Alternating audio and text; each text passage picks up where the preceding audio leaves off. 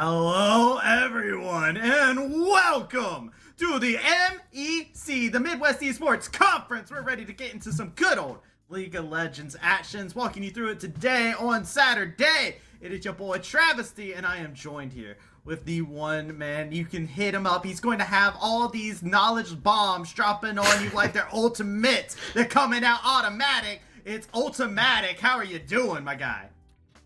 I'm doing great. Happy to be here. I'd love to hear it, man. Let's get ready. We're in our first week of the action yesterday. If you didn't catch on, we have a different schedule going on inside of the split this time around. So Friday, Saturday, Sunday, and Monday, you'll be able to find all the best MEC action here throughout the regular season, as all these teams, they got their eyes on the prize. And after last season, where it was chaos, it was influx, it's going to be absolutely magical. You and me were actually talking about it a little bit. We were talking about the past and how it could possibly come to be conceived. Is there anything that got you really excited coming into the Midwest? Well, I know you were talking about it a little bit and how some of these teams are looking for their chance to really show that they can be consistent. And one of them knew. I think we can definitely expect some great experiences out of this first game. I feel like you were holding back on the B word, the banger word that we all that we had to slap ourselves on the wrist for every now and then. But look, we look at through the teams. We have all these different teams that are coming in here. Some of the new ones that are coming in. We did, of course, lose the Illinois State teams that we had that were inside of the conference last split around. So we won't see that same miracle run coming in, but with fresh faces come fresh expectations. Cleveland State coming in, and Cornell College as well coming into our League of Legends team, as well as the fact that we have the returning champs in GVU, the runner-up in Ottawa Braves, who had a fantastic run in the round of 32 up to round of 16 when it came down to the collegiate broadcast. You've got some storied rosters like Ohio Northern that are coming in here. Briar Cliff is coming in, Purdue Northwest, and then you've got like Drury's coming in here with this expectation of brand new season, new them. It's looking like a really good time, and the storylines, if that isn't enough to get you hyped, I don't know what will, because these teams all got their own stories coming in to mesh together inside of week number 1. Yeah, absolutely. It should be an absolute banger of a time. I said it! It's alright. It's alright. You get one. Our first matchup is going to be a very fun one. Have to open with it, you know? Yeah. Get out of the way. Yeah, get it out of the way. We got our first matchup that is here, and I did talk a little bit about him. Briarcliff taking on the side of Ottawa Braves. Remember, Ottawa was a team that was finished the regular season and the season playoffs at the second seed from the MEC team, and Briarcliff's coming in with a pretty much brand new roster. Well, we have some returning faces. And what is it with Ottawa Braves and grabbing amateur talent as Plut's coming in, filling in the role for Coda? Very exciting to see him from amateur coming into play. Yeah, I love it. I'm also excited to see Blonde back. I think Blonde being back is just very fun. Blonde's a very fun player, plays a lot of control champions. It's very weird. I looked at their roster and was like, wow, there's a lot of mid lane subs in the back line. So it's just like, Blonde, you better watch out. You better watch it.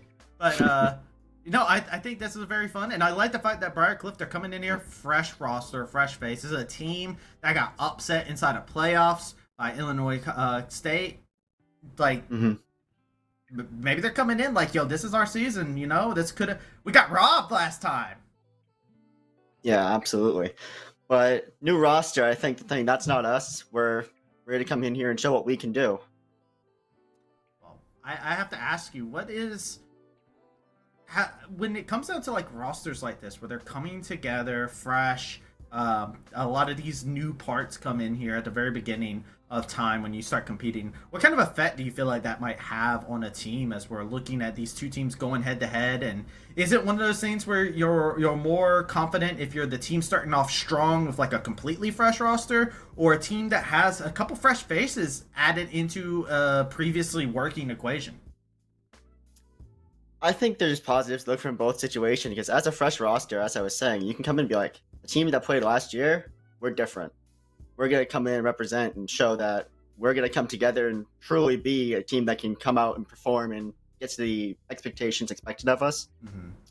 Where I personally think the other side, where if you have some vets, some guys that are against it, we can really like having these rookies and these fresh faces come in and be like, hey, we got this system. You might be the piece that we need to finish this equation. Start rolling.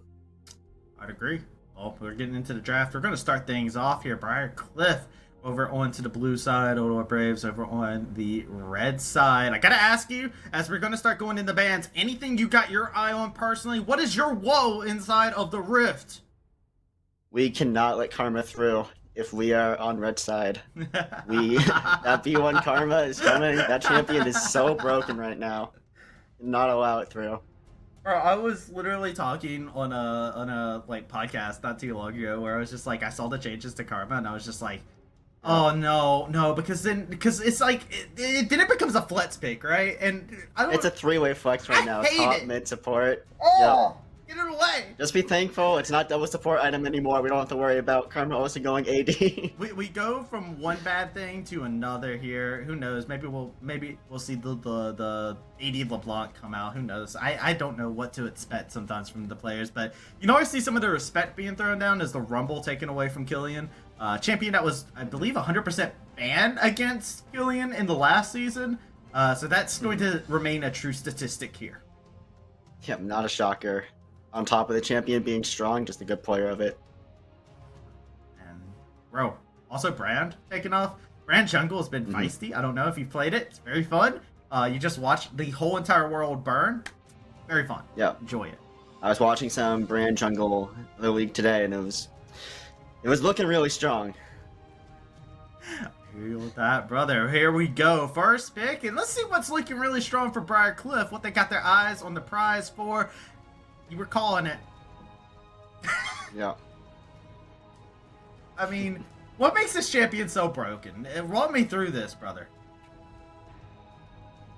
Oh, it's just a combination of everything. I think it was already a sleeper pick. It was able to be played a lot, and Riot just went, it's not being played enough. Let's overtune it in all areas so you can just be a monster at every portion of the game. I wonder if it will be. Now I think it's gotta be. They didn't do it this game, but I think they're gonna regret it if things start going south. I do wonder if it will be a flex as well. I like the idea. Take the Varus away. Makes a lot of sense. It's a very strong carry. Varus is great. But that's the other issue with it. You have no idea where it's going yet. It's just the blind B1, so it's can be going bot, mid, or top. And I know if I'm the top laner, I'm like, I do not want to see that in my lane. Oh, well. As some things change, like who is piloting the support role, some things stay the same, as Ottawa Braves are going to lock in the Ashe for themselves, so that is more than likely going to be that support Ashe. It was something that we saw a lot, actually, in the MEC season last year when Coda was playing, so Blood says, alright, you know what, plug me in, we got this, please don't do the double. And oh, they got Exodia. This is the CEO of League of Legends esports. We really are. The Ottawa Braves, you're gonna be dreading looking at this draft so far. Bro, my first day of the MEC is back, and Briar Cliff's like, hey, yo, you like Karma, you like Seraphine, let's go ahead and lock it in. At least, oh, they locked in TF. TF had some cool buffs. So I don't know if people saw this at home, but Twisted Fate got some AD changes recently. And now he can build crit TF, and he gets a whole lot of goodies when he goes that build. So we'll see if that's the angle they're looking for here. With 2 AP already locked in, it could be. I like this. I like this so much. It works so well. I've been playing it mid lane. Very fun to play mid lane. I saw some pros actually testing it out topside as well. But I personally, I like it mid lane. I think it works really well as like an auto attack bully inside that mid lane. But yo, it's time to go to the arena, they say, from Prod. All right. So, I think the Xin Zhao, very good pick. I think it's just an overall like good jungler. I don't know how much I like it into the Seraphine Karma at this point, but we will see how the draft pans out, what they have to pair with it. Yeah, that's kind of where I was at as well. It's a, we're probably like ideal situation that I'm thinking is we're probably looking at Karma, Seraphine bottom with those two drafted. It's weird. We have double Enchanter versus double Marksman bot lane. I'm not going to ask questions about it. League is weird right now. It's the state of League of Legends. It's very weird. Yeah. I do wonder, is there a certain style that you want to go if you're Ottawa Braves here? Because like you said, I feel like Briarcliff has drafted some form of Exodia, it feels like, but they still have two more picks to round things out. It's weird at this point because they've got the Xin Zhao, but they've got like they're trying to play poke with Varus Ashe, but the Xin Zhao is kind of more of a we want to like go in and hard engage on them. So we're gonna have to see how they fill out their roster right now. But it's also like you really can't play poke versus Karma Seraphine because the damage is never going to stick. Shield, so many heals, so much damage to deal with as well because they outrange in a weird way too, right? Those Qs from both of these champions are something that have lasting after effects. But Blonde, very good control mage player. Instead, they're gonna go LeBlanc. Yeah, it feels like a major lack. I don't think they're gonna be able to finish off kills. I think they're gonna go in. The Karma Seraphine shielding is gonna be really rough. Oh! We sent. Okay, so we've just ignored our team comp and want to go in now. I see. You heard me complaining, but yo, it's the master of the Yordles over in the top side. There's the Kennen. I really like the Kennen because now you can go with the Ashe Arrow into Xin Zhao into Kennen. You can truly get that wombo combo to try and finish off these enchanters before they can start doing their stuff. I'm very confused about the Lee Sin and the Darius though. So I guess the Darius is really good with the Seraphine Karma to back him up, but I'm trying to figure out what Lee Sin's gonna be doing here. Yeah, I'm trying to figure out, like, is this a case of they were calling a bluff too? One of the big things that we always talked about Killian last year when they came in, because remember they came in here as this big Rumble player. They were getting banned down on Rumble, and they were showing good performances on Gnar, but weren't having great success on others. But this time around, I wonder if the Darius was like, they're like, yo, no, I feel confident on this. Gnar doesn't have a terribly great matchup into it just because of the fact of, like, in laning phase, you can interrupt the E with the pull. So I am curious if this was a bluff called, actually, like, instantly. Yeah, maybe. It has to be something like that, you know? I feel like it's just a weird pick, right? Like, it's not something that you normally would just slam. You like peer into the thought process they have when they walk it in. But as an outsider, it's just you gotta make some assumptions, you know? And with Mike being over here onto this side too, I do want to, like, put a question mark on the Lee Sin as well, right? Because you have all these enchanters. I was expecting, like, some beef to initiate a fight with. That's what I'm saying, is you've got the Karma, you got the Seraphine, you got the TF. It's like you get two meatballs in there, and I don't really know how Ottawa Braves can play. Be weird. It's gonna be weird, but you know what? I love to get weird here inside the MEC. We're getting ready for our game number one here to start off our day. Oh, baby is right. Let's get I am ready for some League of Legends. Let's go. Let me ask real quick, because you and me, we didn't get to talk too much. You came in here, thankfully. Thank you for coming in under as short notice as you did.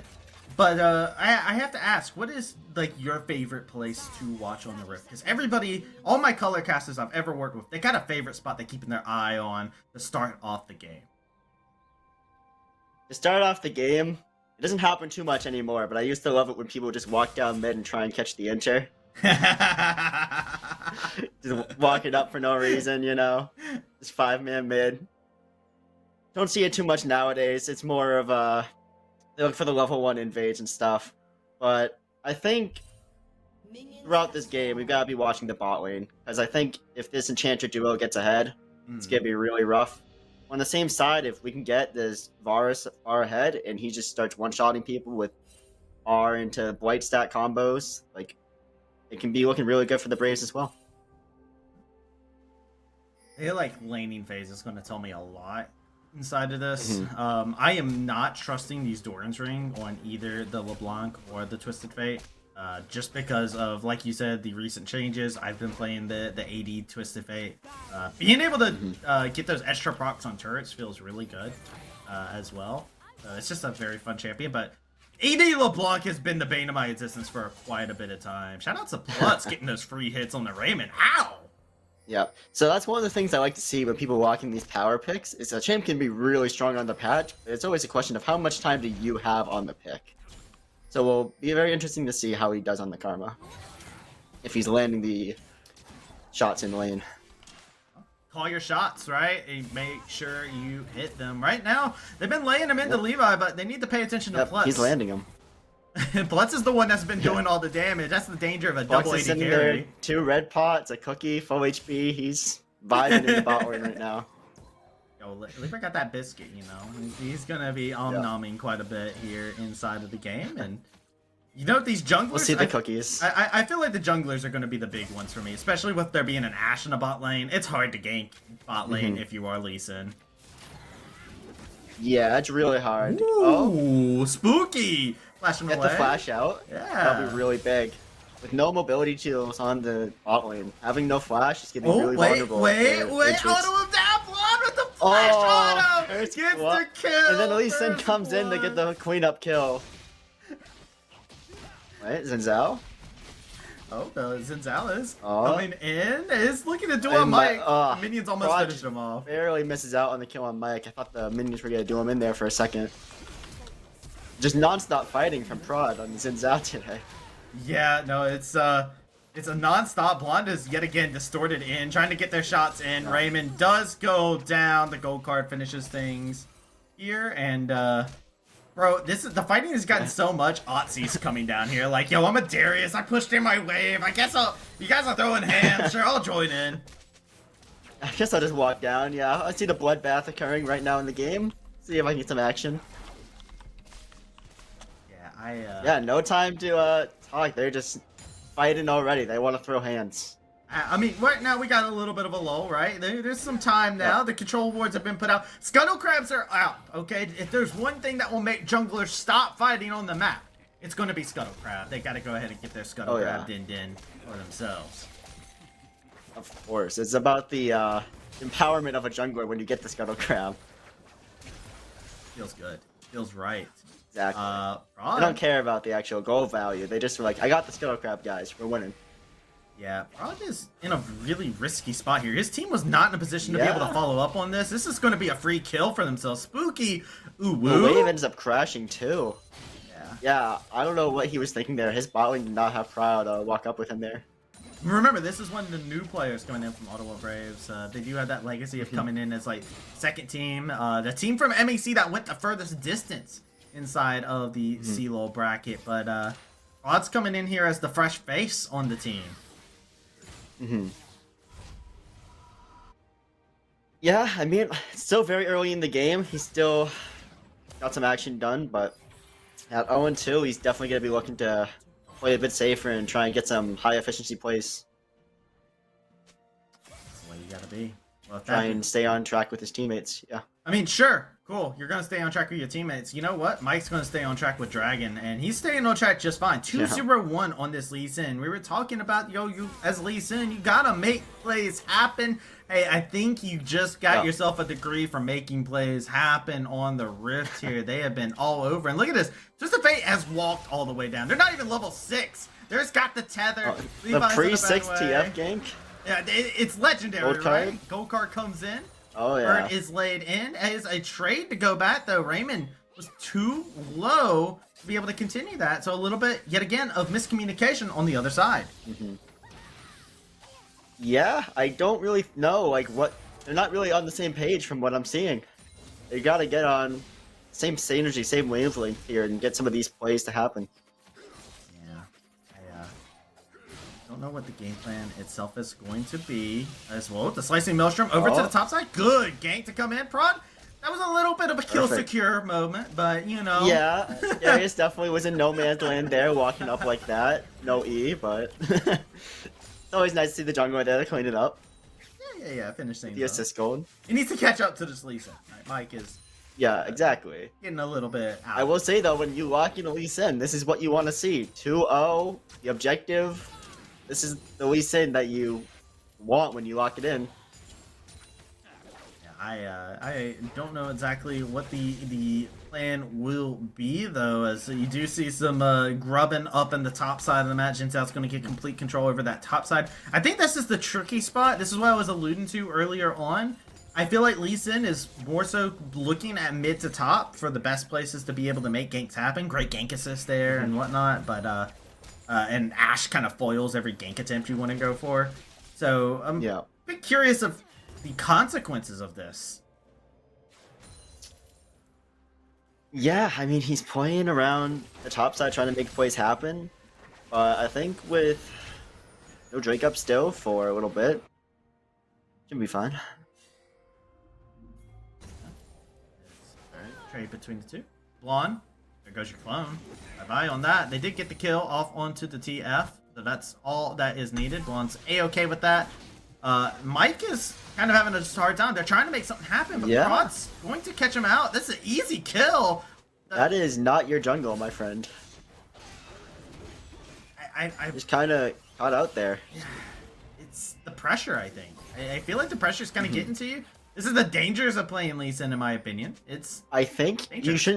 You shouldn't be needing to feel that pressure though. Like, my guy, you're 2-0. You've got the objective. Like, you just gotta play some clean League of Legends for the next couple minutes, and it'll be good. No need to try and make something like that happen. Well, you say that, but then you look over to the bot side as the chains connect. And Spooky, ooh, they are able to stay just fine. Mike with the flash. Oh, Mike goes in. Yo, with the pressure. Oh. They are feeling just fine. They hit him with that Dragon Rage stay on top of Ashe. Oh, it was so clean. Redeeming himself from the earlier mishap. We're 1-1 on the Lee Sin now. This is I do think that the pressure is definitely being felt, but you know what? I think Mike's embracing the pressure in some ways at that moment. Went immediately to bot side, made that play happen. In it. Bro, Briarcliff's bot lane had no business being alive at the end of that. Well, that's what I was alluding to earlier in draft, where it's really hard to like keep the damage on these enchanters because the shields will just keep coming up, and you've got to really secure these kills when you go for them. And Raymond running mid. Yeah, Raymond's trying to get that pressure going. It makes sense.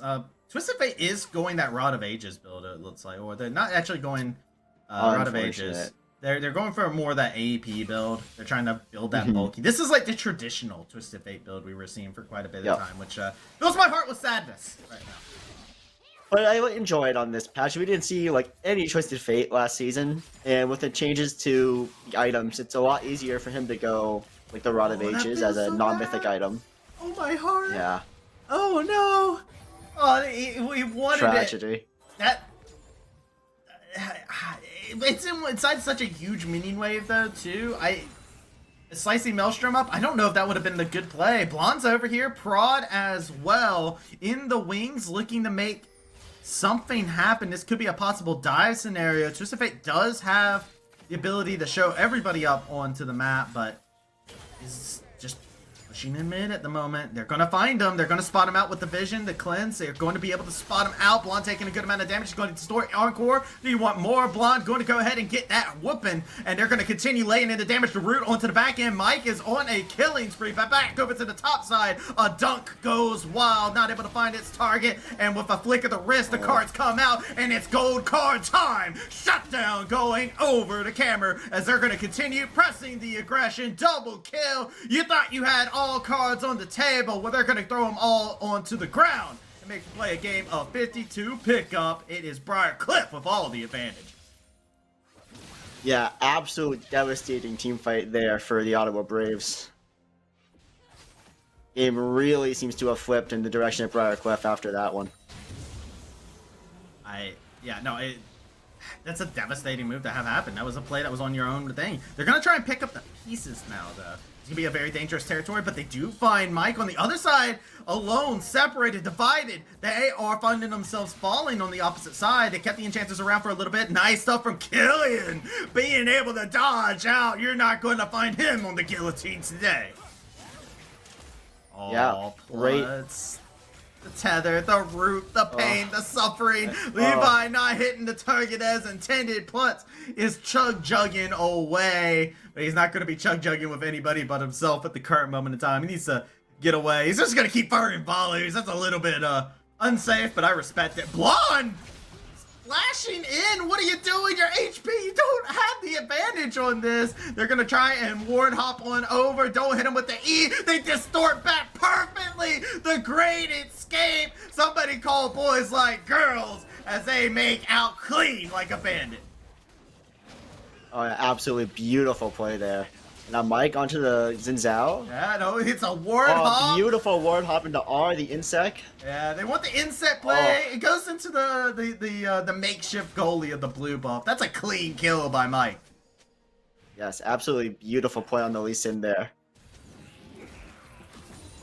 We love to see it, man. I want to see more of that coming out. And you know what? We got this Eclipse. We got this more lethality-centric Lee Sin. We've seen a lot more champions, especially with this most recent patch, just going more so for that lethality build, going in for a little bit more of that damage, you know, the ultimate CC, the gray screen. I think especially with the more AP-heavy comp that they have, having the Eclipse on the really fed Lee Sin is going to make it so they can't really index that heavily into MR, because this Lee Sin will just one-shot you. And will smack you up across the face. Nobody appreciates taking a full lethality Dragon Rage kick to the forehead, you know? Absolutely. Seeing as things are going across, we said that things might be shifting over to Briarcliff. The gold is pretty much even between these two teams. Despite the dragons and whatnot, Briarcliff has been suffering. The bot lane's completely suffering at all times. Spooky, great flash. Dodging out on the chains. They get out fine, but Blonde, yet again, making their presence known. They've been all over the bot side of the map. Yeah, Briarcliff is really lucky to get out of that unscathed. But yeah, they had that huge team fight bot lane, and then it just seems like they were lost for a little bit, just getting picked all over as Raymond goes down. This is not one of the realities that that camera was looking to look into. They saw 4.2 billion of them. That was the one where they died in. They didn't realize it as they jumped in and went, ooh, wrong reality. Yep. Oh, Blonde. There's a lot of scrapping inside this game here. Look at Spooky. Another tower dive. Yeah, it's another one. Seraphine R. We send W onto Seraphine. R's him away, but not enough as they end up both going down in a clean tower dive. That was just... I love the fact that they're taking advantage of this. This lethality, this double lethality bot lane is doing such a good job. Actually just putting in the hurt. Making sure to constantly punish them. You had brought it up earlier, the double enchanter. How that is able to sustain. But once this bot lane does get ahead, it does become harder, right? You are playing around cooldowns at all times as these enchanters, so you do have to deal with an onslaught with this double hill of blades bot lane that's just looking to auto you down every moment. Yeah, as I was like going at earlier, once this bot lane can get ahead and they can start bursting you really hard, you don't have the CDs to like keep up the sustain, because you're kind of hoping that your sustain can outdo the damage, but when the damage starts doing you for like 60% in like one trade, it's really rough to play. Yes. Both teams kind of hovering around the Rough Herald here. A little action. Shelly, gonna run back. Yep. I love the Shelly shuffle. Dance moves I wish I could have, honestly. See. Alright. It's just around. Seraphine's staying bot, so there's no contention that's going to come in here from this. And you were alluded to Briarcliff kind of getting a little bit of an edge. I feel like Ottawa, they're the ones that have been on the driver's seat the entire time, right? Like the couple times that we've seen Briarcliff get ahead, it has been off of the play of them responding really well to Ottawa Braves, but they haven't found their moment. I don't know if this is a fight you actually win as Darius, dude. That's a storm I don't think you want to weather. Both Sums have the Darius too, like, it's 1-for-1, but no Sums Darius is not the same champion as Darius with Sums Up. It's gonna be really hard for him to fight.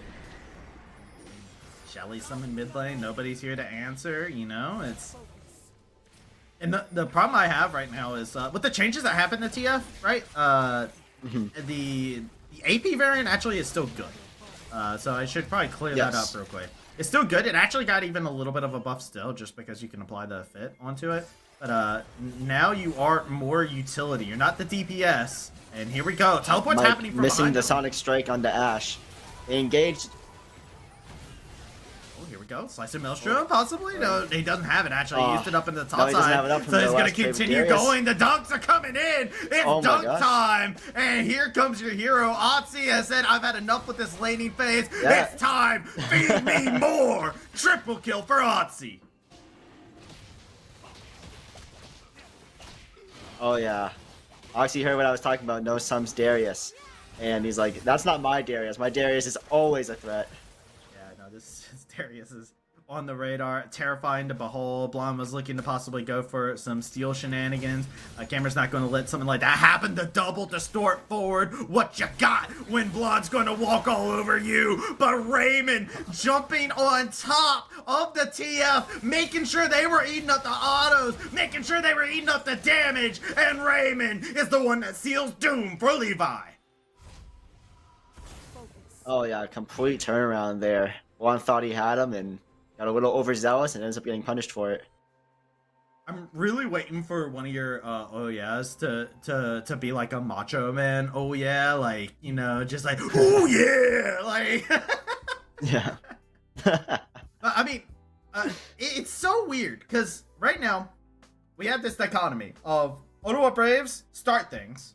They're the ones deciding things. They got their foot on the gas pedal. They're starting things off. But Briarcliff somehow, every time they show up to the fight, they're coming out ahead. Why? Yeah, I think it's just a pure demonstration of out team fighting them.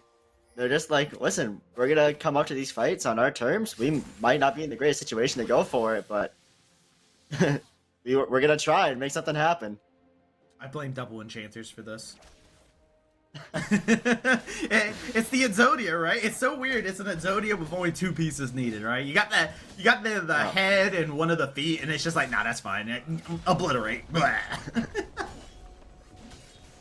Well, clearly we've got the Lee Sin has both arms at 7 kills here. Yeah, no, that's very fair. They weren't drafted to be Exodia off the get-go. They had to become it. They had to go through the training arc. And right now, Plutz is getting trained to deal with all this hurt, this pain. The Encore does not tag. Plutz is barely able to survive. But, yo, Briarcliff, I think the Goon Squad strategy is the way to go now. They just got to keep gooning up. Oh yeah, just keep running at them with 5 people. It's like, we're gonna find plays. If you guys don't want to meet us on those terms, then, well, you in? Yeah, I mean, that's a lot of damage being put out. The Dragon Rage kick has already been used. Doesn't hit with the resonating strikes, of course. So, hey, yo, Mike, you good. You're gone. It's you did your job. You got the Slicing Maelstrom out. There is a Baron spawning up within the next 30 seconds. So who knows? Maybe that could be a moment for them to look for something to happen. Maybe a potential team fight. Because that Dragon Rage kick is already halfway up off cooldown. Yeah, it's a very short cooldown. You're allowed to go in, kind of just use it. Not haphazardly, but if you want to use it, like, really trade HP bars heavily and just walk away, it's not the worst idea in the world. Especially if there's an objective coming up. This is a scenario. By the way, I love the little shadow of Baron going through the river. I don't know if you're an RPG fan like I am. I love me some Final Fantasy. Final Fantasy VII, you had like the snake that was inside of the dirt whenever you would get into Midgar, and that was always iconic to me. Baron, them giving that, I'm like, gives me that same feeling, a little taste of nostalgia, a little. It's so good. I'm a giant Xenoblade fan myself, and there's moments like that in there, so I completely understand you. Love some Xenoblade as well. But, yo, with Baron up, I do feel like Briarcliff, right, they just play towards this top side. They just keep playing, especially since Darius is all of a sudden went from 0-2 to 3-2. Yeah. Yeah, it's just kind of the champion fantasy where it's like, alright, I finally got out of this laning phase where I was getting bullied by Kennen all game, and I'm allowed to walk down and just get my 3 dunks, and I'm good to go. Yeah, they have full control over it. Unfortunately for them, this is one of those moments where I'm like, all right, you shoot off a hot shot and you see them, and then they probably back off.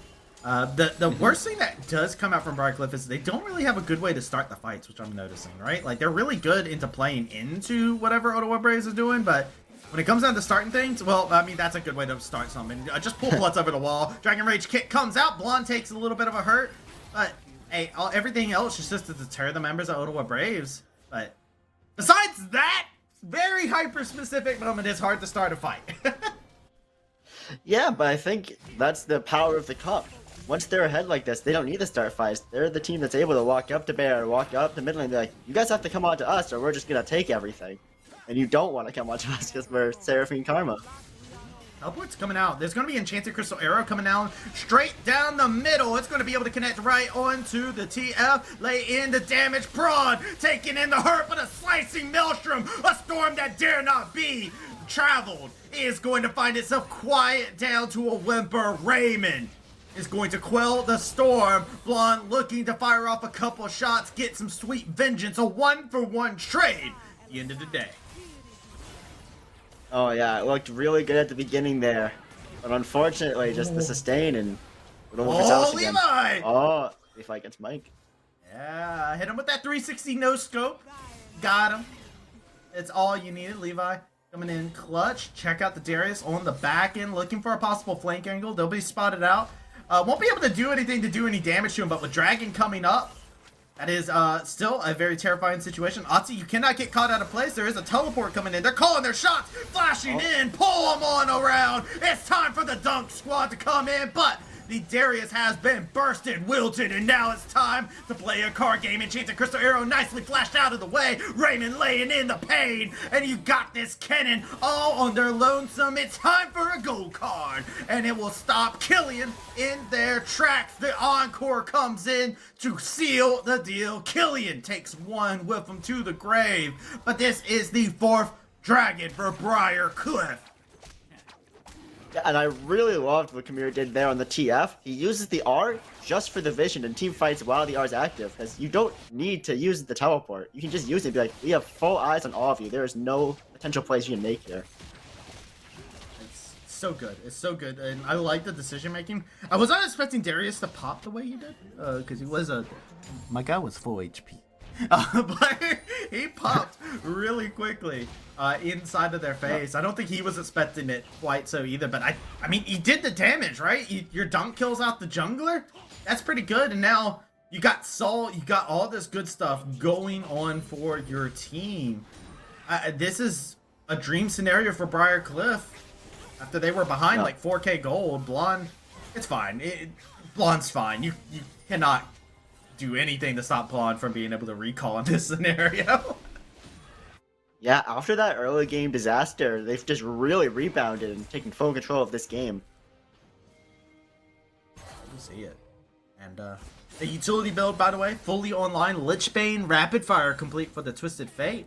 And I would actually be interested to see what the gold looks like from these sides, because now that we have that 2K shift, I feel like it might just be inside of the top side of the map, just because they've gotten the dunks. But look, it's pretty evenly spread out actually through the top side of the map, and the Lee Sin, of course, being the greatest benefactor. And you also have to take out the gold from TF passive, giving him a nice little lead in the mid lane there.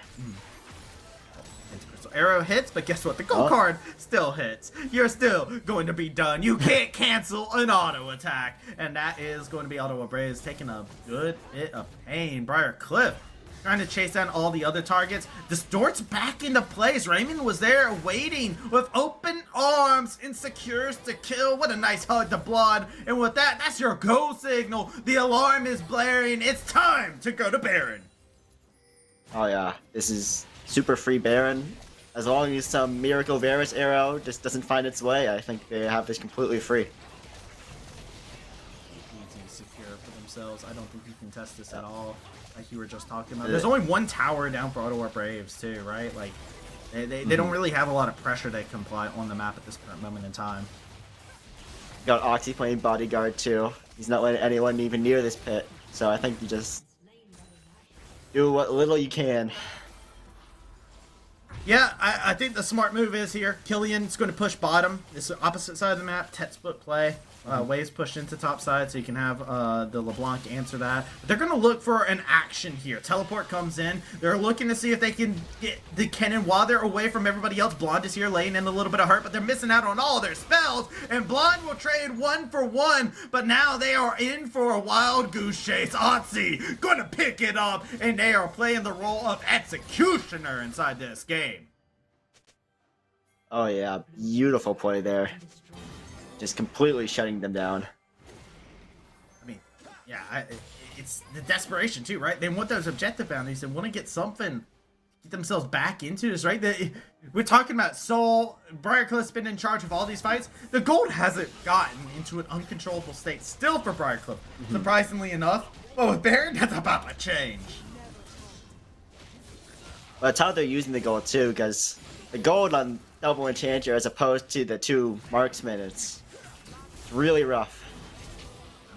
There's that Dragon Rage kick. Yo, that was a beaut. Line him up, knock him down. Yeah. Levi falls. And now it's time for dunking time. Otzi coming in, being the main attraction for the team. Lee Sin, go ahead, square up with the opposition. Briarcliff, they are coming in with a new roster, a new attitude. They are looking over here to make a statement inside of their game number 1 here. And they're going to make it just against Ottawa Braves.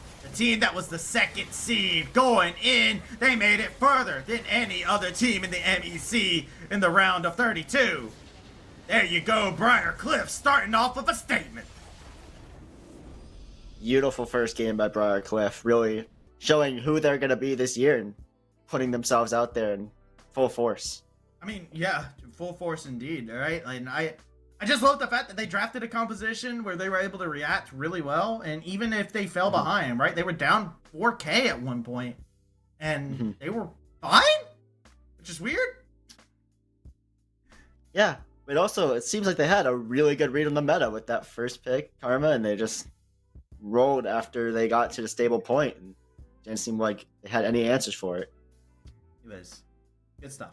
Good stuff to be able to come out from them, and dude, I'm actually excited just to see what Ottawa Braves has next up here, because they take that, they lose here inside of round 1. Sure, cool. You lose round 1 here inside of this matchup. You come back, you recover, and you get ready for game number 2. And yo, we got time to actually think about that, get ourselves prepared in between games to make sure we are ready for our next game coming up here. I don't know like what you end up doing inside of it. So you and me, we're gonna have to conversate, figure things out. Before we do have our ad, a little ad that we have to read off to you all here. And we just want to real quick just give a shout out for the people of esports. Make sure you guys go ahead and check that on out. Have you ever wondered what goes into running an esports event? Between your team helping you run the event and the audience you are attending the event, the people are the first thing you have to consider when setting up an event. When you want to learn more about how people power an esports event and more, type !top 5 in the chat and check out our article, What It Takes, Top 5 Things Powering Esports Events. I didn't write this, but people at Unified did, so make sure you check it out as they want to go ahead and give them some love, as they've been running all sorts of different events over the couple years. So always great to take that wisdom. We're going to take that break, and when we come back, we'll be going into game number 2. We'll see you there.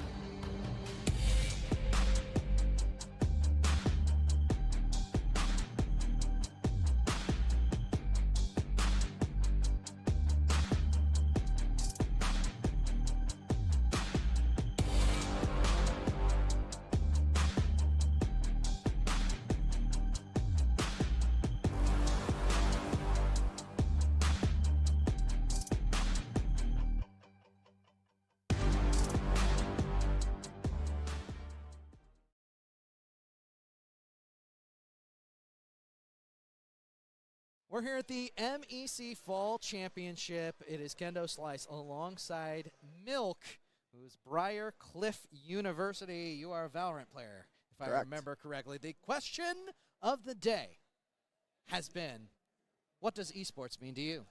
Esports, to me, is just short of for electronic sports. I do appreciate that. I don't think they're any different than normal sports. I think that if you got a team and you got an environment that supports your team work and team growth, then it's a sport. And that's what esports is. It's just a sport. I think that just classifying it differently is just to help people categorize what they're doing. It doesn't really mean anything else. You heard it here first. Esports is sport. And yes. I do agree with that. Thank you for elaborating on that. It could have been very easy to say electronic sports and just leave it at that. But no, the elaboration killed it. I appreciate that. Something that you've learned over the last 3 months, so this semester, potentially from your experience with Briar Cliff University Esports. Something that I learned is that hard work pays off. Yes. So in the beginning of the semester, we had that first LAN. I don't know if it was like a month or two ago, but it was some time ago. And we got handed L's. But then on the most recent matches, we've seemed to be able to turn it around, and we haven't really dropped a map this series yet. That's crazy. And so we've been playing a lot better as we improve. And I think that's in part to the fact that every single day, except I think Wednesdays, we're in the arena for a couple hours a day, studying and learning how to play better and be better. And That's now excellent. we are better. Yeah, that is excellent. A lot of work being put in there. As far as the LAN environment goes, you got an opportunity to play on LAN for a couple times now. How do you feel about LAN environments? Are you enjoying your time here? So for me, I feel like it's pretty stereotypical that like esports kind of people are more like shy and reserved. And so whenever I'm at events like this where they're in person, I feel like you actually get to know the person a lot differently than you do just like talking to them over the voice. And so like I've met a bunch of the other teams here, and I would say we're all in friendly terms, and it's cool to see your friends again. Yes. I do agree with that. It definitely adds a whole new layer and brings people out of their shell at times as well. Yeah, it's interesting. Getting to see opponents. Very good. Favorite esports moment of the Fall 23 semester? Did you have a clip that you can't deny? I do have a clip, but I don't know if it's on specifically this tournament. Yeah. But I hit a 5K spray transfer on Split, and it was insane.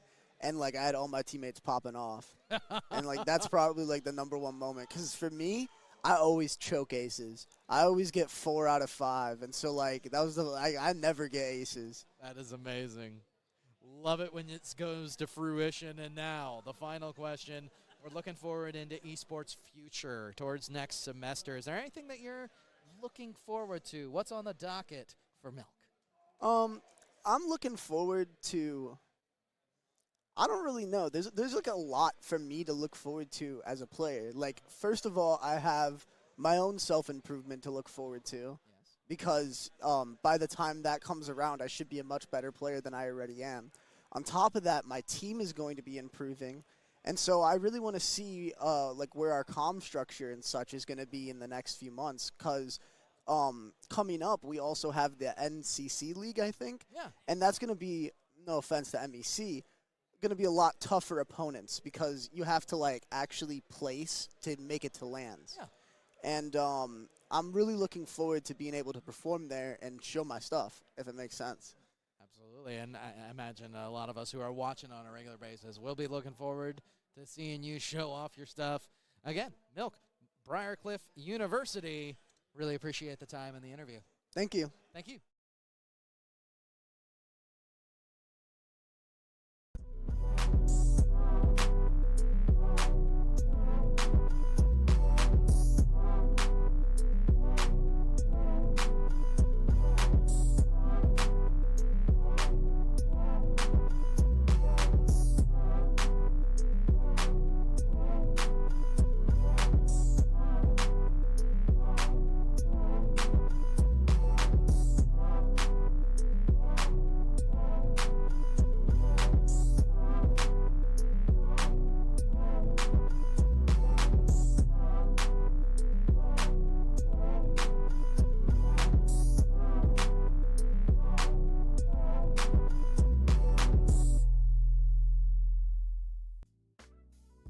Welcome back, everyone, to the MEC. We are already starting things off. I see Brother Cliff coming out with a great read onto the meta. It's time for us to get to cooking, though, as we are getting into the second game of the series. My name is Travis C. I'm joined with Ultimatic. Wow, I've had it right the entire time, and then the one time I just end up butchering it immediately. But I've never seen the reverse. It's usually the opposite. It's because I'm a Final Fantasy person, so I see Ultima. Ultima's really like a big thing in Final Fantasy, so you know what? I see that and I want to go into it, but that's neither here nor there. I feel like right now MEC's trying to bring a fan out of you right now. How was game one for yourself as we get to take a quick peek at the draft? Game one was great. I loved the meta read that teams had. I loved the fighting. Like, it didn't seem like neither team was just gonna lay down and die. They were like, we're gonna try and make our names known, make these statements, and we're gonna see what we can do to bring out this win. And Brother Cliff ended up with the win here today. I mean, sure, cool, yeah. You know what though? You have to go back into that room and you gotta say, you know, what did it cost you to get this win? And to some they would say everything. To Brother Cliff they have to say we played double insurance. I do feel like there's a question mark that comes into play there, right? Because Brother Cliff were down for a majority of the game, and then it just got to the point where they started gooning up, right? They started showing up the fights, their arms are out, they're like, yeah, let's get them. Started walking into the fights, like all the shields, all the peel. What do you got to do against that? There's not a lot they really can do. Is the issue that we discussed in draft is if they are at a somewhat even state and they just meatball as 5 and walk at you, you kind of have to look for plays elsewhere. Their team comp really was around like maybe we can get like a pick on one of the enchanters, or maybe we can get like a 4v5 scenario, but you know, straight up meatball 5v5, it's really hard with the draft they chose. I do want to highlight something that I did see from Ottawa Braves. We talked about the early lead. That did come off of individual prowess, right? And we did see that quite a bit. Levi had a very good game on the Varus, was very instrumental. Blonde came out here fighting. Like, I don't know if rent is due, and Blonde is coming out here like they got a paycheck they waiting on, right? Like, you know, they were fighting, they were scrapping, and then over into the top side of the map as well. Killian was out there fighting as well. They had absolutely blasted the Darius over into the top side of the match, which we were kind of expecting, but it was also based off of Killian having a lot of really good outplay moves, right? Just moving right out of range of that E from the Darius. So is that a concern that you have for Brother Cliff as they look into it and they kind of individually find themselves weaker? I think you can, I don't want to say have weaker players, but you can have performances in the like early games where maybe you're not as strong or you don't lane as well.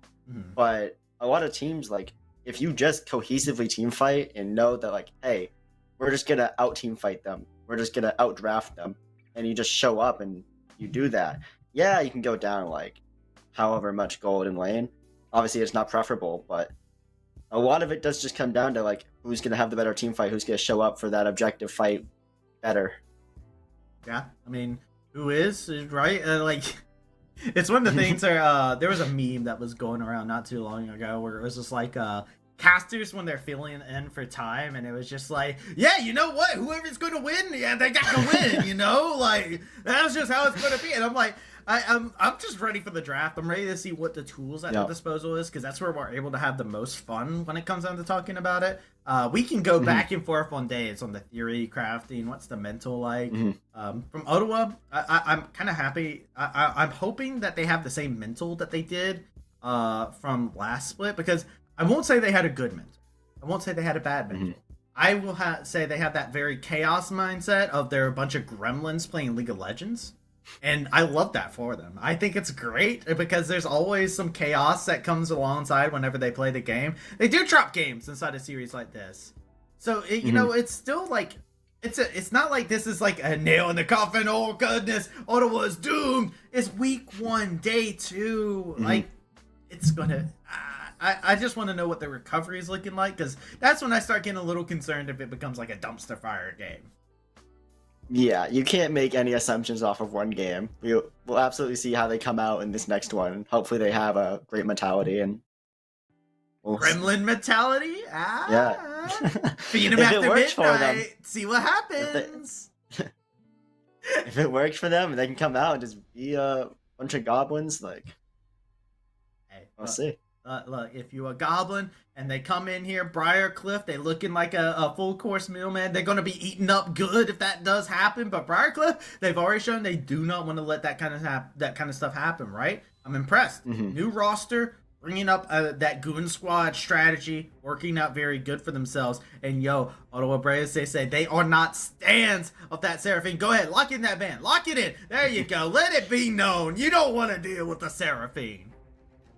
Yeah, great ban there. They saw one game, but they let it up. And they're like, not again. Curious to see if we also see the Karma ban. Well, they are on blue side this time around, so they have the option to actually grab it. Plutz knows how to play Karma. They are a Karma player, so they will play it. I don't think Blonde would play it. Also doesn't feel like a Killian champion, so if we do see a Karma, I do, just from me knowing the players, I feel like this is like, if they grab Karma, it's going to Plutz. Okay.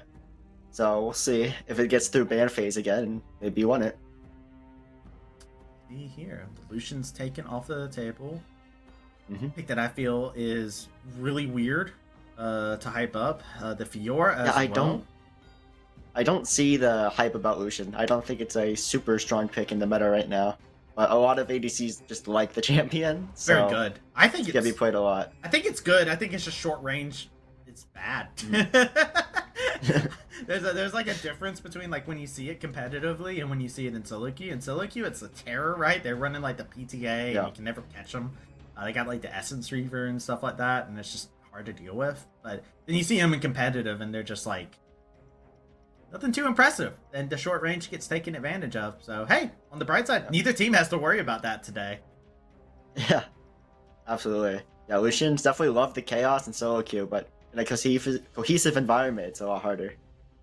I like the Rumble ban as well, coming up from Briarcliff. I like the not turn as well. Good respect over to Mike, especially since they've been showing the willingness to play around Mike. Remember, had a pop-off performance on the Lee Sin. Hey. Not turn's pretty good at doing that too, so I like the respect shown on Mike's way. Oh, yeah. Another brand. Yep, the brand ban. Alright, last second Karma ban. Alright, give me the brand. Come on, it's been banned. It's been banned. Let me see some competitive brand. Oh, they're teasing me. They're teasing me. No, they're teasing me. No, 100%. They're teasing me. There's no way they're actually going to let that in. I'm aware. I've been around the block, okay? Teasing with the brand. I mean, it's a very strong pick. I don't know how I feel about Blind, but we get Varus anyways as the B1, a much safer. Yeah, I figured as much for Levi to want to get the Varus. Had a great game on it, actually. We didn't get to see the damage charts, but they were absolutely just turbo stomping some of those fights at the very beginning. And Darius, I'm pretty sure, got popped because Varus just absolutely lit him up. I do like the takeaway here, though. Raymond saying, all right, I'll take the Ashe, right? Briarcliff, they could even put it into AD carry role. Yeah, I think AD carry Ashe is pretty solid. Obviously, it's most known for the support role, but it can definitely be the flex. This was banned inside the last game as well. That's the chat's blind coming in from Briarcliff. It's some minuscule nerfs on this patch, but it's still a very, very strong champion. I think the item. See what the answer is. Is like the big one, right? Like Hullbreaker especially is a weird one, where it's just like some champions are insane. I'm still waiting to see my Trundle up in the top side. I think Trundle top is stupidly strong. Don't tease me. I know that's fake. It kind of makes a lot of sense. Yeah. I hate it when they can hear me. I don't know if that's something for you, but when they hear me, I'm like, they're gonna just hover whatever I say. You know, it's exactly whatever. They can hear. But does Broad go back to the Xin Zhao, or like do they go to something more stable for their team? Oh, well, we'll see. I like the Graves. We'll have to see what else is drafted around it and what they draft into it, but that's a standalone pick right here. It's not bad. I don't see a ton of Graves this season, at least personally, but yeah, we'll see. I like it. I think it's like a flavor for junglers, right? Junglers just tend to like playing Graves. It's just it's a very fast clear. It's fun. You can carry with it. It's got some the downsides if you fall behind aren't that great, of course, but like it's harder to fall behind on the character because you can just farm so quickly as well. Yeah. I like it. It's a character that has no issues just farming up a storm and be like, all right, I got 3 items. I'm without a Graves, so I'm gonna start gaming. By the way, we got Mike back on the Lee Sin. Yeah. Are we seeing that lethality Mike yet again? Wonder. Not sure. I feel like since Briarcliff on red side, right? Like Ottawa Braves, they're gonna get their counter pick on something, but it definitely isn't mid lane, right? Like mid lane's gonna get counter for Briarcliff, so I'm wondering what Camera is looking for.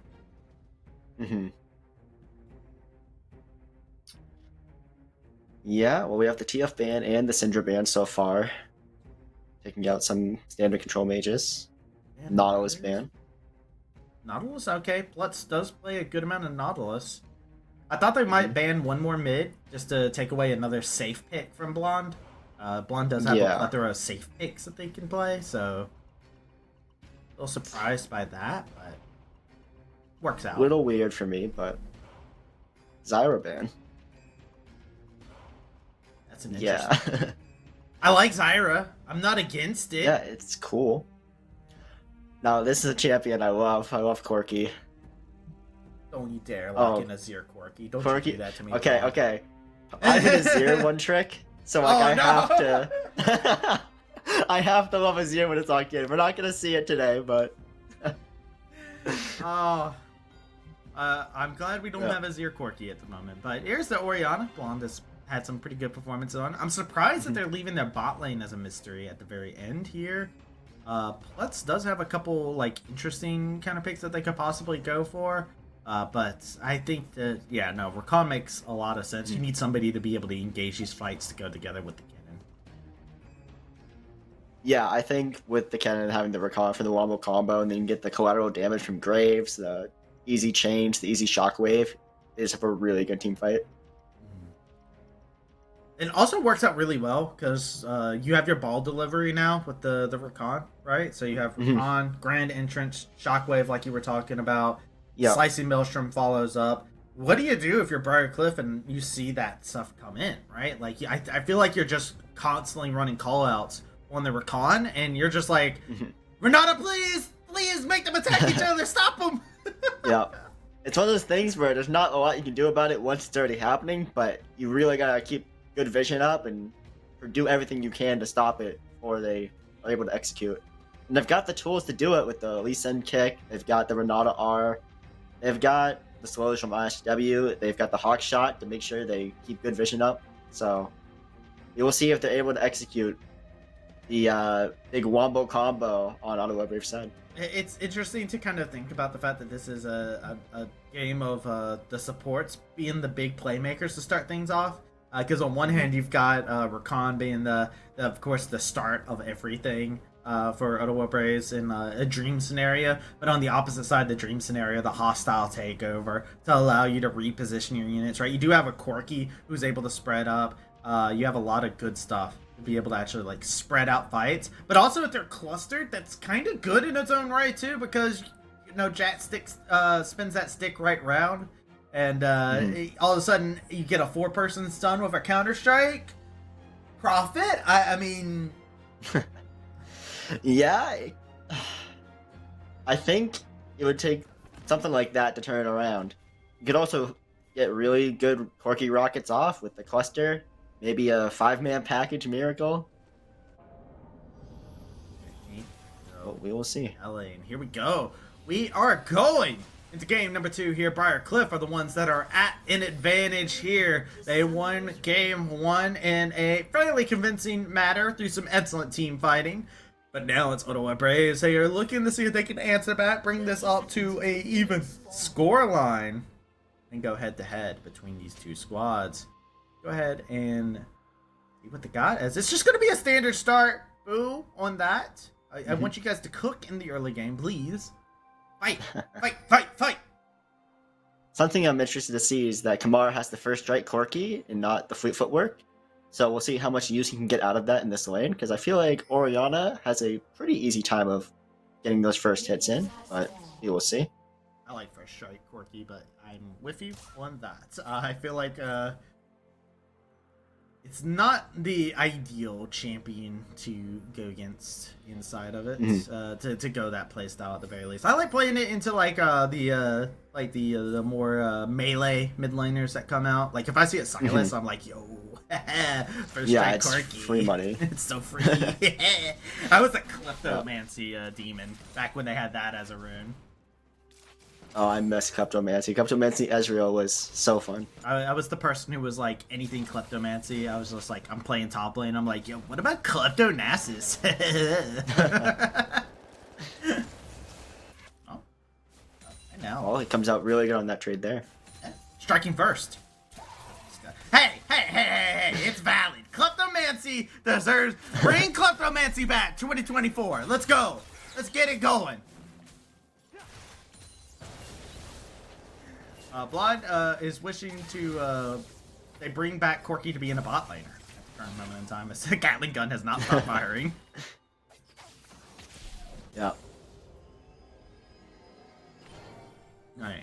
So you've let me know that you're an Azir player. So you like that mid lane scrappy dude, right? Yeah, I'm a mid laner. Okay. Absolutely. Now, I'm not trying to brag my or control anything. mages. I'm not trying to brag or anything, but I once laned against an NACL player in the mid lane, and I only died one time. How do you feel about that? Well, clearly you're the up and rising next NA Faker. Ah, yeah, this guy knows. Let's go. You heard it here first. Oh, whoa, Killian, have mercy on Otzi, please. He flashes in, he flashes out. He's trying to just scramble it about, but his first blood to Killian. What happened? We just panned over just to see violence. Yeah, I don't know what could have happened possibly there. I guess just was a little overzealous in lane and got punished for it. The mayor of Bandle City themselves, Killian, laying in the hurt. The Counter-Strike ain't hitting nothing, brother. It's just Killian getting out clean. Might try to repair the damage that was done, but there is no repairing that. The pipes have been broken. The bed, the table, it is broken. And now this is going to be just scuttles being traded between the two. We're having a great time. Blonde is suffering in this matchup. Yeah. Yeah. He's not having the greatest time of his life right now. Wishing he was somewhere else. You know who else is not having a great time? Spooky. Ooh, look at that CS right now. This is some really disgusting stuff coming out here. Oh. Yeah, it's not where you want to be.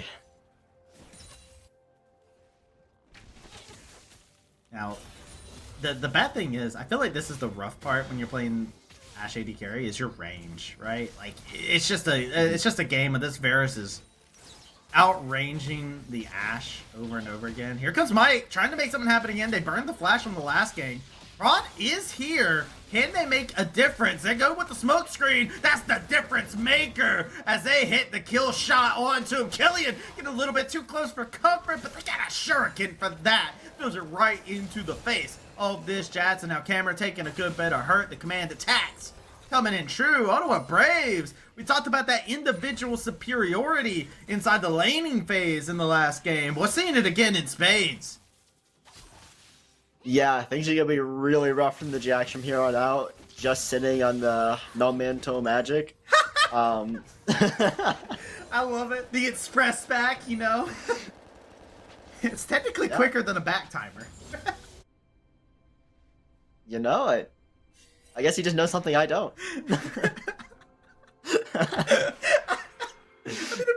I mean, true. It's true though, right? It's like he had the math out and he watched the Bill Nye the Science Guy episode about it. Trust. Yeah. That's the one that had Froggen in. Don't quote it. Don't go and find it. But that totally is where it was. The buff solo queue guide. Dying is faster than recon. Feels like one of those factoid YouTube videos that you find. But right now, Blutz got discovered by Elise Sin. That's not what you would like. Mike, not having the showing that they would want. Remember, last game they started off 2-0-1. This time they sitting with the 0-1-0. Oh, slicing Maelstrom. Slicing apart the HP bar. Otzi is about to get cleaned up at this rate. Yet again, they're gonna have to. They might have to back here, actually. I think this is a dive scenario, bro. You need to hop over. You need to get out of town. You need to catch a flight. Killian's gonna book it for you. The shockwave, the sombrero. Tech coming out from the Oriana, coming in full effect. And Cameron is just like, bro, what the heck? Who's sombreros? I love the term sombrero. So good. It's just like, yo, Mike. I don't hear a lot of people say it anymore, so I'm really happy to hear it here. Hey, yo, look. If there's one thing I'm here to make sure that everybody is up to date on whatever terminology. Killing Jats is here this time. You can't do it again, buddy. Jackson's like, wait, a gift for me? For me? As he just looks over, all happy, all giddy. Look at this, Killian is actually in such a good spot. The stun comes through the minute that he gets the R. Jats can't get in any damage, can't catch a break at all. Jax just died basically due to level up timers earlier, and he's like, no, watch me do it, and just ends up wasting his R for nothing. The bad thing is it was a nice and tantalizing fruit inside the river, so Killian's coming back at half HP. And Jats the lost fundamental half snack. Yeah, it's just, you know, a little juicy good berry for your needs. Oh, that was such a good hit up there. Spooky Uwu gonna run away over onto the side. Mike was waiting for a possible dive scenario. Collateral damage Prawn. Hit him with the layup. That was beautiful to come about. This is quite the start from the Ottawa Braves here. It kind of feels like they're like, okay, you guys beat us inside of game one. We gotta show you respect. They rolled up their sleeves. They got that elbow. They're working it in there now. And I'm a little scared, actually, for Briar Cliff because 5-0 start for Ottawa Braves. That's terrifying. They're all champions that are item dependent. As Shockwave will whiff. But they're all item dependent on this squad. You're definitely gonna have to worry a lot about your poor Jax at 39 CS, just sitting on Merc Shreds and a Longsword versus a full Sword Boots, Alternator, Kindle Gem, everything you could want Kennen right now. Because this lane's not gonna get any easier until Jax can get some items, and looking a ways away.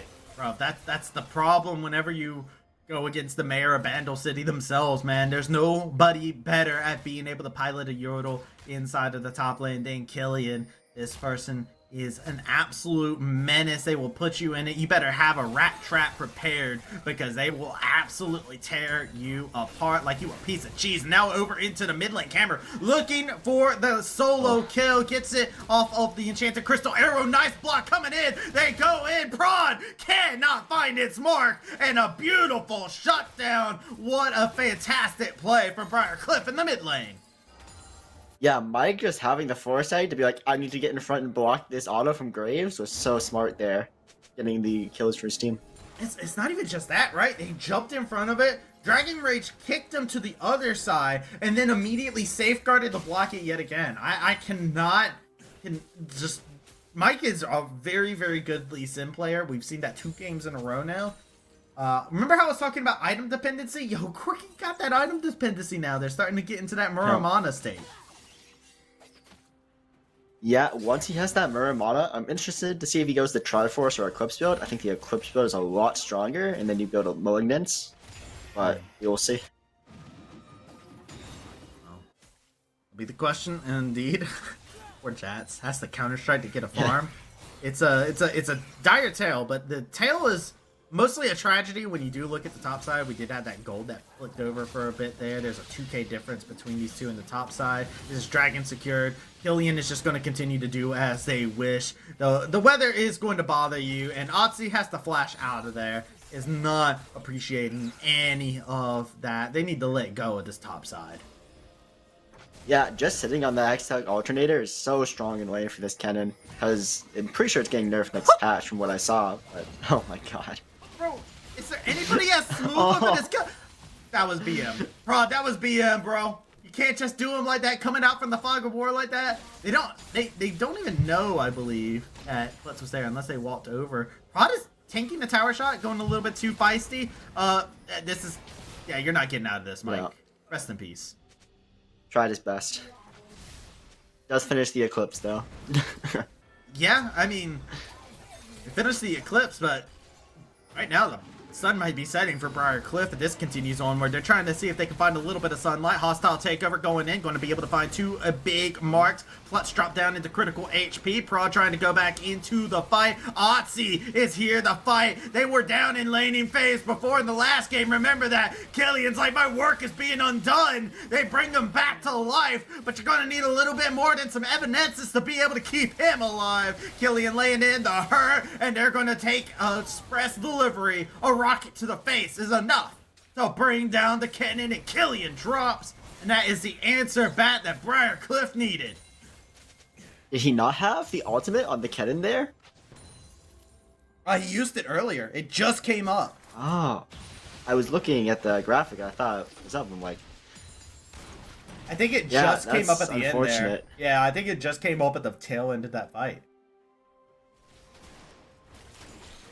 So yeah, quite unfortunate. You chop that up to unlock, right? Yeah. I'm sure he's in base gray screen just going, man, if that fight was 5 seconds later, I kill both of them. It's a rough scenario to be inside of, but hey, Jats did get some kills, the bright side. 2 kills, went over to Jats. Otzi needed it. Otzi needed some life breathed into them, and guess what? Some more life into the Corky in the mid lane, looking like a possible carry for Briar Cliff. Yeah, it looks like he's going the Malignance Eclipse build as well, which I think is the stronger variant, because the interaction between Malignance Eclipse is when he lands a rocket, the Malignance will proc the Eclipse, so he only needs to land one to get the max HP damage. So it's really strong. Strong combo. Gonna need to carry that advantage out to the rest of the team, though, and they need to get to it. It's the issue that I was alluding to earlier, where it's just like, all right, yeah, sure, you got this great stuff going for yourself. You're getting a little bit strong. Item dependency is a big thing. Prod getting item dependent. That Dragon Rage kick was so clean. It completely halted the advance. That entrance that Klutz was looking to make, the door got shut on him. And they're looking possibly to press a little bit more, but they understand it is not now. Their time isn't time to strike just yet, but Prod says they haven't had enough. Mike is on the list, and they just got crossed out. Yeah. Trying to find something there and end up dying for it. I mean, it's one of those things, too. Dragon spawning in about a minute and a half. Things are going rough, right? Otzi got a little bit of life breathed into him. Let's be honest, right? They came back to life and immediately Killian punched him in the face. Said, stay back down. Stay down. Stop it. Took an elbow. Jats is bleeding out topside. They're going to get... They got that tower. Things are not looking too great for Otzi, and Otzi is having a hard time. Jats will get to clean up if they're left alone to their own devices, but with Dragon coming up, I feel like Ottawa's going to get the second Dragon with no contention. It'll be interesting to see, because Corky should have package, so we will see if they try and maybe fight around that, because their Corky is very strong at the moment.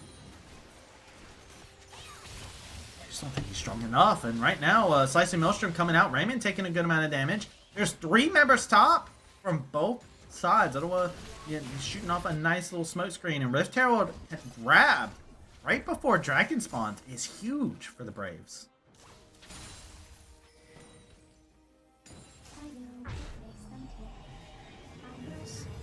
Gonna just making their way downtown, walking fast. Aces are passing. Guess they're homebound because they're backing. Yeah. Seems like their content was just giving it. Might as well. Set up a defense around it. I don't know if they're content with giving it though, because Oh, no. Jats is down here. I think they're gonna fight for it. I don't know if I would advise this. Yeah. It's only halfway gone. It's already gone. Gone. They're going to try and jump in. Plus the There's grand the entrance. There's the package being used. The hostile takeover. Onto one member. The collateral damage didn't do any damage except to themselves. That is 4 members. Blink and you miss it. Ottawa Braves. They get fully wiped, and I apologize. I wasn't familiar with your game prior, Cliff. Yeah, it just they come in with the package and they're just like, all right, all hands, let's go. They're not done just yet. They're command attacking, defending, trying to do whatever they can. Flashes from both sides to try and make sure that they're able to survive. The enchanted crystal arrow does not find its mark. These two squads are keeping it heated on the rift. Yeah, some exchange of summoner spells there after the fight. I mean, bro, what do you have to say, right? When it comes down to these two teams, the way that they are playing here, right? Briar Cliff feels like they're always getting the advantage in team fights, and it does not feel like they should. And what does Ottawa Braves do in that instance, right? Like, it feels like when a team fight happens, they have like a debuff attached to them that they're not aware of, where it's like they have like a 50% reduction in skill shot accuracy when they're within 50 feet of another person, right? Like, what's going on? Do they need to just like stay perma social distance from each other, or what's going on? I mean, it just does happen to some teams where you can be really strong individually and in your early game skirmishes and laning, but Killian wants to eat up good, but they're going to go down. That's a 1-for-1. That's not what you wanted to see, but hey, yo, the strongest member of Briar Cliff is down. It only took Killian's sacrifice. They're looking for the grand entrance, trying to make something happen. What the quickening? That's going to be the hostile takeover. Not being able to connect onto anybody. Counter-strike only hitting onto the Oriana. Blonde looking for that shockwave. Going to find 2 members. It's Spooky. Ooh, woo is Spooky. Gone. And that is Ottawa Braves finding the 1 kill. All those summoners use, all those abilities use, just to be able to find that 1 decisive kill and a tower to the name. yeah.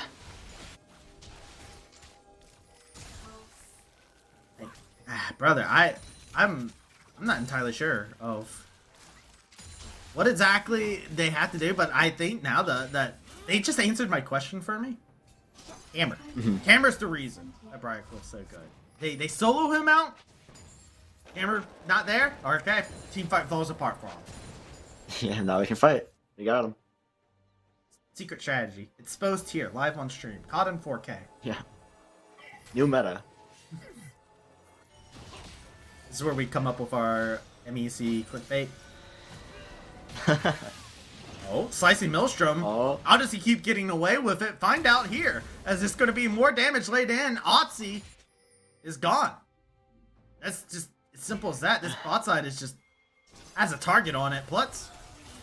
Mike is being a pest. Is not letting Plutz or Blonde back. Nope. This is a dive scenario? I don't think you want to dive this. Hostile takeover coming in.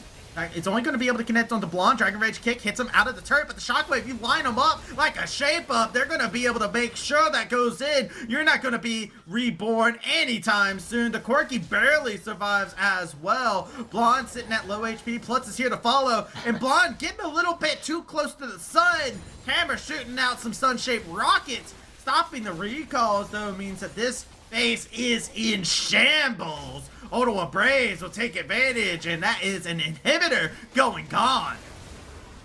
Yep. Oh, prod. That was dirty. Raymond got deleted. Otzi, bro, you're gone. Double kill. Lined up for prod. Spooky isn't spooky at all inside this game. They are going for a very supportive build. They're trying to get something. Killian going with a Slicing Maelstrom, not finding anybody inside of the storm, so nobody needs to even worry about it. Some glancing drizzles. Levy getting hit with the enchanted crystal arrow. They're going to find their mark. Killian getting dropped. Prod finding themselves yet again as they're going to continue. They want Cammer. They want to get the kill. They get the shockwave. And Cammer going down. Spooky trying to continue firing away, but it's not done just yet. There's a teleport coming around onto the side. Raven Going to go ahead and follow up Otzi over onto the side to see the low HP marks. They don't have the dump, but they're going to look to thwack them all the same. And Otzi getting shit down as they're just trying to get in range. The command attacks, slowing the advance. Briar Cliff cannot find anything more off of the Ottawa retreat. Yeah, just staying around a little too long. But they're able to find some stuff, get the dragon here, and hopefully stabilize. Yeah, I mean... They do have the 3-item Corky now, who showed his stuff a little bit in that last skirmish. Yeah, there's a teleport coming in. This is Illian. Slice Maelstrom is up. He's got the wrap around. He's looking for it. God hold, but hey, yo, he's still going to brave the storm either way. Those winds are turbulent. 3 members drop in. The package delivered. Express delivery. Camera looking to clean things up into the back end of the fight, but they're only going to be able to clean up one while Mike finishes off the Bears. Can they get another? No, oh no, it's a tip of the hat to Sombrero. Coming out like the Kung Lao, laying in the damage, and Ottawa Braves taking full advantage of the fight. Yeah, so I know I was hyping up this Corky, but the one before is not something I expected. I wonder if that was like the, alright, things are going kind of south moment for the team, right? Like, Yeah. your base is in shambles, it's in tatters, the table, it's broken. Like, what do you do if you're Briarcliff? What can you do? I think you're just looking and hoping that they make a mistake. Maybe that's it. I mean, you got this supportive Ashe. Is this the normal build you would recommend on the Ashe, or do you think this is just the audible call because Ashe didn't have a good time inside the game? I think this is probably more of an audible call. I haven't seen this build specifically. I see more of like the Kraken Slayer build or like the Triforce build, but I think he's just realizing, all right, my carry is the Corky. We're gonna play around him. I've played a lot of ARAM, and I've seen it. I'm not even gonna commentate on what just happened there. It's been happening time and time again. That I honestly, Shockwave overkill at that moment in time. He was already dead, but Baron, maybe they could take advantage of that overkill. Corky is over here across the wall. It's the biggest threat you have to worry about. No package is available. You're going to continue laying in the poke. Here we go. Quickening going to be able to lay in the damage to Slice and Maelstrom, and that's absolutely eviscerated. Hop into the blender and see what happens. Ottawa Braves. They're going to march their way proudly down the mid lane. There's only spooky woo, but there's not going to be anything to stop them from knocking on their door. They're going to take this middle inhibitor. This is game number 2 in decisive fashion to Ottawa Braves. Alright, we'll see if Oxy and Spooky can somehow hold this one last tower. Oh, Counter-Strike onto Levi, but the shields are there. Going to get that Bork proc. Spooky flashes away. Yeah, no, there's no way you're going to be able to hold this off the hostile takeover. You're going to need to take over their entire keyboards to stop this from happening. Ottawa Braves, it's 1-2-1 between these two teams, and brother, oh brother. What a series so far. Back and forth between the teams for the first little bit there, but Ottawa, very convincing closeout. Yeah, exchanging haymakers in that one, but they're able to close it out there and get the Queen Ace to end it. I mean, not much else that you could really ask for in that scenario, right? Like, and I think that kind of solved the problem, right? I think getting rid of the Seraphim was such a big thing for them. The team fighting, it's just good. I love the fact that they did this. I love the fact that they adapted and they said, all right, you know what? We have to pay the Seraphim tats. That's fine. Yeah. The dreaded Seraphim tats. They saw game 1, they're like, we don't need to pay that. It's fine. And they're like, all right, we respect you guys. We saw what you can do, but now it's our turn to come in here and show you what we can do. Yeah. Well, hey, before we go ahead and throw it over to a short break, I want to go ahead and give a quick heads up to checking out some of the different things that we got going on over here for Unified. Make sure you guys check out the Scope of Esports article that's going on. There's a lot that goes into running the esports events like the MEC Clash and the MEC Championship, and one of the most important aspects is setting the scope of the event, like setting goals, balancing your profit with your expectations. So make sure you just go ahead, type exclamation mark top 5. It's a shame I'm not in their top 5. I think that should be in there. I think that should be added into the article. But make sure you check it out. Check out the article, What It Takes, the Top 5 Things to Powering the Esports Events. Just saying, guys, I'm right here. You want to put me in it? My face? Pretty marketable. Just saying. But that being said, we're going to go ahead and take ourselves that short break. And when we come back, game number 3 between these two teams. I love the MEC. We'll be right back after this short break.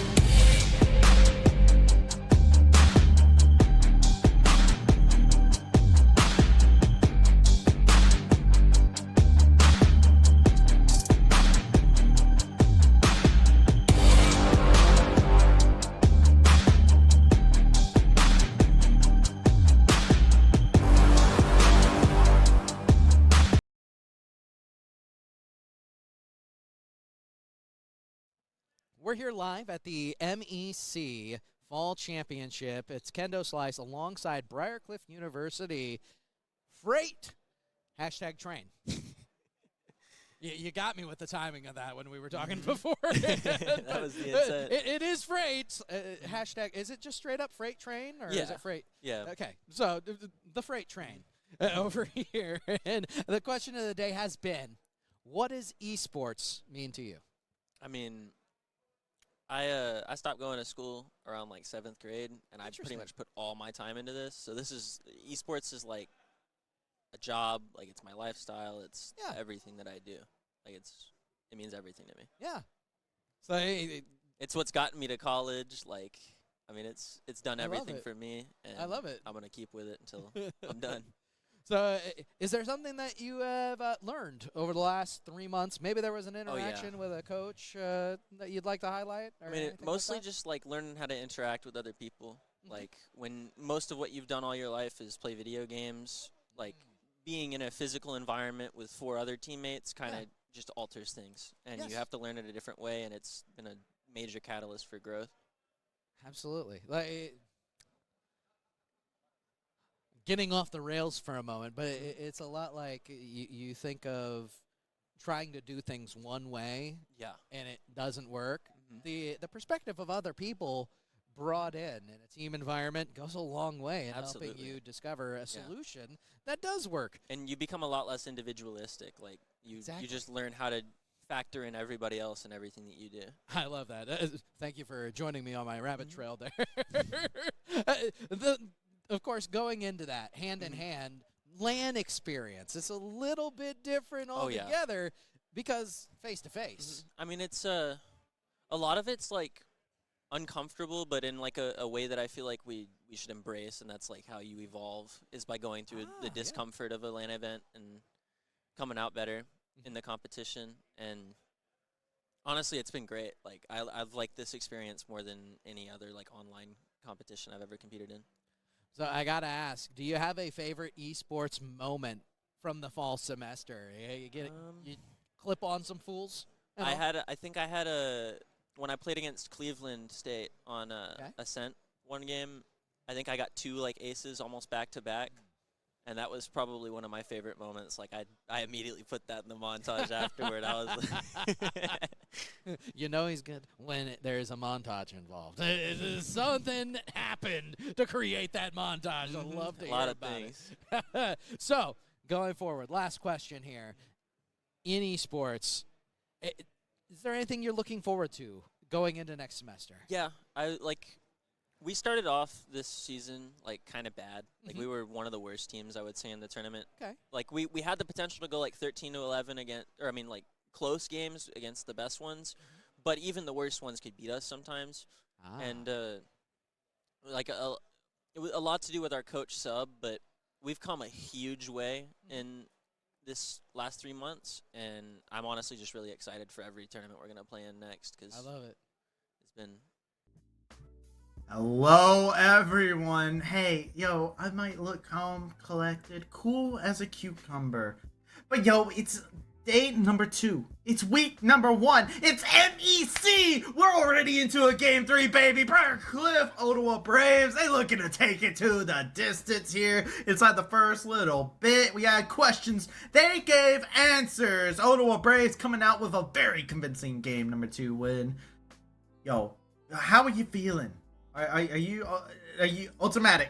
Like, lay it into me. Are you like impressed with Ottawa Braves? Are you more so like, all right, Briar Cliff, gotta work on this thing?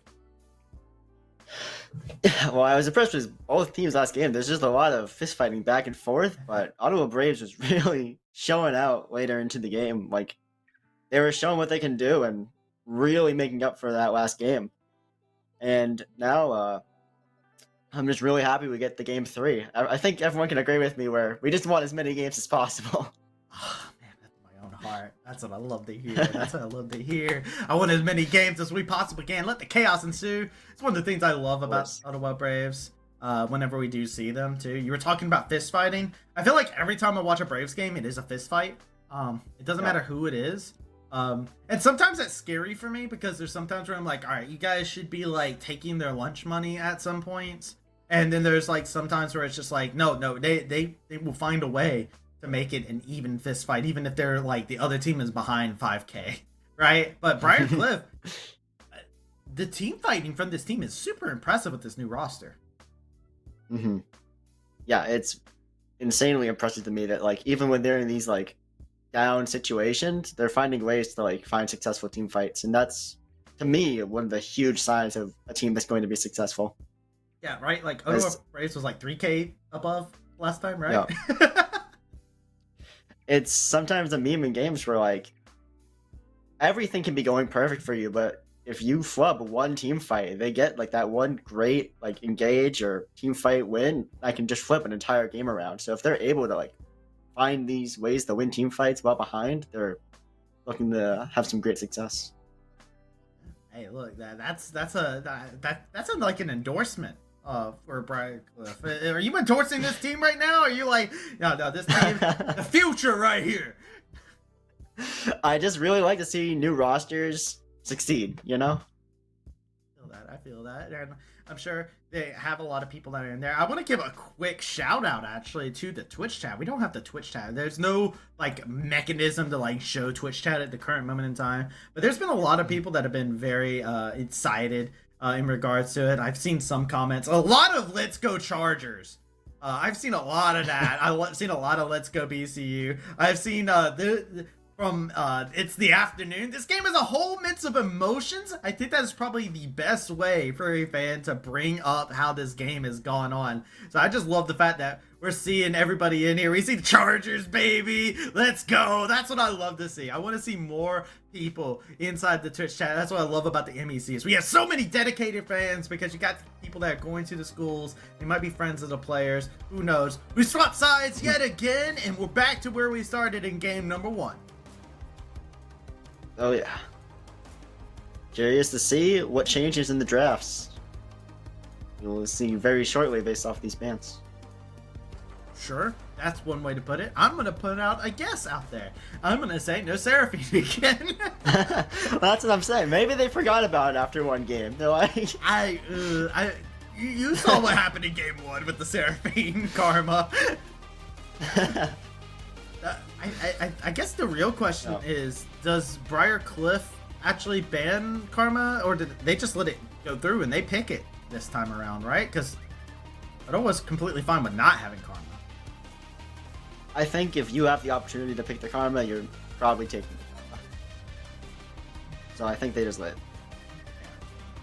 It's a weird thing. You don't see a lot of karma bans blue side in this day and age.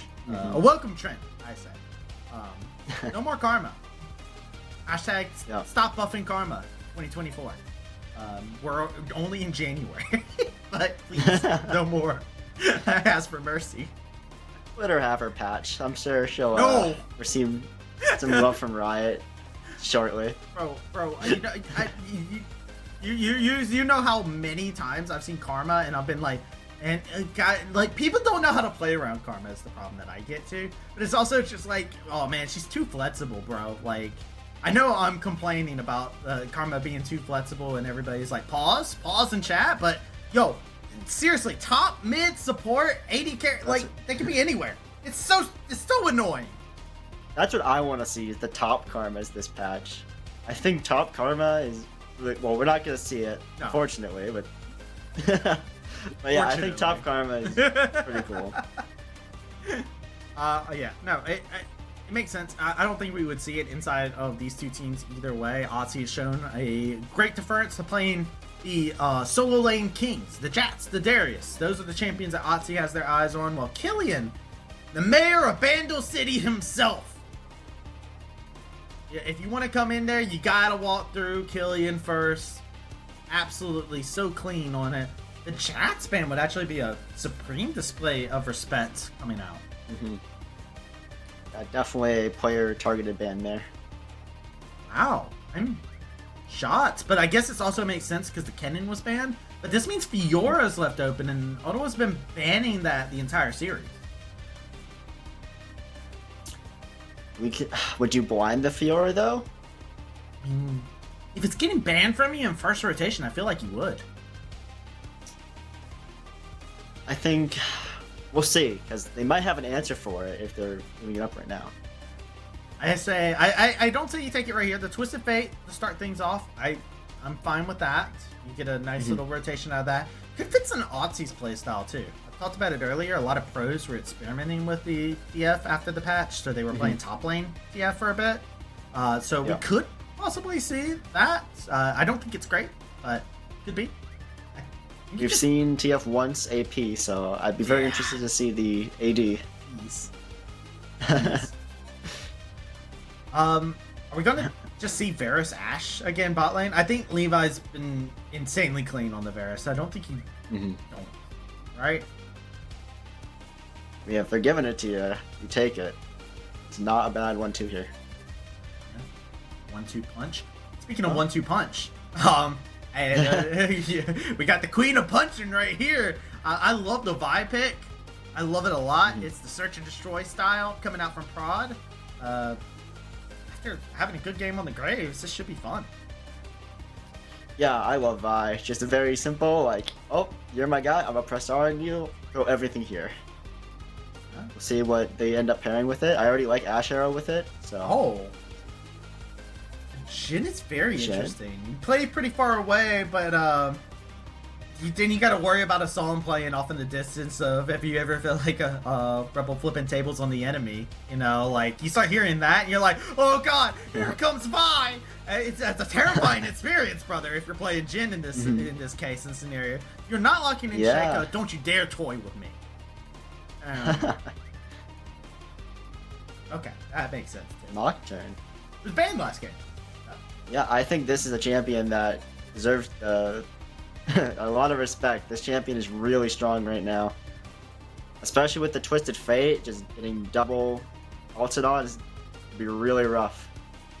Yeah, they have a way of denying vision, but also clarifying vision for them. So they have like 100% plays while also denying the other team. I actually really like the theory that you just brought up. That's really cool because it also helps camouflage the Jhin. So he could be a little sneaky boy inside the back end. When he does his curtain call, it's literally the curtain call because it gets dark as Nocturne ults. I like it. I like it a lot. While Bond goes into the standard Ahri pick from the mid lane. We saw a lot of that in the previous year. Yeah. Ahri Vi, just the staple. The Vi into the Ahri gives you a guaranteed charm follow-up, and just a really good 1-2. Been talking a lot about 1-2. Who's going to be able to pet the knockout punch is what I'm looking for. We know that these two teams are going to fist fight, right? Who's going for the KO? We'll have to see. I mean, right now they have a lot of supportive options, I'd say, with these picks. Jhin can be more WE, the Ashe Ahri more CC, the Vi more knockdown. So I'm curious to see what big damage threats we could get out of these last two picks here. Yeah, I mean, bad options. Interesting enough, the Fiora was not banned this time around at all in second ban phase, so I feel like Ottawa is actually very confident into a possible Fiora, and if they do this, I feel like you give Killian counterpick no matter what, so Yeah. if you do pick Fiora, it's going to be blind, I feel.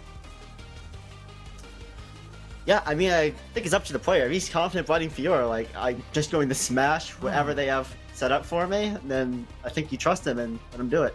Why didn't they ban Varus here, actually? I'm so confused. They banned all the supports, and then they were like, alright, yeah, no, Varus isn't a problem here. There's no way Killian takes the Fiora here. It fits into, like, Killian's playstyle from time to time, but that makes so much sense. Milio's really good here. Milio is a great pick here for all of the potential CP. Okay, that's a Xerath. I'm pretty sure I need somebody inside of the Midwest area. I need you to go check on my producer. Their chair might have broken after them falling down in hype, because this is their favorite character. Xerath is very fun. I am a Xerath player myself, not a Xerath main, but I enjoy this character so much, and I feel like they have been due their time in the sun for quite a bit of time. I think it's been a very good pick for a very long time into a lot of these like common mid laners, so I'm excited to see it here. That's a support. That's a support Xerath. I'm pretty sure at the very least. Yeah. I don't think you want to play support TF here. I saw it. I was looking away for a second. I saw the arm. Oh. I like the Xerath. I like it a lot into the Milio Support is matchup. also great. Yeah, it's good in the Milio too, right? Because like you just poke down the Milio, and what's Milio going to do to stop you? See the Scion coming out. Another great, just meatball. Yeah, say it. It's two meaty men up in the top lane. Let's go. Just two I'm meaty worried a men little slapping bit me. about a lack of damage on the Braves team. I think their draft is lacking a little bit, like a big damage threat. But as a just standard pick comp, it's definitely gonna get the job done. If they can just start fights like we're gonna kill this one person just immediately, it can get work done. Yeah, I feel like on one hand, you've got moving under the cloak of darkness, right? You're wanting to start things off by popping TF ult, and you're using that to gain your vision. Solidify that this is a play you want to go for. Port down, darkness gets called, disables a lot of stuff, and then depending on who you have in the area, right? Orin can actually engage a fight from a distance away. You also have the Jin Curtain call. You have the Xerath who's able to just freely hit in position as they want. I think you have that move under darkness. While on the other side, I think it's yelling cowards as loudly as possible. While you also have Vi charging up their fists like it's time to fight. It's fight night for them. This is good. I love this.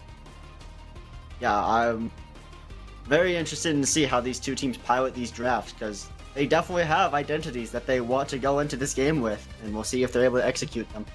Yeah, this is gonna be great. I'm a big fan of this type of draft. I love the pick ability coming out from Braves. The charms, the arrows. What could it mean? What will it spill out to? Twitch chat! Ayo! I need you guys to let us know who you got winning game number 3 and walking away from this matchup between two Titans right now. They are showcasing themselves to be Titans inside the MEC right here inside of week number 1 already. They are fighting it tooth and nail. Who you got to be able to come out on top inside this best of 3?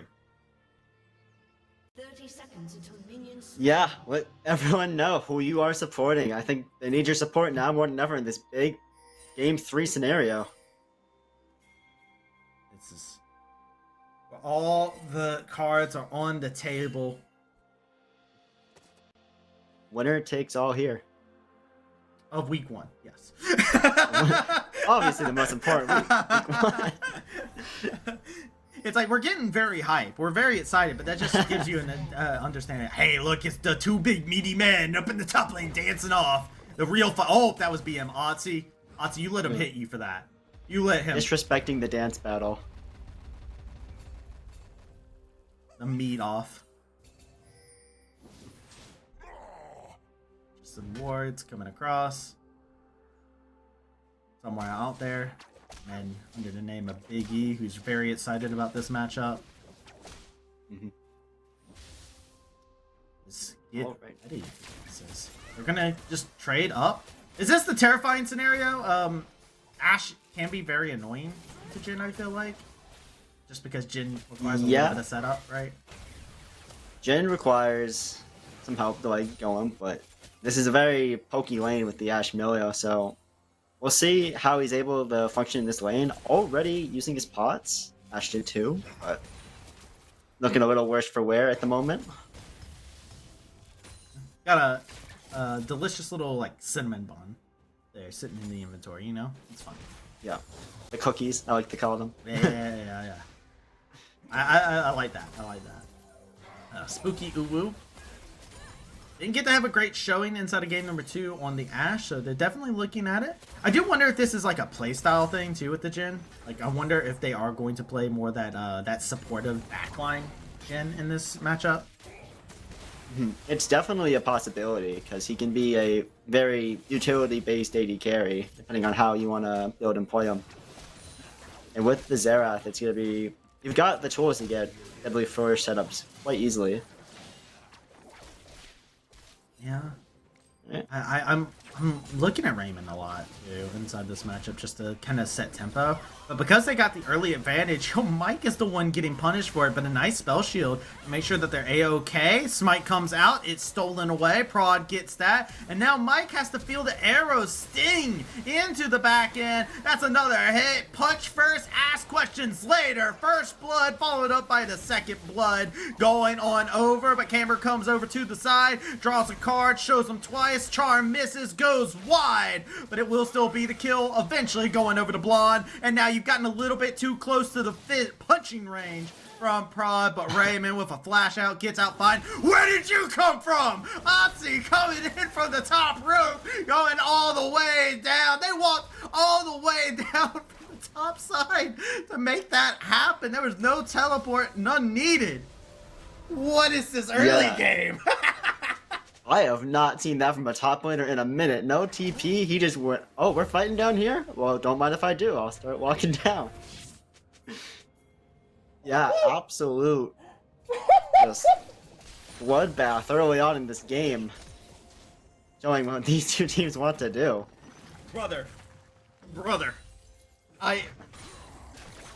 What is happening? And you know what the most messed up thing is here? Only one person on the team has buffs now, and that's a Xerath support with double buffs. Brother, I feel so bad for Levi. I feel so bad for Plutz. I do not want to be in that lane after that. You got a blue buff Xerath in my lane? Get out of here.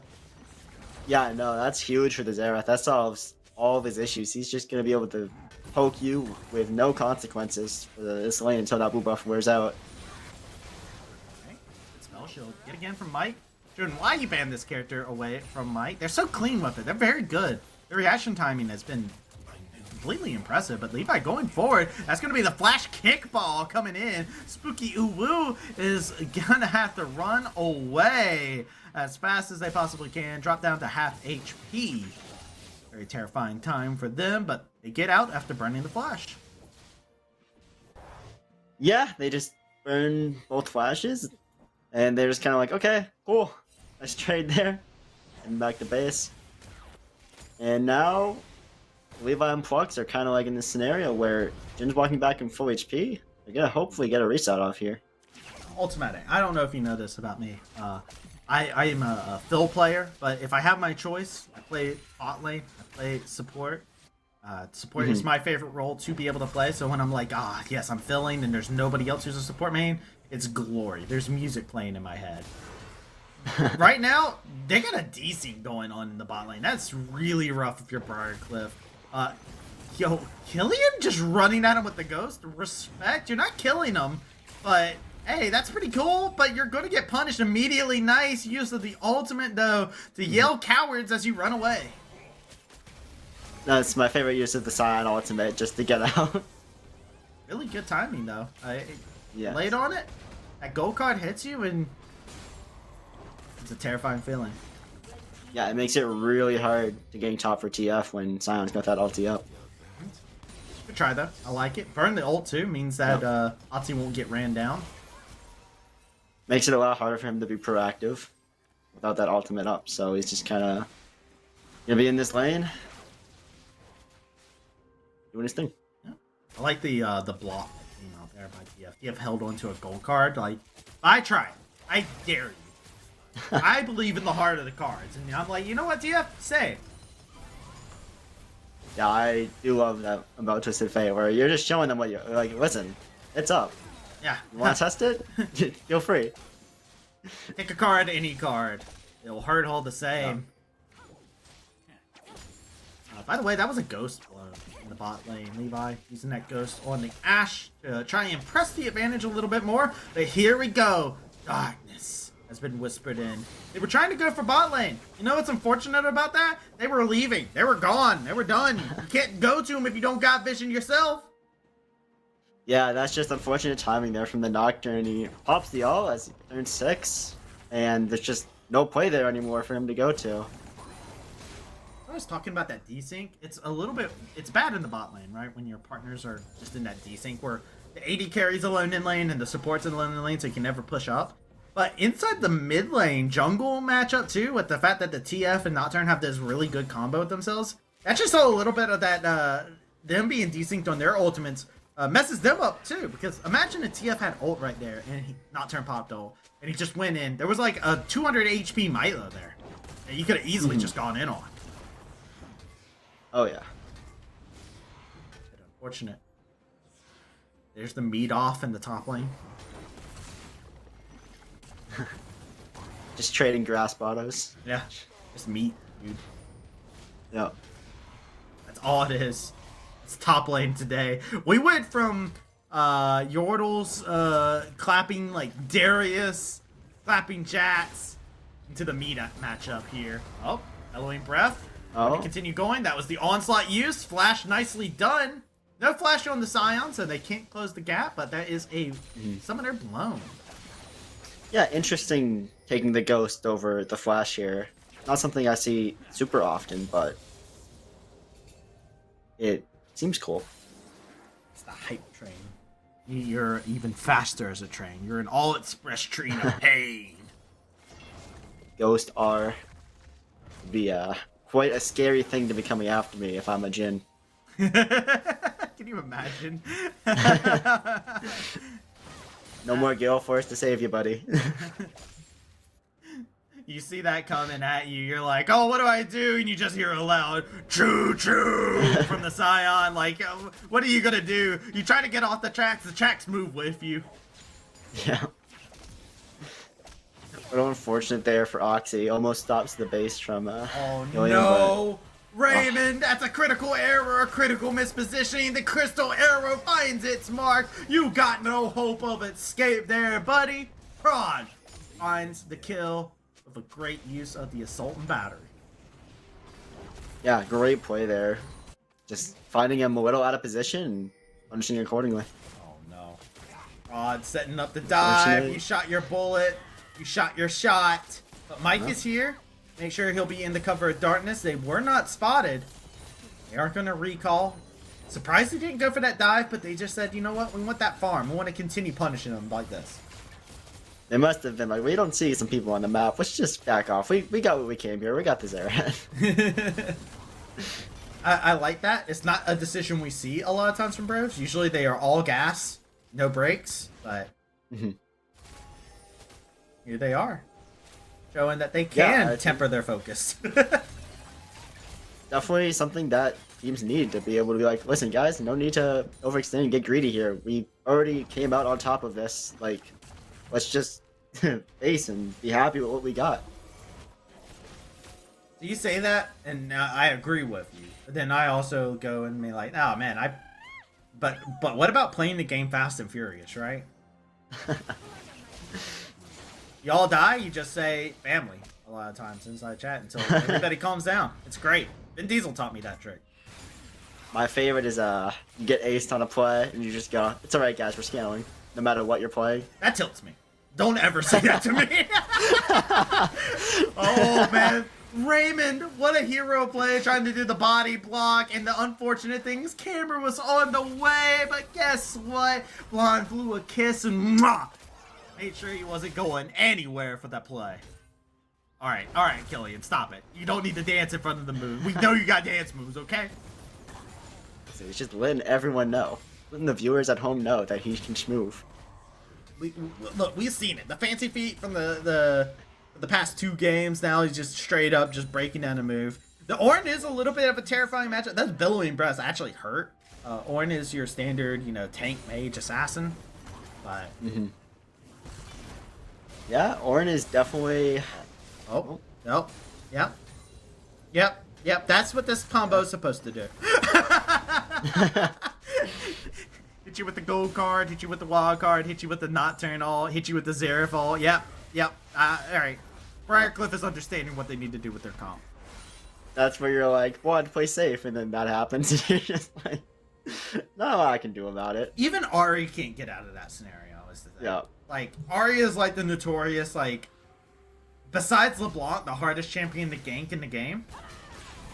But somebody who's easy to gank is Raymond on this era. Like, you got no mobility, brother. Yeah. Oh, yeah. Especially when he's just walking like that, doesn't know where people are. He's asking for trouble. Oh. Spooky. Spooky. You're gonna die here. I'm sorry. That's just as simple as can be. Levi, a quiet monster inside this game. Spooky hasn't been able to really do much. Neither has the Xerath. They're 3-1-3 for Levi, who has been a very quiet carry for the team inside the series, but has been so consistently good. We're seeing the lethality build out of Jhin. Curious if he goes Hubris, because Hubris specifically is an insanely good item on Jhin.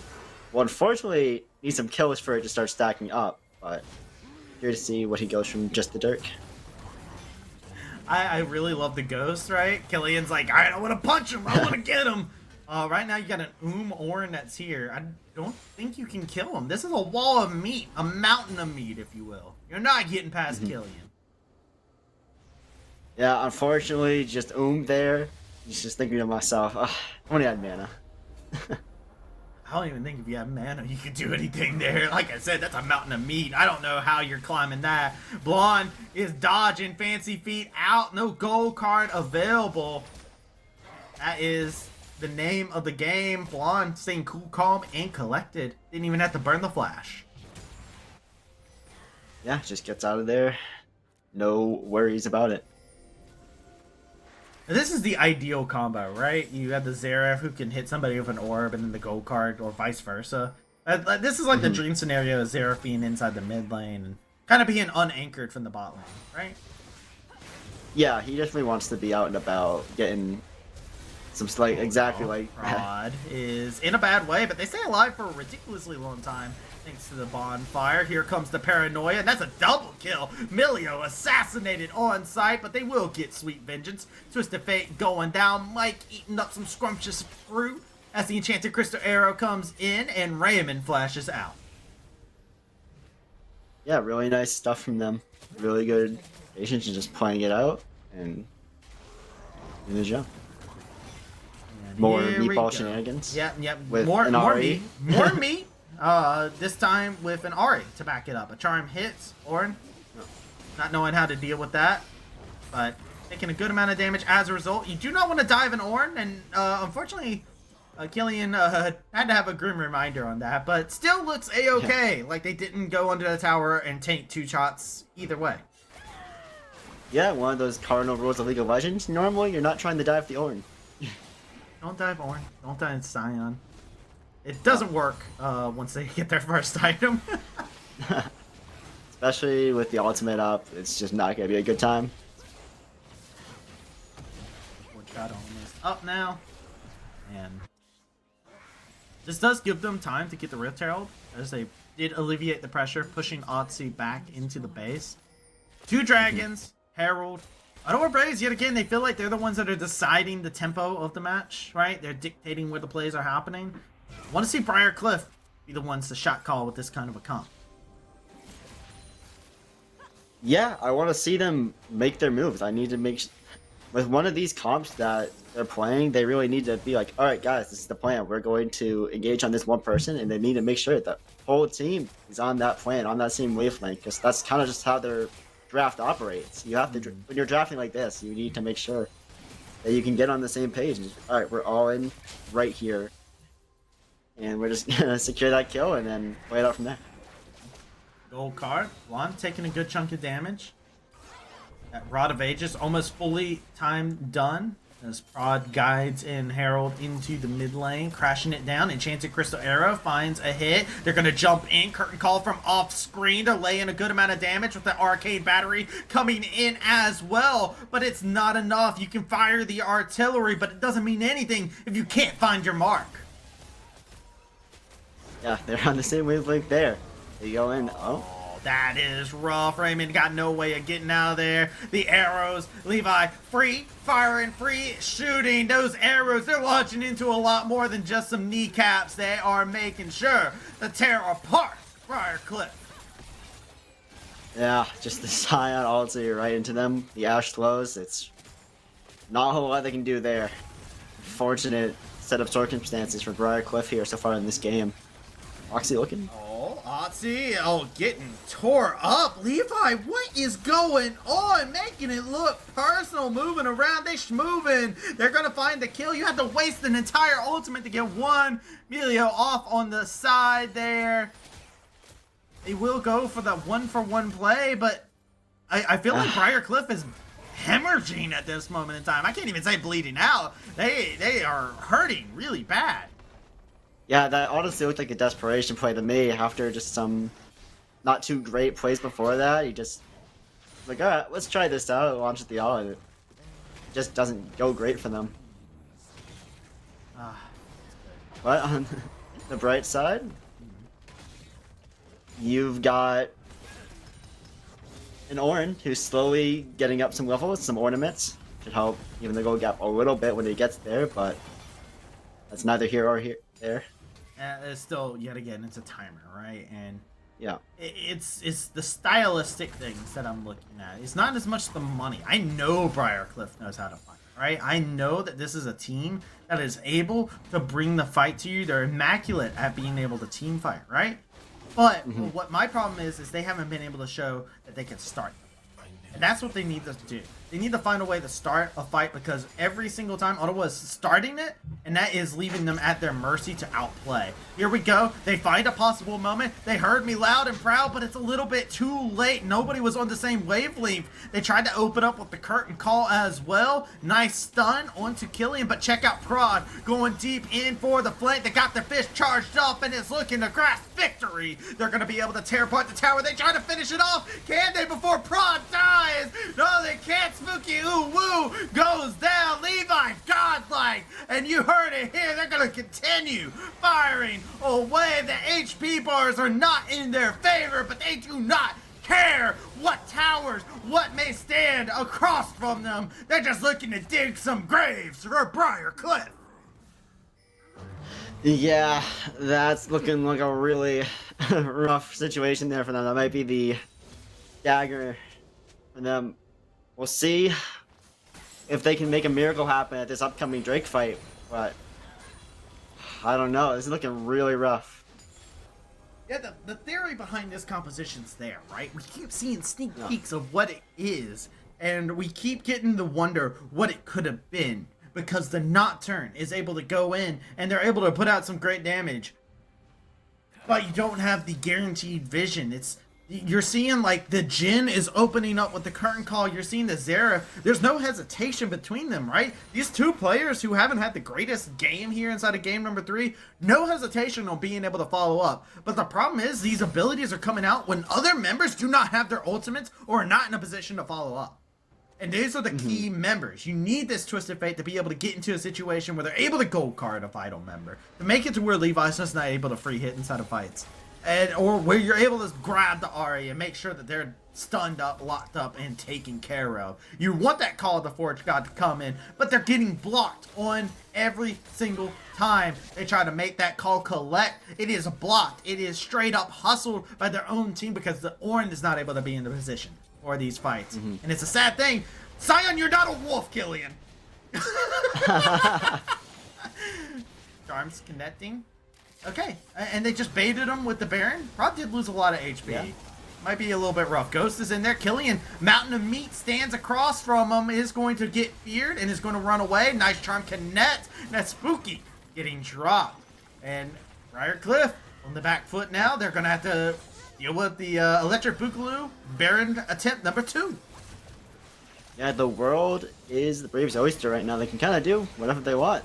They can go Baron, and then they can just walk straight to the Dragon and just be like, you don't have time to get out some of these ornaments or to figure out anything. Well, there we go. There we go. Going to go for it. They are not able to find the connection, though, on the Call of the Forge God. Not going to be able to find it. Levi is legendary. Free hitting in the fight. There's no threat to the backline. The Nocturne tried to turn off the lights. They got prod, but they're not going to get anything else. Briarcliff, one by one, they will continue to fall down. And now it's just this Jin TF combo waiting to just try and keep everything going in their favor. They got the wave clear, but this gold lead is expanding at a rapid rate, and Dragon just spawned. But even if they're able to stop them from taking the mid tier too, they're just going to walk straight to Dragon Soul, and I don't know how Cliff's going to be able to deal with Cloud Soul and some of these members. Curtain Call comes in. They're going to try and go for something here. They want to do something to get something going in. Sion tanking the shots. Is going to die because of it. Tricky scenario to be inside of, but Killian, can I get some 07s in chat for Killian as they sacrifice their life for the cause? Truly a valuable death there to secure Cloud Soul for the team. But yeah, I was giving him a moment of silence. I'm sorry. Chemtech Soul. I mean, yeah.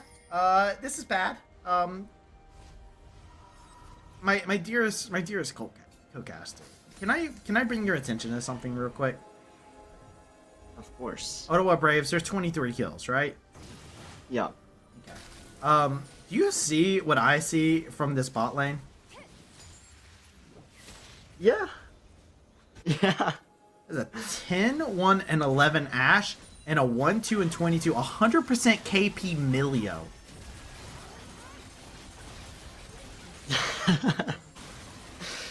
What a ridiculous game. A little different from the Ashe last game, to say so in the least. Go, Paranoia. What? They're going to go in. They want the steal. He steals it. He gets the steal, but it isn't enough. Briarcliff, they get Baron, but they are mad. They are angry. They are screaming cowards. Raymond goes down. That's a double kill. Mike doing what they can to keep the dream alive, but Ottawa Braves, they're playing mad. That was their Baron. They were waiting for it for so long. Levi, legendary. But they might get the Baron here, but it looks like the Braves are going to get the game. Yeah, everybody kind of got annihilated on that. But the Call of the Forge God is going to do a lot to kind of break up these minions. Curtain Call comes in. Okay, the one last valiant defense. They got the Baron minions. This is actually helping them out a lot. They're laying in a little bit more CC, but Otzi goes down out of a critical defense there. Briarcliff never says die. Yeah, insane defense there by the Ornn. The lack of Baron minions really hurts them on that push, because the Ornn's able to clear them all out and just be like, alright, you're not taking the tower anymore, so you're going to deal with me. That steal, it extends the game out. The question now with Briarcliff, I have to ask, what do you do with the time that you have bought, right? This is vital moment. You've got 2 bounties. You've got 2 members on the opposition. You got 100% KP, almost 100% KP on Levi as well. What do you do to make things go in your favor? I don't know if Mike split pushing right now might be the answer or not. They're going to go ahead and call it in. Here comes the cavalry, actually. This might actually be a big pick. Enchanted Crystal Arrow coming in. It's going to be able to hit onto Zera. Blonde caught out of position. Not going to be grabbed by the TF. They do not have that rapid fire cannon, so they do not have that extended range. Levi coming around. Raid boss has appeared. The onslaught coming in right into the wall. Ornn on the angle looking for a possible flank, but they're just trying to get the hell out of dodge. Mike Want to go ahead and use that spell shield to great success. Make sure they're A-OK. The hawk shot granting vision. Nobody falls, and that was a tricky scenario, a tricky dance for both sides. Yeah, they were definitely in a little bit of a curious situation there, but I think things are stabilizing out here, and I think now all eyes are just towards the Outer Dragon that's going to be up in a minute 15. Yeah, welcome to your Nets WinCon. Mike, you do not want to die here, buddy, but unfortunately, you will. Oh. That is a 45-second death time. They'll be up in time for the Dragon, but they cannot lose any other vital members at this moment, which means that that inner tower in the bot lane, give it on up. Ottawa Braves demanded as tats. Yeah, we have to look for some sort of defense here with Mike gone. First bot tier 3 is down. They're looking at the inhib. Oh, it's gone. There's no defense you can really do to it. Curtain call coming in just to try and deter them after taking everything that they possibly could have wanted. Yeah. I mean, what else can you do at that moment in time? I get it, Spooky. It's you tried throwing the kitchen sink. Now let's throw the house. Yeah, well, we're gonna see right now the outer fight. I think this is where Cliff's hoping that the Braves go and start this outer, because I think with their TF and their Nocturne, their one big win cause, they can maybe manipulate the vision enough to get off another crazy steal on outer, and that'll even up the gold difference in the soul difference quite easily, and allow them to win a fight. They have vision. They know exactly where they are. Decisive moment is here. 28 minutes into the game. I dare say it. This game is not going to go any later than 30 minutes. And we got the TP automatically coming on in. That is them trying to jump onto whatever target they'll be able to find. To charm over onto the side. They're going to go ahead and use the assault and battery. And Spooky Ooh Woo is gone. Otzi trying to jump out of harm's way. He's going to flash over the wall very nicely. He's going to be able to jump away. The damage that could be possibly laid out as Killian's going to lay in. The bellowing breath comes in. The breath is bad, but it's not enough to be able to put him away. The Call of the Forge God hits on the 4 members. The paranoia, but Levi is legendary. Nobody is able to get access to the backline. And the defense was valiant. It was great at the end there. You tried everything you could. You stole Baron. You put up all the defenses possible, but it just wasn't enough as the Braves, they marched confidently forward. Game 3 was indeed their comfort zone as they're going to be able to pick up the series dub. Yeah, that's what I was afraid of for them. They had no need to go to Elder. They're like, we have all of the buttons to press. We're just going to run at you, and your only way to win is Elder. So if we just charge straight forward when you're a little out of position trying to get some vision, just GG. GG. That's all you really can say. It was a great game, great series. Brian Cliff never said die. Continue to impress inside that series. And I love to see this. New squad, new players, new attitude. Ready to fight Ottawa Braves at every moment. And I'm excited to see how their team fighting strategy kind of evolves against Ottawa Braves. I do feel like this was a case of, in both matches that Braves won, we really got to see those individual players shine so bright. Yeah, they've got to feel really confident after their individual performances in this series. Now, it does have me ask you if you do have to like look at Braves and say, yo, this is my guy who's the MVP, you know, after a hard-fought series. Is there a player that you're kind of looking at that you're like, yeah, it has to be this guy, right? I think it was the bot lane last game made a really strong argument as like a duo to be in that conversation. But trying to think. Is it? I think it was just a really strong team effort. I think they all had their moments. So I am going to actually mine. I think all the players had a great series, but I actually really liked Killian in all 3 games, even in their loss. And I look at losses a little bit. I weigh them a little bit more preferably, but I think Killian had a really good game 1 too as well. So I'm, my MVP actually did go to Killian because I think they were good all 3 games, whereas the other games, even though they had like some good moments, they did look at Double Enchanter and go, all right, this is I felt like they got tilted in game number 1 with double enchanter, so we're gonna go ahead and take a moment. We're gonna breathe. We're gonna relax. We're gonna chill. We're gonna get ready. Because after we get done with this break, we're gonna go into our interview with Killian, my MVP. That's right, that's my MVP, who's gonna be breaking things down, and we're gonna word with them. So make sure you do not touch that browser.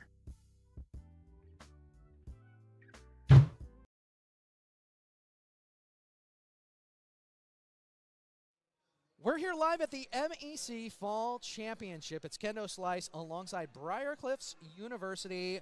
Hariri! Hariri! The question of the day has been, what does esports mean to you? Honestly, esports to me really means like building a small community together, a family that you can have, or brothers even if you want, sisters. Going from there, it's just like an improvement on yourself.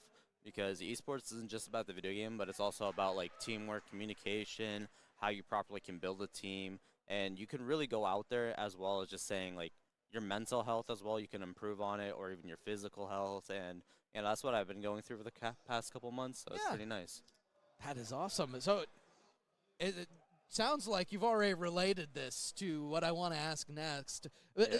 Things that you've learned over the last 3 months, this fall semester. Is there's one thing in particular you feel like you've really advanced in? In my opinion, it's excuses are excuses in a sense, because if you really want to do something, then you will do it. Yeah. Because last year I came up with all these dumb excuses like, oh, I don't have time for this, oh, I don't want to do this, or because of this. It was just a bunch of excuses. Now I've gotten to the point where it's like, I would need to do this, so I'm going to do this, rather than just making up an excuse. So, wise alien once said, "Do or do not, there is no try," and it goes hand in hand. I think that's the energy that Master Yoda, as it were, was going for. LAN environment. It's a little bit different here. Do you appreciate the LANs? What's your feel of LAN? It's nice to E&W? compete against others, honestly, but it's very uncomfortable. I really like.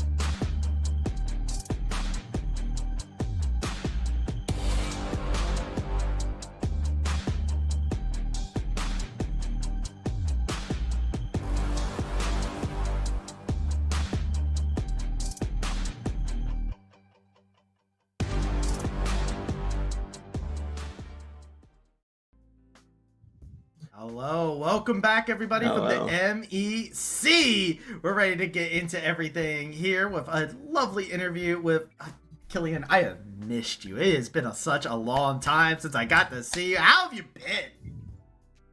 I'm doing good, guys. What about you? I'm doing pretty good. Thank you for asking. Phenomenal after seeing that game that came out. I have now dubbed you after seeing those two Kennen games, and of course we'll talk about the Scion game. But yeah, the mayor of Vandal City. Are you fine with that? You got your self set up for that? Because I swear you just pop off on Yordles. Yeah, I'm a Yordle one trick. I play all of the Yordle on top lane. I can't even play Teemo, but they won't let me. So I gotta play Gnar, Poppy, and Kennen for now. I was about to say, because like the Scion doesn't really fit the Yordle MO, but all right, let's get into it. Hey, how did it feel to first and foremost be back inside the MEC, playing inside of the squad here? I'm pretty happy to be back. We have a new team now. I mean, we got some change. Like we had the jungle that left and support left too. So we have new players that have experience for the support, and the jungle is pretty new too. So the first game, we were all like stressed about it, like we're not playing our best, and then we decided to give him his main champion, so he went even a little bit better on second game. That makes sense. All right. Yeah. So, what are your guys' big expectations for this season? Where do you guys looking to be at in the near future? So obviously we would like to win the conference. Mm-hmm. So there is another good team that that didn't join. Like GVU is still really good, I think, and now Purdue is better from last year. So that's the two teams we're looking forward to play against the most. But overall, we just want to win the conference, and then we'll see national, depending on who we're playing against, if we make it. So, yeah. I want to ask about the new players. So you got a midst of this interesting situation where you have Blonde back in the mid lane, right? Where Riverside took over for Blonde in the later half of the last split. The Blonde's back into the mid lane. New jungle, new support. Is there any new like synergies out there? Like, do you guys have like a crew? Like, do you and Prod go out and grab food together or anything like that? Or what's the synergy like for the team? Or is there somebody who's become the gremlin of the group? So Plux just arrived with the coach like a few weeks ago, so we have been hanging out with the entire team. And Prod and Plux were actually friends with Blonde before coming in, so it's helping it as well for the synergy. But besides that, Levi and I are still playing on the same team, so we just have to adapt playing with them. And Now, I've got to ask. In that Scion Ornn game, there was a lot of dancing going on between you two. That's just something you guys, or you just like to do in lane and before the game, just dance around, just have fun. We knew we were not gonna do anything in lane. We're just here to farm and see what's gonna happen in team fight. So I already knew that I was just gonna sit in lane and depush the waves for like quite a while, and then that's why we're dancing, because it's pretty boring to play two tanks. Yeah.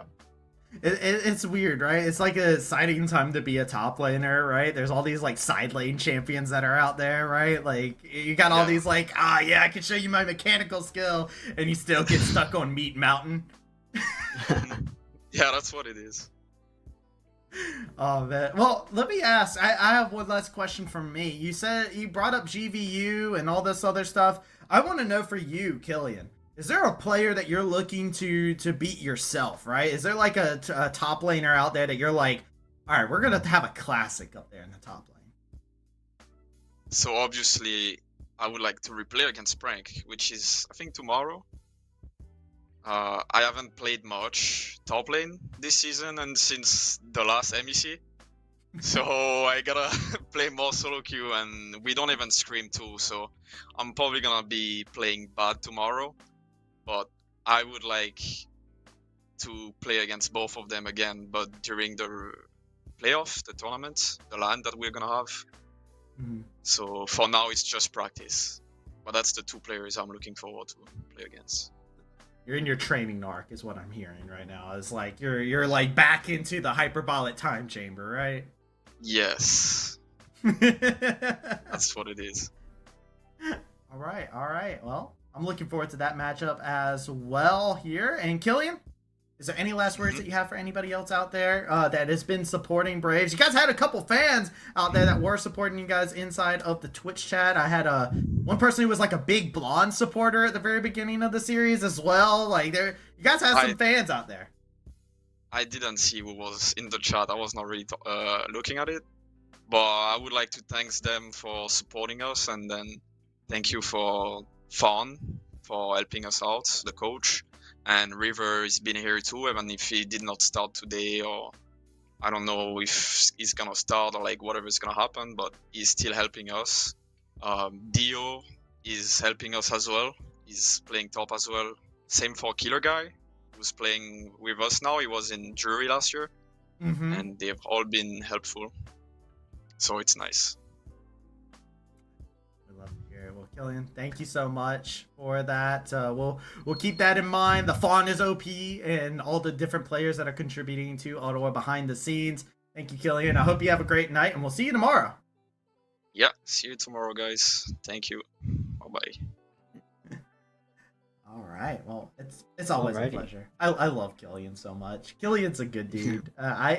It does shock me that he hasn't played top lane, but at the same time, I'm also like, I remember that he wasn't a top laner when he came into Ottawa Brave, so I'm like, yeah, you know what, it makes sense. It checks out. My man's heart. I get stuck playing top lane too, Killian. I get you. Yeah. Well, with that being said, any closing thoughts that you have, Ultimate, before we get ready for our second series of the day? Well, someone new to Midwest Esports Conference, I was just really impressed from what I saw. It was some really great gameplay. Glad to experience it. I'm looking way forward to the next BO3.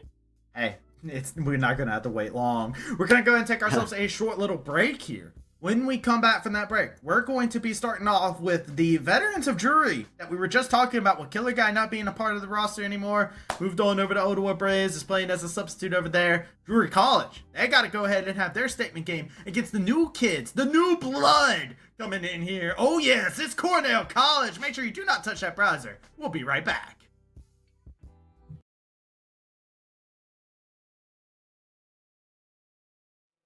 We're here live at the MEC Fall Championship. It's Kendo Slice alongside Briarcliffs University. Hariri! What's Hariri! The question of the day has been, what does esports mean to you? Honestly, esports to me really means like building a small community together, a family that you can have, or brothers even if you want, sisters. Going from there, it's just like an improvement on yourself. Because esports isn't just about the video game, but it's also about like teamwork, communication, how you properly can build a team, and you can really go out there as well as just saying like your mental health as well. You can improve on it, or even your physical health, and that's what I've been going through for the past couple months. So it's pretty nice. That is awesome. So it sounds like you've already related this to what I want to ask next. Yeah. Things that you've learned over the last 3 months, this fall semester. Is there's one thing in particular you feel like you've really advanced in?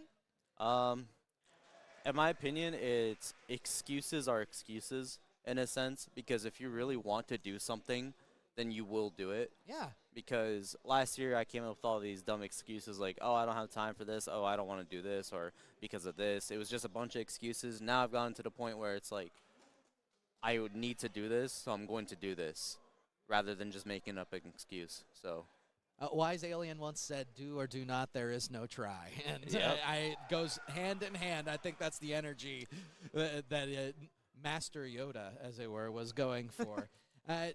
LAN environment. It's a little bit different here. Do you appreciate the LANs? What's your feel of LAN? It's nice to compete against others, Yeah. honestly, but it's very uncomfortable. I really like my environment back at the dorms or at my arena way more than I do at the LANs. The chairs are not the greatest. The height difference is weird. Okay. The one thing I have in particular is the fact that the monitors are on a stand rather than a mount. And it's very frustrating to try to make sure that the monitor's on right, or like the distance is right without it messing with your mouse pad, because that's what it really gets in the way of. So creature comforts, and on top of that, you have to further yourself. It really stress yourself to get through the moment there. Yeah, I'm like 90% sure for next LAN event, I'm going to be bringing a monitor on my back, so with the mount. You know what? That's one way to beat the challenge. That's what I'm saying, yeah. Favorite esports moment? Did you have a clippable offense during the fall 23 semester? Favorite esports moment, in my opinion, is when the teammates blow up at each other. Oh. Even ours. Like, we all blow up at each other every now and then, or we all get pissed off. In my opinion, those are the best moments, only because that really shows how good of a team we are to, like, I love it. Like, struggle through it. So you're mainly focusing on, hey, there are these moments where like what breaks our mental, and how do we reshape it? Yeah. Where you know that you've broken their mental. You get to hear that on LAN as well. Yeah. You know that you're in their head when you look across the stage. I love that. So, last question here for you. What are you looking forward to as far as esports goes going into the next semester? Probably a will to live.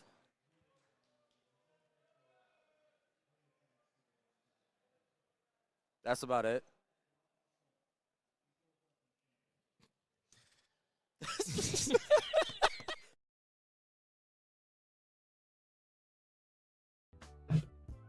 Welcome back. I told y'all it was only going to be a short little break. We're ready to get into it. We are hype, ready, and willing to go on to the distance. And we're going into our next series of the day. We got Cornell College taking on Drury Esports. My name's Travesty. I'm joined with Ultimatic himself.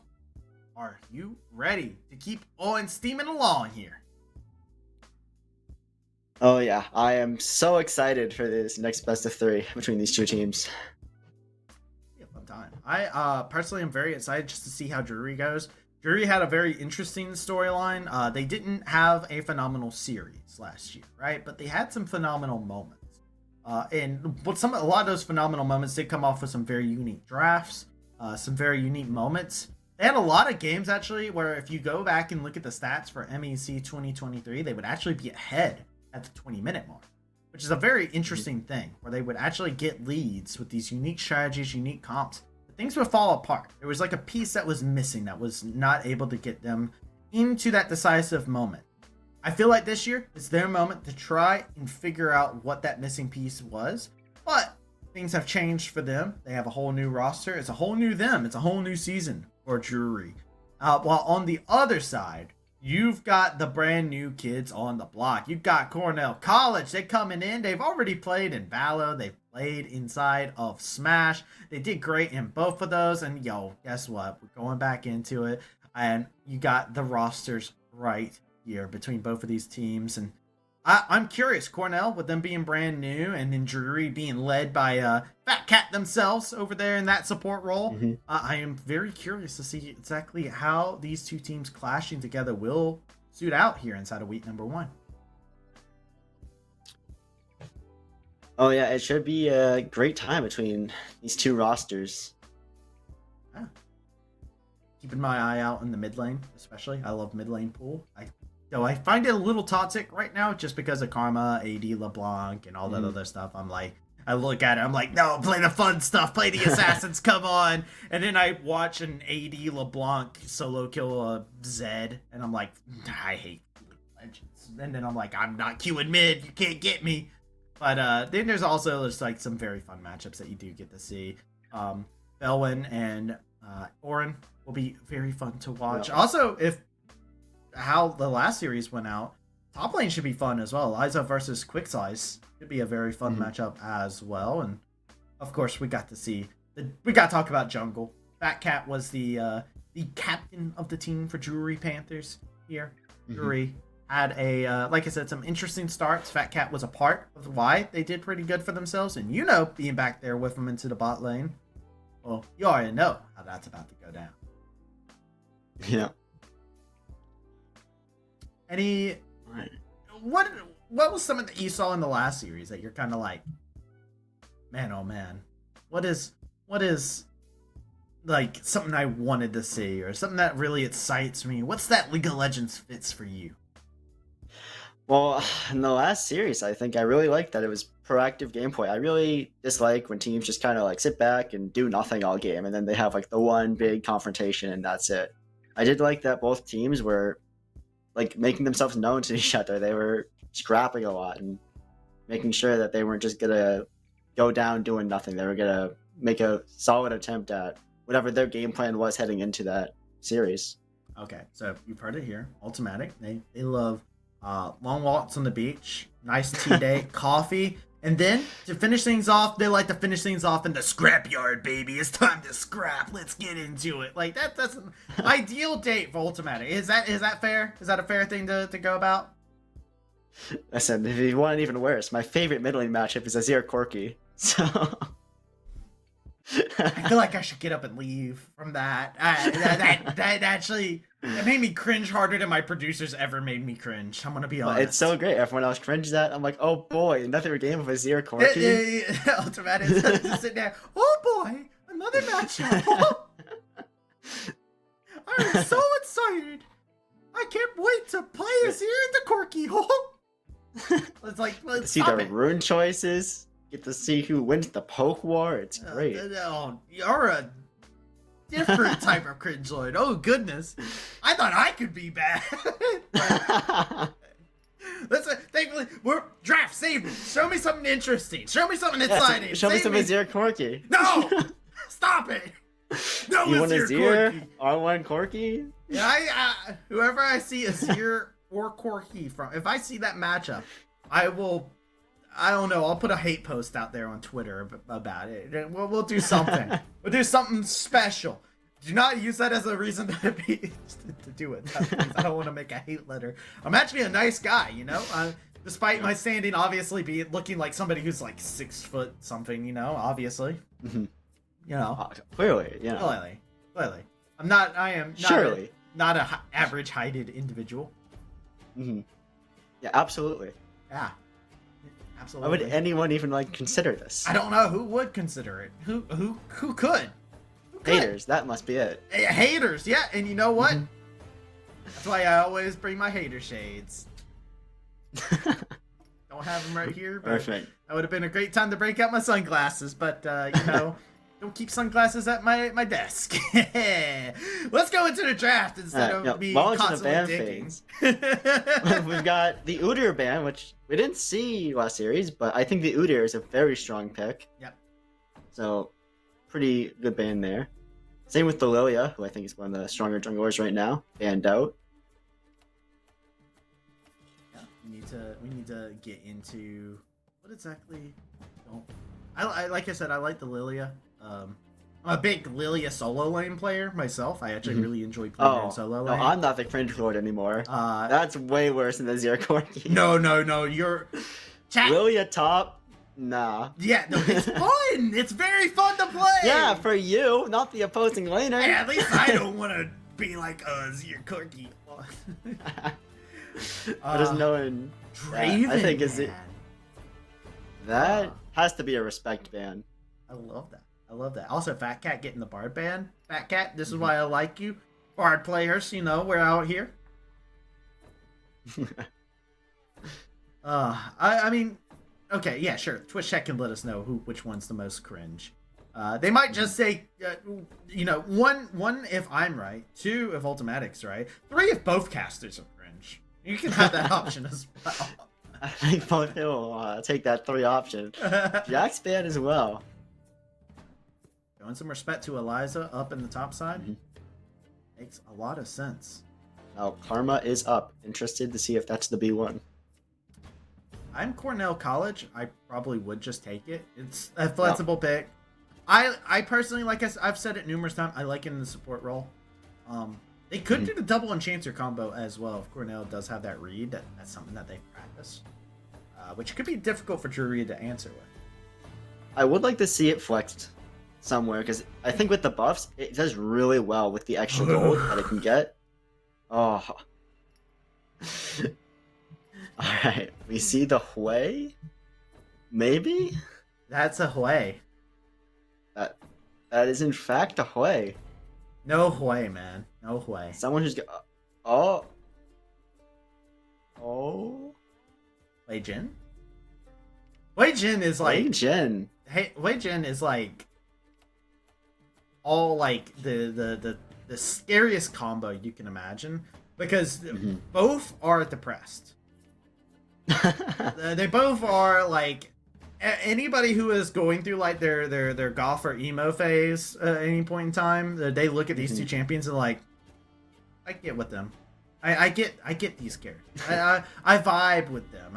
You know what? I enjoy the articulate serial killer and the painter out here. So hey, I'm down for it. Also, lock into Misfortune. She's OP. Yeah, Misfortune is absurdly strong at the moment. I'm really liking what I'm seeing out of Cornell College so far. Yeah, this is a bully right All right, it has to be All a right, hover. let the dogs It has out. to be a Come hover. on, let the dogs out. Do it. It's Do a it. hover. Howard. That's even more of a Howard. Boo! Boo! Chekhov could be Oh my fun God. if it does get locked in, but I it's like just a troll coming Trundle. in. I did say I wanted to see this. I am a big proponent of Trundle Top. I think Trundle Top is actually OP and probably will get played jungle instead because Goodness Jin's out, but I like Trundle Top, so hey. Yeah, Trundle Top is very oppressive if he gets going, especially if he can get some of those grubs. He's gonna be autoing that tower like 3 times and it's gone. With the changes to Hullbreaker as well, it's really good too, right? Like if you recall correctly, like the way Hullbreaker works, you can get it off of minions. So like you just stack up and just immediately go at him with the new Hullbreaker changes, and it's just like Trundle is actually very hard to deal with topside. He's one of those picks where most people would just run at him and then they forget like, oh, all my stats belong to you. I forgot. My bad. Here's my life. Cool. Now for your champion, that's just like, oh yeah, you might be up like a lot, but you ran at me, and I'm going to stat check you anyways because all those stats you collected. Thanks, appreciate it. Trundle has the most simple kit in League of Legends. I probably agree with that. It's very, very simple. I heard a Garen from my producer. I don't know if production heard, if anybody else heard it. I heard it in my ear, the disembodied voice of production. I'm gonna tell you guys right now, Garen is not. It's more complicated than Trundle. Trundle is the simplest character in the game. Garen's so complicated. You have to like Q them and then spin. It's the ult. You actually have to think when you hit the ult. Yeah. So there's where the complication comes in. But instead of screaming Demacia, we probably won't see that matchup today. What we will Interesting ISO ban. Yeah. I really like the Janna into Zinza. Wow. Yep. That cat. Waking up the Janna here. I like it. It's old school though. Yeah. I have been a big liker of Janna for a while now. I think she's not played enough. I think in spots like this, she's really, really strong. So interested to see how she performs. But your partner's a Jhin though, is my thing. Normally you pair a Janna together with a bit more of a carry. All right, there's the Renata. So we know the Karma's a Fletz now. But this is an intriguing scenario to be inside of with the Janna pick. Mm-hmm. The Urgot. The Urgot! Let's go! Alright, Eliza's got a super fan in me now. Okay. I'm an Urgot player. I play Urgot every single chance I possibly can get whenever I get thrown up to top lane. I'm like, do I want to win the game? Alright, time to break out everybody's favorite character. Never skips leg day. Let's go. I have not seen Urgot like almost at all this season personally, so I'm very interested to see how it performs here versus the Gnar. Urgot doesn't appreciate our matchup. No, I was gonna say that is the punishment of blinding Urgot. Just so you know, this is why you don't see Urgot too much. Is because blinding him kind of sucks. He's definitely a counter pick. I was a little concerned, and now I have the right to be concerned. So you can still stomp this lane, if you're Eliza in the top lane. So the way you still stomp this lane is you actually want to wait until they go into their mega state. If they're not managing their rage really well, you actually can wombo them inside their melee state. The biggest problem is actually Mini-Gnar. Mini-Gnar is actually a big bully to you in a lot of cases, and you can never close the gap because your E is a shorter distance than what their auto attack range. So if you're playing ideal Mini-Gnar, you can't get in range. And that's the way the problem kind of goes in. And then even once you throw him over your shoulder like he's a damsel in distress, he wiggles free, gets out the ropes, hops off your back, and goes off to the distance and autos you down again. Mega Gnar is the key. And so this is one of those weird situations where you're kind of like looking at the Mega Gnar, and you have a very short window of opportunity where you want to try and go in and like brutalize them when cooldowns are down as Mega Gnar, or as Mega Gnar is shifting to Mini Gnar, because you're in that weakened state and you're trying to scramble as the Mini Gnar. It doesn't lead you into a good situation. Yeah, we'll have to see what Eliza's matchup knowledge is here in this coming game. Because you're absolutely right. It is a very winnable matchup for both sides, but definitely favored towards the NAR. So it's just it's a great one that we'll go through. I'm very excited for NAR. I'm very ready to see exactly what they will do. I did see, by the way, I had some support in chat. I also had a lot of people in chat before we started this game saying, Travis, this is normally where I would support you, but I just can't. I'm not sorry. I'm not. I'm just going to put that out there, but we're going to go ahead and get into the game. Game number 1. We're both degenerates. We're proud. Let's go. Bro, I'm wearing a Ray Narvaez Jr. shirt onto the first day of the MEC. What do you mean I'm a degenerate? I basically came branding myself automatically. That's just great. Anyways. Yep. So Karma mid. Karma mid. That's what I like to see. I wanted to see a gold income Karma, so I'm very happy to see this because the buffs are more situated towards getting gold because her AP ratios all went way up. So when she actually gets some items on her, she's gonna be hitting really hard and shielding really good. And just gonna be a menace to deal with. Yeah, sure. You know what's great about this? You know that breakdown you just gave, right? Mm-hmm. You know we're never gonna talk about mid lane again for the rest of this matchup. Absolutely. Because you know why? Because they're just gonna wave clear the entire game until a team fight happens. So. I mean that's just playing against Sway in general. He's gonna use the fucking. I don't like playing against Karma. I don't like playing against Sway because it's just like I feel like I'm back in top lane and I'm drooling on myself because I'm like, come on, do something, and it's just a tank that's in front of me. Like, all right, fine. Mm-hmm. Yeah, this is what we do. I'm just over here walking around.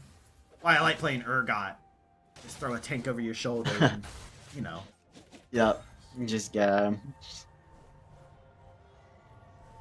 Alrighty. Well, we have pretty even start so far in this game. Urgot's trying his best in the top lane. Definitely gonna get easier to him once he gets a couple levels going. But for right now, he will deal with Mininar's punishment. Mininar is very annoying to have to deal with. Checking it out. Good tornado to actually pop into the MF. Made sure MF couldn't get into range to follow up. MF is broken right now. I'm just going to reiterate that statement yet again. Very good character in the game called League of Legends. Make It Rain is very good. I love playing MF. MF is probably my most played bot laner right beside Ezreal. Very good. Very hard to lane against. Goes really well. Translates really well into the later parts of the game. Just very good champ. Yeah, just strong all around. I still think... question the Janna, dude. I can't. Alright, so the Janna's really good because it. So Urgot and Xin Zhao are gonna want to go in with his Karma, right? Sure. And Janna presses R. Alright, cool. Your Urgot is no longer in. You already used your dash on Xin Zhao, and now you're just standing there like, oh, we're eating the Jin and the Hui. Yeah, but then Janna has to be in the perfect position. It has to be standing right next to the Hui or the Jin. Is that just the game plan the entire time? You just it has stand to be over? When you lock in Janna in this spot. Your job is to be like, all right, you're not allowed to jump on top of my carries. Like I'm going to make sure of it. Okay, but is that literally the only reason you draft this? Like I see Janna, and I'm a Janna supporter, right? I'm an advocate for it, right? Yeah. I like it because you get to freely harass people with your W. You just run up to people and get the freest trade of your life. But I don't see you being able to really do that against Misfortune Renata.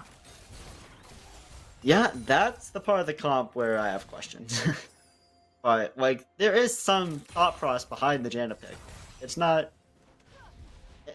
the worst spot for it. You're selling me on it being a thought process, but not the thought process. I think they drafted on top of the Janna more when they drafted the Urgot, because if they went, like, another thing that doesn't need to go in, then it'd be, like, a little sussy, but... Sussy-wussy. That's fair. I'll give you an acceptable grade on that. So I'm fine with that. Yeah. This game is, I feel like, is going to be fairly quiet until the Xin Zhao is able to find a target, though, right? Like, Xin Zhao is definitely the person who we're looking at pulling the trigger, right? Yeah, he's definitely going to be the playmaker for Cornell. He's going to be the guy to calm going, all right, we're going in now. Go, go, go.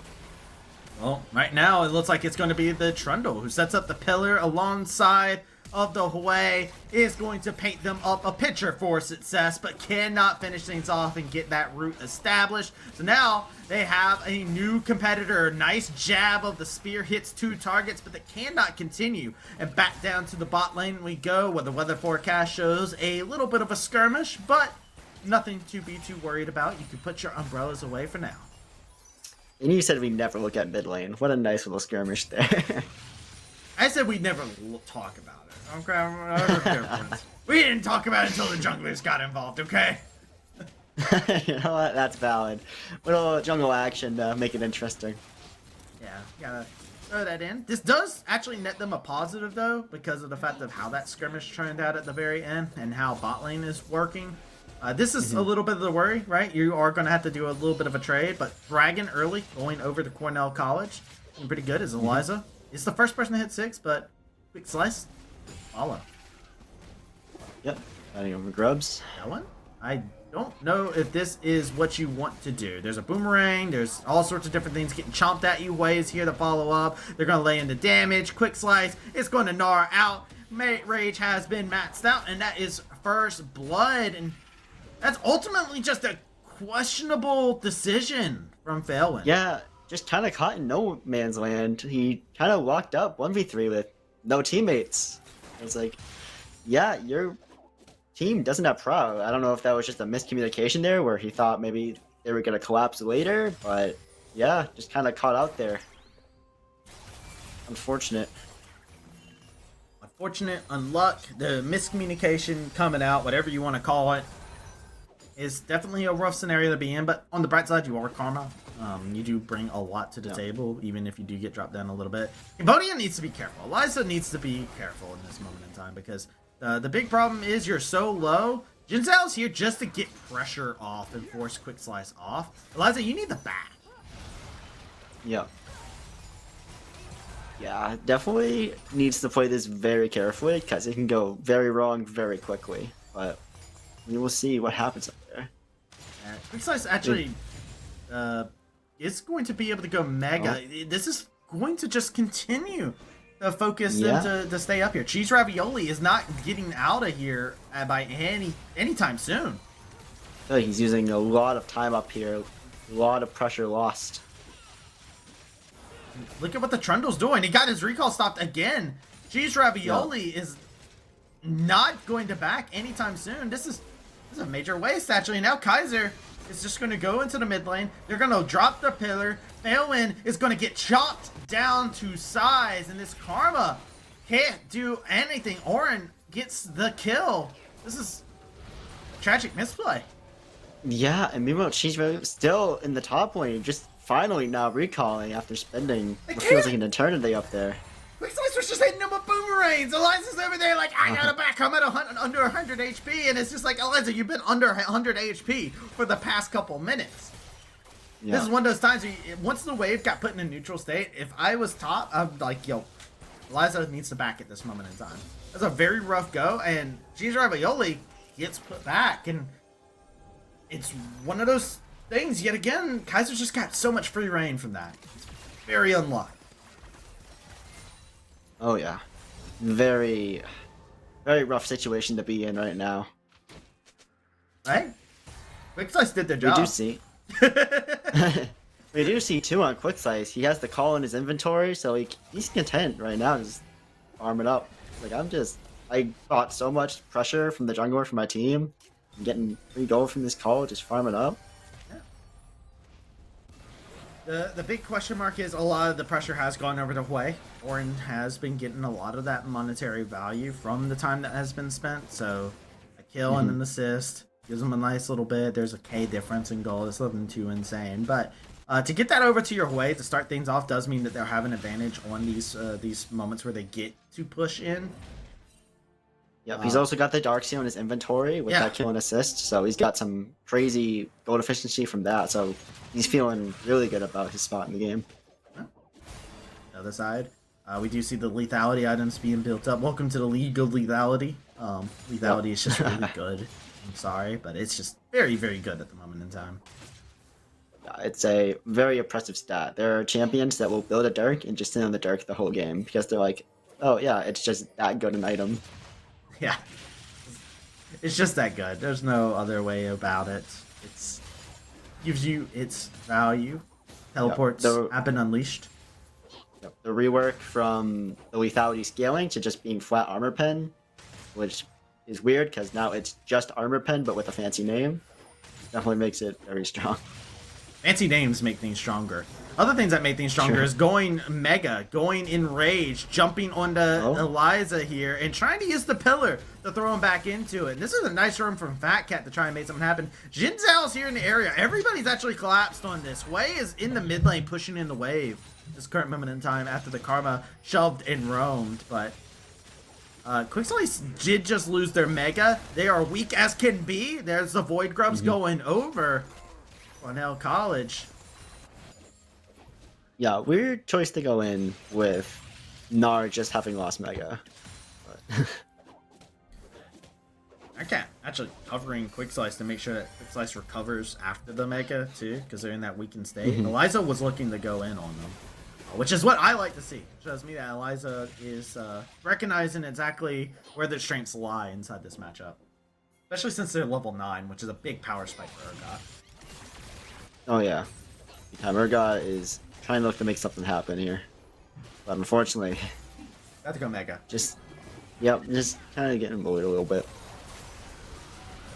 Yeah, this is going to be a rough scenario. Hostile Takeover comes in. The Maelstrom's there, but it doesn't blow away anybody. It's just going to be enough to give a little bit of HP. And the Misfortune got popped off on the side. Cheese Ravioli not going to find anything within the shell. Low HP bars all around. Cheese Ravioli trying to lay in a little bit more hurt. Trying to lay out that grand challenge. But Orin over here onto the side looking to paint more damage, more deeps over onto the side. Drury is still in complete control, but Cornell College will never say never. They're going to go ahead and go right back onto the Dragon, and Orin is just painting up success. A double kill with some assists from the Dragon.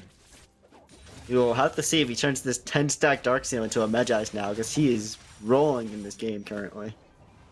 You know, Orin's... I don't think you do anything about Orin. Good use there. That is the outplay I was looking for, Eliza. That's what I'm talking about. That's the spot in the matchup where you can look to make something happen. He catches him out while Mega and gets the execution. Yeah. That is, you don't dive Urgot for that very reason. So, good stuff to come about all around. Let's digest everything. You got a 4-0-2 play that's over inside the mid lane. Urgot did a great thing. You understand that as long as you throw out your E when Gnar's about to go Mega and they're about to go in on you like that, it's pretty telegraphed when Gnar's about to go in when they're Mega, of course. You just go ahead and channel your E because it doesn't get disrupted by much of anything. So I really like the fact that Eliza knew that, grabbed him, immediately executed him, took advantage of the fact that he was also going to be CC'd because of it. Good stuff all around. But Drury is still in the driver's seat, right? I can be hyped over a solo kill as much as I want to be. This Hui is in a dangerous territory. Interesting item build coming out from the Hui too. I don't usually see Malignant rushed on Hui, but you'll see how it performs. I've seen it a couple times, but it's usually like a Luden's rush or a Leandri's. But with the lead he has, I guess he's just thinking like, yeah, my R is going to just pop people, so I'm gonna go this item first and just be able to use it more. Makes sense. You also see the Malignants on the Karma as well. So both casters on both sides going the same route, just different trajectory at the start that they've had. T-Mac going off, going crazy, but unfortunately for them, this Gnar's taking the damage a little bit better. Gnaring out. You can be a little bit more angry about that one. Slice as that happened. That was absolutely a kill. More similarities in the bot lane as well with both ADs with the Ghost Blade first item. Yeah, we were expecting the lethality, but Phelan is in a very bad way. Here's the hostile takeover. Is it enough to save him? Going to be able to resurrect them for a little bit of time. Let them do a little bit more damage before they go, but caught out of position. Drury on a game of search and destroy at this moment in time. Target has been found. The challenge has to be thrown down just to push them out of their safety circle at this moment in time. Drury, complete control over the map. Yeah, they are just running things their way right now. Seems like there's very little that Cornell is doing to stop them as they secure this Herald. There's very little that can be done. Here we go. There's Ravioli. It's going to just try and regain a little bit of composure. This is actually like the time where you're like, Jin Zhao's pretty good right now. But it's also like a feels bad moment because when you get Jin Zhao, you're like, I can make early plays happen. And Trundle being very good right now, and Trundle being a natural counter to Jin Zhao. You think about Jin Zhao in the tanks, but his Chomp also gets rid of AD, which makes Jin Zhao hate everything about it. So Yeah. It's just a very unfortunate thing right now for Cheese Ravioli. Yeah, he's definitely gonna try, and I think he's gonna have to try and make something happen shortly, because he's definitely thinking back on like, man, I spent so much time top lane, got nothing accomplished, and the game's kind of spiraling out of control now. We gotta figure something out. And Yep. Orion? You love. Go ahead. I was gonna say, I just feel like Orion's just set up for just such a great play with this Hui. Like, they're 4-0-3. They should be in such a good spot. I don't really get to see Hui's carry super hard, so I'm actually very excited to see what Orion's able to do. Yeah, with these new characters, especially with all like the buffs he's gotten recently, they're usually pretty strong. So cool to see it out here in the league. Always like to see the brand new characters and see the players that try hard and put the time into the new characters so they can display them for us here. Yeah, I agree. Whenever I see him, they just clear wave perma. Right now, Eliza looking to clear Gnar perma. Bring him in. Get in my belly. Eliza says and brings Quick Slice on in. Looks like he was. He knows his Gnar matchup. 2-0 in the lane now. What you need to do. Got that Titanic. It's a huge power spike. Another huge power spike is exactly what Cheese Ravioli is having to deal with. Is going to continue to get free shots fired in. You know. Great stuff with the curtain call, but look at Eliza coming in like a steamroller, pressing against the competition. Eliza grabs another, and that's a big kill onto the Karma, but Failwind getting a little bit hypey there. Almost getting punished for it. Teleport coming in on the play. Narc with no rage whatsoever. This is just going to be the deter them as Orion is dropped down very critically low, but them legs are speaking for days as this guys continue to lay in the pain. Failwind, you need to find a kill. But you're not going to be able to find anything Adet Colette did on a killing spree.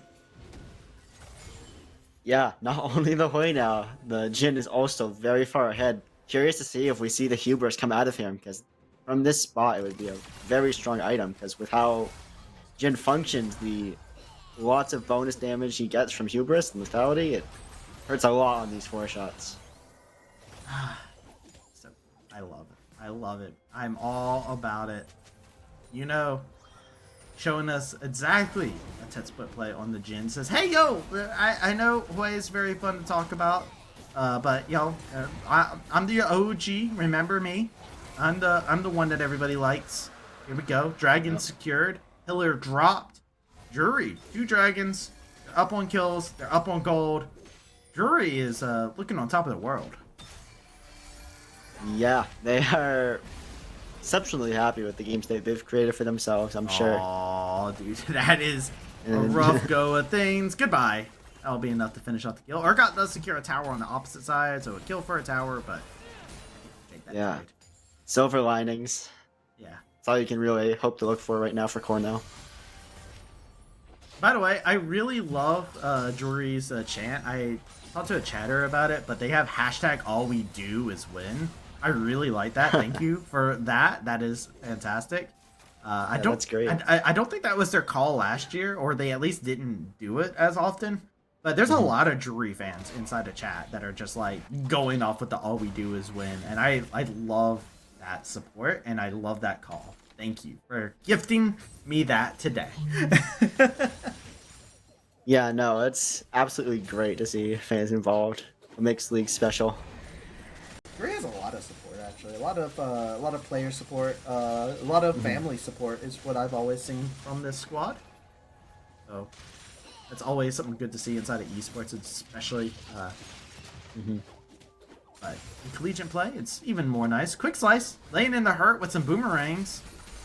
But saying They what comes elected around goes to. around. Yeah, they elected to use the Herald mid without getting inside of it, so don't quite get the tower. That's the matchup there. Welcome to Meganar. I'm telling you, Meganar is a trap against Urgot. Because as long as you know the ult's coming and you hit E before it happens, your E transcends it. It's actually weird. It's I'm trying to think. There's another channel. I think it's Gragas. Gragas has their body slam overlaps certain CCs. It's a very weird interaction. And it always makes you frustrated when somebody can cancel out your ultimate ability with one of their basic abilities, but it is the name of the game. Yeah, it's one of those weird things where it's like, it feels like you should say unstoppable, but it's not technically. Yeah, there are things that are superseded. Yeah. So it's very rare that he's not able to go through stuff with that E. Nar's one of those. I'm telling you, Nar's a trap. At least in the Urgot. But eventually, your rage will build up. Deal with it one way or another. Yeah. Yeah, I'm loving what I'm seeing out of the Urgot, the Titanic into Black Cleaver. Urgot is loving the new season with no mythics. He's just allowed to build his core items without having to worry about losing out on stats. Hey, you want me to tell you a spoiler alert? That was what you that's what you did last season as well. Mythics, screw mythics. Mythics don't exist to you when you played Urgot. Trust me, I played Urgot last season. Mythics didn't exist to you either. They were not even a secondary objective. This is the tried and true build. You go this press the attack, you go Titanic into BC, and then you just go whatever you want to from there. You can go Death Stance if you want to, you can go Hullbreaker if you want to. You could go for your Mythic if you really wanted to. You could go for like the Frozen Fist. There wasn't really a Mythic that really spoke to Urgot last season. So Urgot, like you said, no Mythics. They're like, no problem, my build stayed the same. It is a minefield mid. Holy crap. Yeah. They are set for business in mid lane. Dragon doesn't spawn for another minute, so some of these traps are going to expire. Very hard to beat scenario. Collector has been finished as well for the Jhin. These AD carries are staying in the same build path, staying in their lanes, but this Jhin is having a great time. Interesting to see the CDR boots on Jhin as well. Normally Jins go for the Swifties. But again, another fight though. Going to lay in the hurt. Fat Cat not able to find a moment of success for themselves. The teleport coming in. They are able to live, thankfully, for the Monsoon, the heal, the flash. All those tools got burned. But this does mean that mid tower goes down. Gnar is free hitting bot side. It's actually a dangerous situation with Cheese Ravioli being so low. Yeah, it's definitely something you've got to pay attention to, but it looks like he doesn't quite have the wave to keep hitting it right now. I think this is the right call. Cut off the Gnar. Yeah, no, I think you spread out when you do this. I don't think you want to turn around and fight, because now Gnar is going to be able to just free hit from the back end. He's just going to keep throwing boomerangs. You got to choose one or the other. This is the wrong direction you want to go into, as there's going to be shots that are firing out. Good use of the hot style takeover to stop the curtain call from being able to continue going forward. But quick slice is going to quickly slice through. The rage debuff is gone. Is going to be able to just go mega yet again. They're building up their rage. Hui finds the kill. Orion is dominating yet again. Yeah, it was a good angle to cut off the Gnar, because he had just run out of Mega, so when Gnar loses his Mega, he's locked out of gaining any bar for, I think it's like 10, 15 seconds, something like that. So, like, the thought process was good, but I think they're just too far ahead to fight them well like that. Yeah, no, this is a hard game for Cornell College, I think. They have some good ideas in regards to what they have. They have a good win con with the Urgot at the current moment in time, but the Xin Zhao's behind, the Karma's behind, and your Misfortune is not on the same level as the Jhin on the other side. So you've got a couple like equal points, and you got a couple bright spots on your team that are working out. But there's some team play things that are coming in that could be something that's from the first week. For Cornell College, they're not able to. They need that decisive angle to start off a fight, right? And inside of that moment, you choose one or the other, and they kind of got stuck in between two options, and they never really chose one. And by the time they actually did make a decision on which way to go, the person who had to pay the price was actually their player who's doing the best on their team, which is Eliza. This Urgot's absolutely massive, so they're the ones that get bulked out because guess what? With this build that you go, it's a really cool build, does a lot of damage. You're all HP, no resistances. They one's going to go down again. They just respawned at this moment in time, and Quick Slice is just like, this is my side because there's no dragon. So why would Quick Slice be anywhere else but bot side? It makes perfect sense. Yeah, they're kind of just... It seems like they're a little lost at the moment. And they're definitely going to have to figure some things out. Yeah, Back to earlier, it just feels like they're waffling really hard, and they need to focus up and have one clear thing that, like, we're going to do this. If it works out, great. If it doesn't, at least we're a cohesive unit and try to make something work out. Yeah, I mean, and it's great stuff from Drury as well, right? They're playing very textbook. This is something I was really looking forward to seeing from Drury. They were a team that didn't have a great regular season inside the last split, and I've been wanting to see this team because they have infectious energy. A lot of the students and the players that we get to talk to from Drury are always great. Fat Cat had like the social media takeover.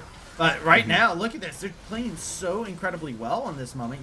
Gets the kill, goes onto a rampage, and they're not able to finish off anything on the back end of this fight. Look at how much damage that does. That is stupid. Why can Hui do that? That's insane. This is a 8-0-6 Hui with a fully stacked Dark Seal Horizon Focus, which was recently buffed. He is deleting people on the map. I mean, whoa. He's on your screen, run. Well, if you're playing in this game, he's not even on your screen when he's killing you like that. That's the scary thing about Orion right now. Yep, absolute monster in this game. But that's Baron. Secured. They grab that. This is just about how Drury closes it to me at this moment in time. I think if you're Cornell College, you're resetting at this moment in time. It's hard to make a comeback against this team. You have tools, but Misfortune is down. Your Xinzao is down. Karma is down at the current moment in time. They did a great job from Drury actually ganking the Karma over and over again. Your big partner at this moment in time is the Urgot, but Urgot's being forced into quick slice duty. Because they're the only person that can deal with Gnar. Yeah, that's the issue. You've got to match Gnar, but it's really hard for your other members to do much about it. And the problem is, too, to, like, stop Gnar, you have to actually resort to ambush tactics at this moment in time because he's going to be mini at most cases in time. So it's just a very rough scenario. I do not envy them whatsoever. And you're seeing it right now. They're going to continue. They're going to go for it. There's the ambush strat that I was talking about. You kind of have to run at them, but with Baron buff and the fact they just went mini, now you don't have your E. You don't have a tool to be able to get into them. They're going to jump away. They're going to keep you at the range. They don't have vision. Cool. They're still throwing boomerangs. Mini Gnar is the thing you have to be afraid of. It's the small threat here that puts you down. And now Sweet Peach is getting popped. The curtain call comes in. Cheese Ravioli has to pop the ultimate just to make sure they don't take enough damage there. It's just pure and unadulterated destruction across the rift as Drury, they can proudly say all they do is win right now as they're going to be able to pick up this dub. They are devastating the base. Staying true to their motto with this game. Or just two of them trying to defend their base. They're just going to get the hop and hip here. Oh, he locks up, gets generated. Might just be the game. Oh no, there's no might about it. No ifs, ands, or whats. It was preordained. They were able to paint out the victory with their brush in hand. That is a Drury dub for themselves. They're able to get everything going for everything there. Man, oh man, what a good thing. What a bit of a stomp in that one.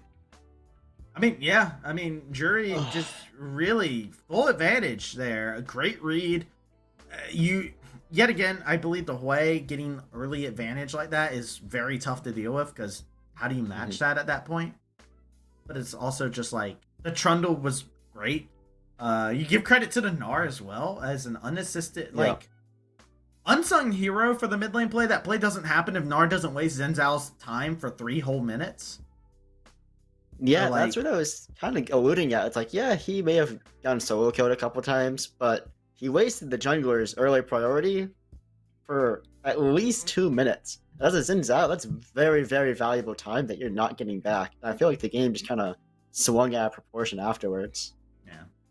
Well, what we're going to have to do now is just take ourselves a little bit of a break. We'll come back with our next game. And the question for me is, I like the draft that Cornell had. I think things just kind of slipped out of their control. It fell away from them. So we'll see if Cornell's able to grasp a hold of things a little bit better, or if this is just Drury, the new and improved squad, coming at you, looking like a competitor inside of the MEC 2024 season. We'll take that short break. But before we do, I want to quickly just say, hey, give a shout out to our lovely people who from Unified, who are able to write out some lovely articles on what it takes for empowering these esports events. Unified has been a leader inside of making sure that these esports events are able to happen all of the time. And if you've ever wondered exactly what their perspective is or how the best way to be able to run an esports event, between helping the team run the event and having the audience have an enjoyable time attending the event, make sure to go ahead and use the exclamation mark top 5 in chat, and you'll be able to get a link to the article, top 5 things to power esports events. Make sure you check it out. They've been around forever for a reason. But that being said, we're going to go ahead and take ourselves a short break and be right back after such with game number 2 between Drury and Cornell College.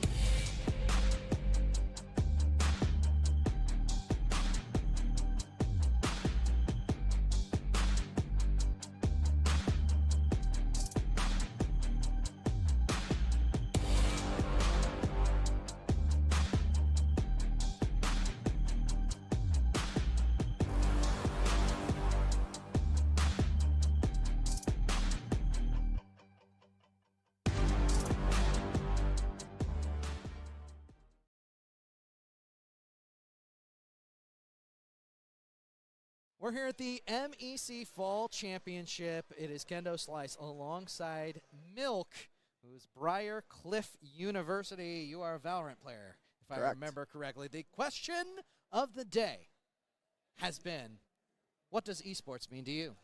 Esports, to me, is just short of for electronic sports. I do appreciate that. I don't think they're any different than normal sports. I think that if you got a team and you got an environment that supports your team work and team growth, then it's a sport. And that's what esports is. It's just a sport. I think that just classifying it differently is just to help people categorize what they're doing. It doesn't really mean anything else. You heard it here first. Esports is sport. And yes. I do agree with that. Thank you for elaborating on that. It could have been very easy to say electronic sports and just leave it at that. But no, the elaboration killed it. I appreciate that. Something that you've learned over the last 3 months. So this semester, potentially from your experience with Briarcliff University Esports. Something that I learned is that hard work pays off. Yes. So in the beginning of the semester, we had that first LAN. I don't know if it was like a month or 2 ago, but it was some time ago. And we got handed L's. But then on the most recent matches, we've seemed to be able to turn it around, and we haven't really dropped a map this series yet. That's crazy. And so we've been playing a lot better as we improve. And I think that's in part to the fact that every single day except I think Wednesdays, we're in the arena for a couple hours a day, studying and learning how to play better and be better. And That's now excellent. we are better. Yeah, that is excellent. A lot of work being put in there. As far as the LAN environment goes, you got an opportunity to play on LAN for a couple times now. How do you feel about LAN environments? Are you enjoying your time here? So for me, I feel like it's pretty stereotypical that like esports kind of people are more like shy and reserved. And so whenever I'm at events like this where they're in person, I feel like you actually get to know the person a lot differently than you do just like talking to them over the voice. And so like I've met a bunch of the other teams here, and I would say we're all in friendly terms, and it's cool to see your friends again. Yes, I do agree with that. It definitely adds a whole new layer and brings people out of their shell at times as well. Yeah, it's and interesting. Getting to see opponents. Very good. Favorite esports moment of the fall 23 semester? Did you have a clip that you can't deny? I do have a clip, but I don't know if it's on specifically this tournament. Yeah. But I hit a 5K spray transfer Wow. on split, and it was insane. And like I had all my teammates popping off, and like that's probably like the #1 moment. Because for me, I always choke aces. I always get 4 out of 5, and so like that was I never get aces. That is amazing. Love it when it goes to fruition. And now the final question. We're looking forward into esports future towards next semester. Is there anything that you're looking forward to? What's on the docket for Milk? I'm looking forward to. I don't really know. There's like a lot for me to look forward to as a player. Like first of all, I have my own self-improvement to look forward to, because by the time that comes around, I should be a much better player than I already am. On top of that, my team is going to be improving, and so I really want to see like where our comm structure and such is going to be in the next few months, because coming up, we also have the NCC League, I think, and that's going to be, no offense to MEC, going to be a lot tougher opponents, because you have to like actually place to make it to lands. And I'm really looking forward to being able to perform there and show my stuff, if it makes sense. Absolutely, and I imagine a lot of us who are watching on a regular basis will be looking forward to seeing you show off your stuff. Again, Milk, Briarcliff University. Really appreciate the time and the interview. Thank you. Thank you. Hey, we're back. We're going into MEC. We're inside of game number 2.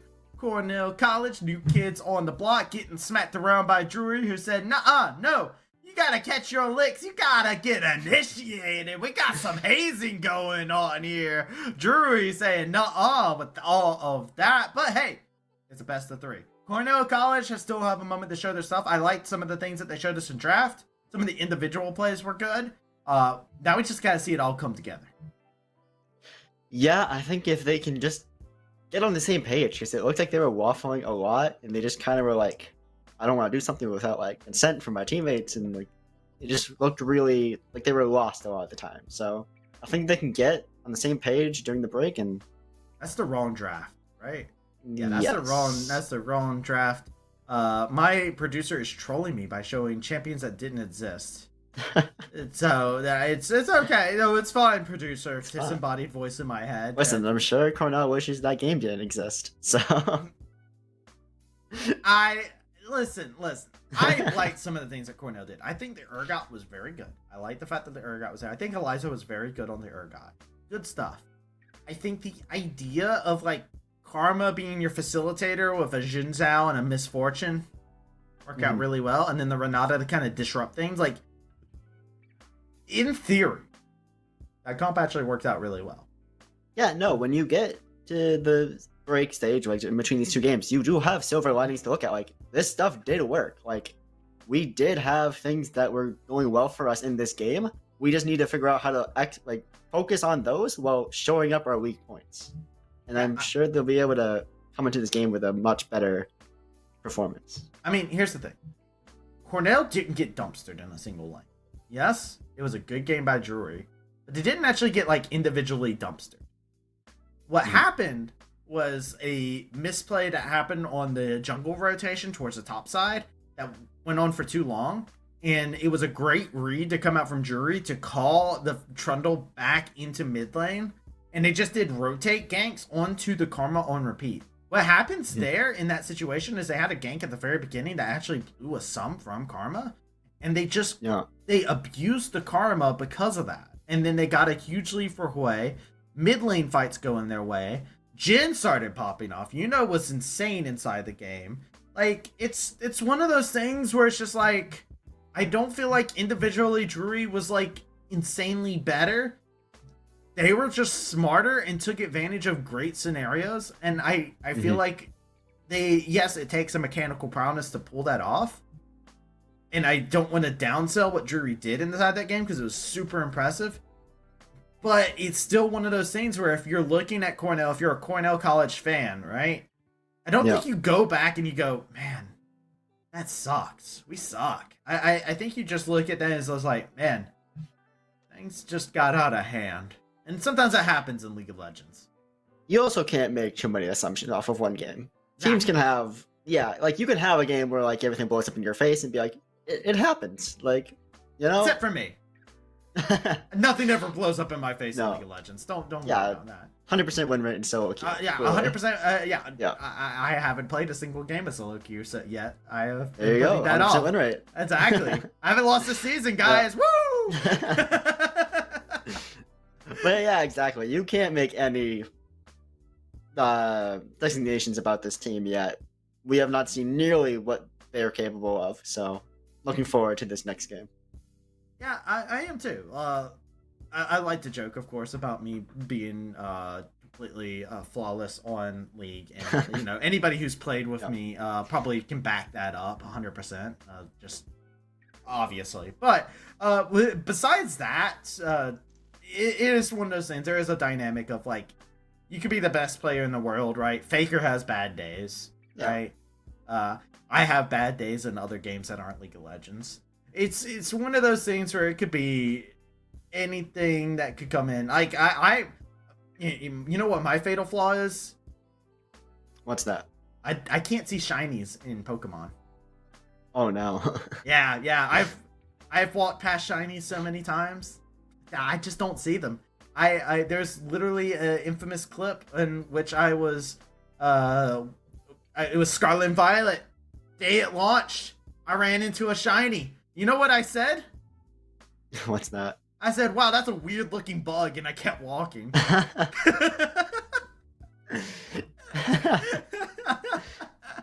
And so it's like, you know, we all have our flaws. Some are just different. And sometimes they pop up sporadically. Who knows? But I think Cornell, they're on same side. I think they do have a strategy. I think if you want the Karma again, you can. I just hope they aren't dissuaded into taking a good strategy just because it didn't work out one time. Yeah, last thing you want is them to walk away from this game being like, oh, Karma sucks. That's not... You know, I mean, I kind of want them to say that because I don't want to see Karma, but... You don't want that for them, though. No, we just don't need to ban or pick the power pick. When I'm weighing the options here, I'm like, okay, the other team will take it. Do you want that? What's that? But if they don't take it, the other team's probably gonna take it. Just ban it. You know what? I just don't want any Karma. Just get rid of it. Yeah, because we want more Zero Corki, obviously. No, we don't. We don't want that. We get enough of that in professional play. Let me have my MEC goodness, okay? Alright, well, they'll play ban this game. We're not gonna see that again. It's funny that it's Drury that is the team that played it that is the one that's banning it. So Orion's just like interesting. I think Orion's just like going through a challenge of their own. Every time they beat somebody with a character, they have to ban it the next game. That's probably Orion's personal challenge. What's the brand of drafting? It's like Iron Man or something, where it's like, all right, can't play any of the champs who played last game. Try to play 5 new champs. You know what? I like that. That's going to be my storyline for Drury from now on, for the rest of the season. Anytime I see see Orion pick the same champion, I'm going to flame them on broadcast. Yeah. You heard it here first. All right, perfect. Love to hear it. I'm sure everybody except for Orion fans are like, that's great. Fans for the most part are saying the same though. Yeah. I get on to like the really niche stuff, start seeing like the Ivern mid. Ivern mid. Kaiser, you play Rengar? You do now, buddy. Yeah. Alrighty, have the Orianna, Lucian, and Draven banned out. Yeah, pretty stock standard, I would say. None of these are really surprising to me by No. any chance. Seen a lot of priority on that Lucian ban today. What's up? You take it. I think you just go back to it. I think you just go, alright, last game was a wash. This time will go better. I mean, the Hui is not there. Wait, Bard was left open. Hard. Wait, it's not Fat Cat Bard. No. Oh, Cornell College, the heist of the century. St. Peach. It's Lilia. the Surely it's a jungle Lilia. Surely. Surely it's. Come on. Surely. Embrace the cringe, please. No. Embrace it. Surely it's going in the jungle. Embrace it. Bring it over. It's fine. The water's fine over here. Okay. Never. It's warm over here, you know. It's Jin? Alright, the Jin. Well, I'll take the Jin. Yeah. You know what's kind of insane on that game. I do like there was Yeah, somebody who not was in bad. chat who was like, crazy how played every single champion in that one game. Love that. Don't you The dare tease my heart. Twitch. Don't tease my heart. Don't Okay. do it. Ugh. Alright, I like the Kate. Wait, we got the Twitch! Alrighty, let's Don't you go. dare show me Twitch and then hover away from it. You lock that in, you cowards. Alrighty, I'm excited to see the Twitch. Twitch Bard is an interesting lane, though. I will say. I know a lot of Twitch players, so I'm excited to see some gliding in this game. Well, the problem with Twitch Bard is Twitch is a weak laner. Like, Twitch's laning phase is actually ridiculously weak. Yeah. So it's a little bit of a worrisome prospect because Bard wants to leave your lane. So you tend to see Bard paired together with like Ezreal, or you go for the full lane dominance because Bard actually has a pretty good lane effect whenever they come back from their roams. So you go for something like that. Twitch has synergy, but it takes a little bit of time to go on. I also like the Jarvan. Jarvan has great synergy with Bard just because he builds a wall and then you stick him to it. So it's a good stuff. So no karma inside this game. It was left unbanned and No not picked karma. up. I do like the Nautilus though, just punishing that weak landing phase. Like, listen, if you're caught out by this Nautilus, you're in for a bad time. And the easy follow-ups with Jin W, it's definitely gonna be rough. You're setting yourself up as a target at that point in time. Yeah. If you're Twitch, it's my worry yet again. Twitch's laning phase is a concern, but if this is a comfort pick for Akutsu, which I don't know if I'm saying that name properly. If I'm not saying a player's name right, feel free to hit me up on Discord. I'm inside of the MEC Discord. Just you're in the MEC Discord, just look up Travesty and just send me a DM. I will accept it and say your name correctly. It's cool. But Akutsu or Akutsu, I'm gonna butcher it. Akutsu. Japanese, I'm pretty sure. Aikuso. You just outed yourself as a weeb. Congratulations. But There's no outing myself. Anyone that knows me already knows. But anyways, it's this is weird, man. We got Karma Ban on one side and a Zed Ban on there's the Urgot. Okay. I was about to say put some respect on Eliza's name. Eliza's Urgot's actually scary. Yeah. The scary thing about champions like that is they're good, but other people don't get to play against them often. So they have a hidden like buff in there where it's like, the hell, I don't play against Urgot. Yeah. I haven't played against an Urgot since 2019, brother. There's a term in Smash that's used a lot for like if you play a low tier, but like they're never played, and you play against you're like, this champion's so broken. It's just because you have no matchup knowledge, and you just don't know what they do. And then there's me who plays Swordies and just runs around and I'm like, yeah, I got my Cloud and my Sephiroth. That's all I got. There's a Viego. He still misses her. That does make me think that that is a Lilia solo lane. Aren't you excited? Ooh, the water's just fine over here. It's time for that, but don't taunt me. I'm an Aurelian Soul connoisseur. Hey. So this is in my. I was gonna just say real quick. I play top lane Aurelian Soul. I'm pretty sure you play the mid lane variant, right? Yes. Okay, I'm just making sure. Yeah, mid lane Aurelian Soul. So not the reworked version of him quite yet. That's the next patch, but his current version of Soul is definitely just the Giga Farmer. He's gonna want to get to 20 minutes where he just starts pressing ER and people are getting one shot. Dropping stars on him. Yeah. Like it's gonna be rough where we've got the bot lane with not a lot of early game prio and the mid lane with no early game prio. So it's the Yone.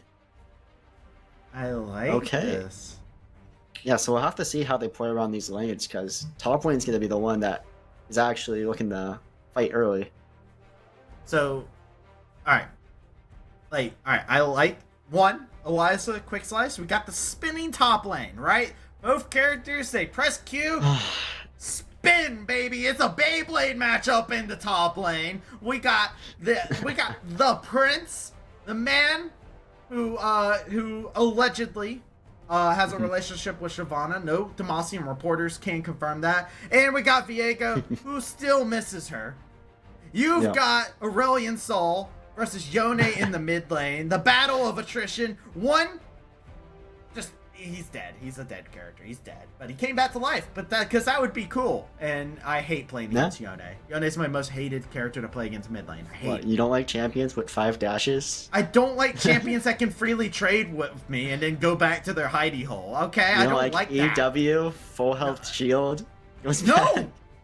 No, I don't know how many times I'm gonna have to say it, but no, I don't like it. Also It's procs not on fun. minions for some reason, so even if he doesn't hit you, you can hit a minion and get the shield.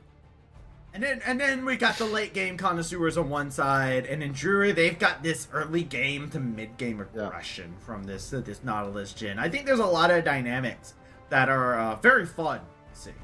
Yeah, Cornell's definitely got the scaly comp where they're like, we are going to try and stabilize our team until like around the 20-minute mark, and then we're gonna come online and just stomp every team fight. So we'll have to see if they can manage to keep themselves in that stable spot, or if Drury's just gonna run over the game and never give them a chance to. I'm a little bit worried about it. The interesting thing is the fact that there is a bard takeaway from Fat Cat. I talked about it at the very beginning. I do think that Fat Cat's probably like chilling. There's a moment where like I don't know how much competitive league you've played, but there's a moment where somebody takes your champion that's like your most played or one of your best characters, and you're like, that's a takeaway. And you're immediately just like, why are they spamming fist emotes? Okay, there it is. The fist bump. There it is. Okay, I was like, where's it gonna happen? You guys are just spamming it. Where's the bump? But when I play in-house as an amateur, it's mostly just Azir banned, so... But I get the feeling. Okay, well, it's like, yeah, we're just denying it. You don't get it. Oh, poor Eliza. Poor Eliza up in top lane. I feel like I could do, like, hey there, Delilah. To Eliza, just because it makes sense. Like, that seems like a spoof that should have happened already for just top lane. Yeah. Like, hey there, Eliza, what's it like up in top lane? Team fights are going well. I hope you get that tower soon. We knew you would. Build that whole burger like you should. You know it's good. You know, like, that's bars, right? Incoming DMCA strike? That was too perfect. No, that's not a DMCA strike. What do you mean? That's my intellectual property.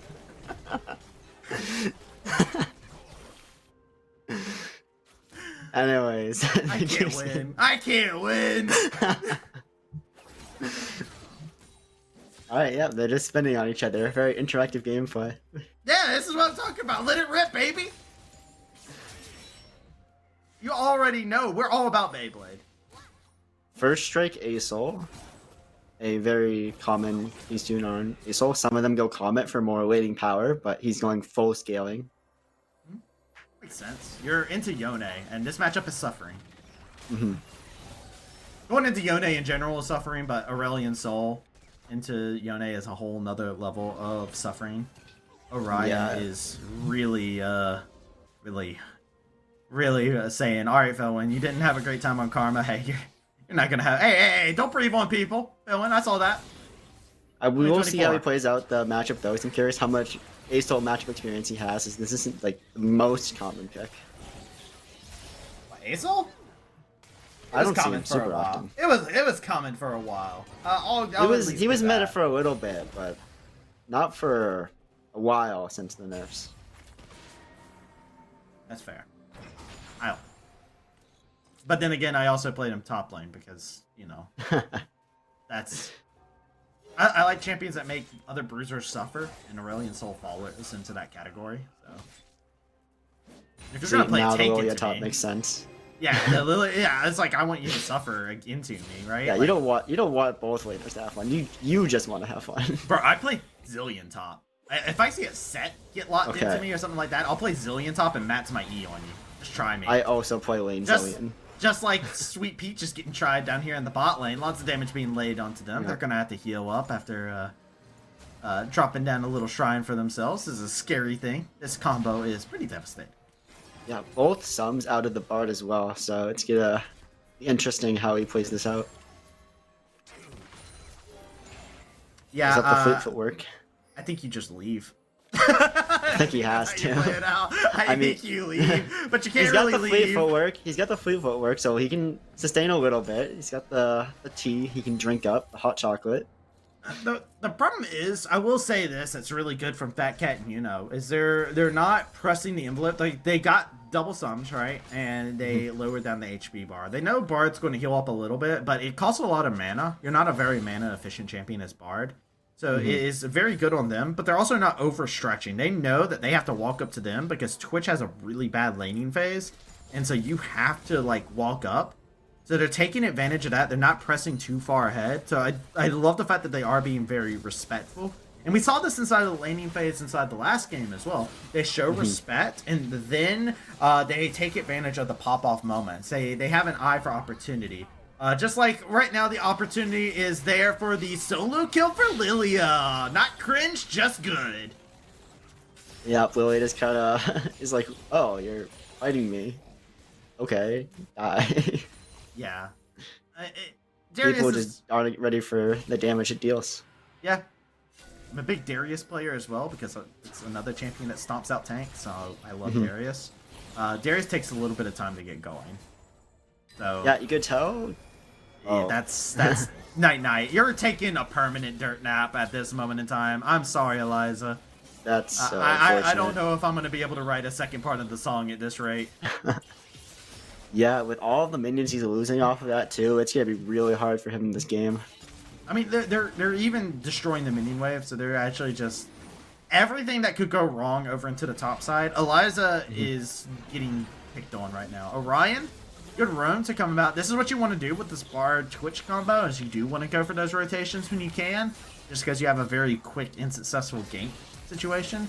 Oh, that flash was gorgeous. Yeah, good stuff. Good flash from Falwyn. But yeah. Yep. Yeah, no, yeah. Drury's very good right now. Yeah, they are definitely showing their stuff. They're like, last game was not a fluke. We are just this good. What? Still very early in the game. Still got the scaling win con for Cornell. Feels so bad for Cambodia in this top lane. Yeah, it's top lane. It's good.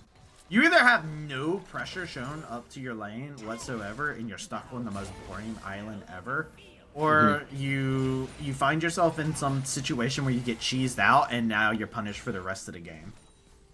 Yeah. As a Phil player who tends to get put top lane more than anything else against my will, this is what happens. This is why I'll play, like, stupid cheesy champions top lane. Just because I'm like, if somebody's going to do some cheesing, it's going to be me. Alrighty, well, Seems he's doing okay at the moment up there. Right down here. Unmisses. Doesn't get the tether though, so Yeah. binding to come about. Not too much to come from this. Just the red buff. No smite was there, by the way, so almost a steal, eventually, if they got one more auto off. Asol, you don't want to be there right now. That is a bad position to be inside of. That is going to be their death, and they will go down. You can bring down an entire galaxy on top of their head, and it's not going to be enough to keep them away from you. Silver lining, the ult hit 2 people. That's 10 stacks. That's good maths. I'll give you that. Good numbers. Numbers go crazy. That's how I feel when I play ASOL and I die. It's like, alright, but I got so many stacks from this death. It was worth it. Do you type that in chat? Like, if somebody says anything about you dying as ASOL, you're just like, it's worth, don't worry, I got 10 stacks. Yeah, it's copium. You just gotta be like, no, guys, don't worry, the death was fine. I hit 2 people with ultimate. That's 10 stacks. Oh, well, it's time to open up. Curtain Call comes in. It's going to be a lot of damage traded on back. Sweet Peach. Got a big chomp of their HP bar taken out. This is going to cause the bat timers to go in. They could stop this recall if they wanted to, actually. You know, should be able to have W soon. Yeah. They will not. Oh, alright. Jeez. Going to go in. Demacia is the war cry. 3 people top. Gets out. No problems. The thankful flash. Just Lilia top things. Wasn't even Lilia top thing. That was just flash. Most broken summoner in the game, you know? Been that way for seasons, dude. They will never nerf that. They can't nerf Flash. If they nerf Flash, the outcry would be absurd. I would love a day where they make a game mode where it's just like... They should make a game mode where it's just Flash is disabled and see what happens. Yeah, it's crazy because even like in the fun game modes, like Flash is like default, and then you have like a random whatever. Yeah. It's always that. Yeah. No. Anyways, what's about ranting about Flash? No, I think we don't rant enough about Flash. There's not much else happening in the map right now, you know. This is a moment we can start a podcast right here. What do you mean? Asol's farming up a storm. This is the most interesting part of the game. All right, listen here. I'm learning a lot about you, and I'm not sure how much I like it. Not a fan of Asol getting his Stardust. I see. No, I'm a fan of minions not having to be sacrificed. You know, my boy RMC has lectured me a lot on this subject matter.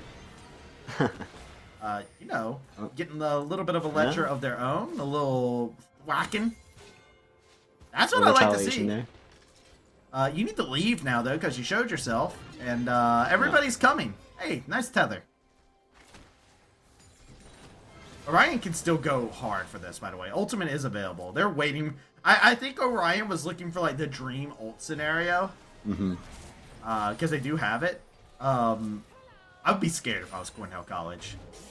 Yeah, there was definitely a situation there where he could have just, like, ER, let it rip, and see what happened. He said the thing! Anchor Toss comes in. They're going to actually get a nice stasis onto 3 members, but the damage isn't able to come out as a result, and Cheese Ravioli is going to be scooped up, ate up, yum, yum, yum. Sweet Peach next up on the menu is going to retreat as fast as they possibly can, but Mr. I still Mr. Kaiser going in with the Viego, laying in the pain, still with the curtain call to back him up, and that is an easy bit of kills. 4 members drop around the Dragon Pit. That is as easy secure for Drury, and Drury look like they're on the driver's seat yet again to start things off. What a quick way to grab momentum. Yeah, that was a killer there. Just, they finally found that good Yone engage with the Q and then R into, I think, 3 of them? And Q3 into R, and just went way poorly after that. No, Way was banned. That was the worst jump I've heard this year. Gotta close some views. Back I got up. Flash comes in. You call me cringe for liking ASO Stardust, and then you say that? Actually, Eagle. Hey, look. Where's the league police when you need them? No. It's fine. Orion, hey, yo, look, Orion's gonna get a kill, though. Wash your mind out of all of that. Look at how fair and balanced that is. He's unstoppable, baby. Listen, I'm just saying, I think it's completely fair that he gets the dash from the own side of his mid lane and kill you under your tower, and then dash back safely. Orion is terrifying. Yeah. Orion is my sleep paralysis demon. I will say I'm happy to see the Kraken Slayer build on Yone. I know a lot of the Wind brothers, like, they build Bork now, and go for that type of build with, like, tank items, but I still think the Kraken Slayer IE build is definitely the way you want to go when you're strong like this. Yeah, I mean, it's really good in system competition, right? Mm-hmm. A lot of sense. I like the idea of it. It's a very terrifying situation. I'm looking over at Drury, right? And they've got 9 kills. And I just look over, 3 kills on your Lilia, 3 kills on your Viego, 2 kills on your Yone. All 3 carries on the top side of the map are great. You know, Fat Cat can actually just play supportive and enable the playstyle if they really want to at this moment in time. And it would be a recipe for success, I feel like. They're getting incredibly ahead. They're 6k ahead at almost 14 minutes. It's insane. And you're in a situation where I think you have to actually demand resources to keep Veilwind from dying, because Yone is just that kind of champion. Yeah, it's what you're saying. It's like, not only do they have this massive gold lead, but it's also like spread out really well and on the people you want it on, so it's really hard. Yeah, very difficult scenario to be in. That stasis is just going to delay the inevitable. Cheese ravioli is looking kind of yummy right now. Orion whiffs, but it's a-okay because they're just going to continue going hard onto the Twitch. And now they come back, rewind reality. That's a double kill. Orion, holy. He is making himself known this game once again. Just completely smurfing it up. All we do is win right now is completely valid with the way Drury is playing. This is one just hell of a performance from them. They are just so incredibly good. They're balancing everything so very well, and I don't know how Cornell can actually fight back on it, because these champions, once they get a lead like this, it becomes very difficult. Orion's in a weird tassel at the current moment in time. Good used to jump back. The Stardust was gathered. The rest of the members are going to be able to come in here. Goes in for the Wilting Lullaby. Only connects onto 2 members. Orion caught off on a weird situation. The dunk is going to be enough to finish them off. But the Lilia killed 2 off screen. While that was all happening, a double kill coming out for Quick Slice. They grow even stronger at the sacrifice of their comrade. Yeah, Orion just kind of caught out a little bit there, but he's able to delay it long enough with the E and the W that they manage to collapse, and Lily ends up getting 2. Darius does get 1, he gets a shutdown, which is nice, but we'll see what he can do you here. Full stacks, but you have no dunk. Yeah. This is one of those dream scenarios as a Darius where you're like salivating, but you can't do anything about it. Like, there's a full course meal right here in front of you. Sweet Peach, you're going in, but Sweet Peach, this is not highly recommended. You're gonna have to flash out. Kaiser's over here onto the side. This is going to be a quick moment. Curtain call coming on over onto the side. That's going to be Jarvan getting the shutdown as well. Quick slice going down, trying to get out of the curtain call scenario. Eliza staying fine as the Darius is able to retreat at under 100 HP. Will be that trade coming about, but hey, look, Cornell, they don't have to sacrifice anything to make that happen. They get the kill into the Lilia, which is ideal. Yeah, this is how they have to play it from this point. Like, you just need to be getting these shutdowns and getting out safely. So, it's pretty nice for them.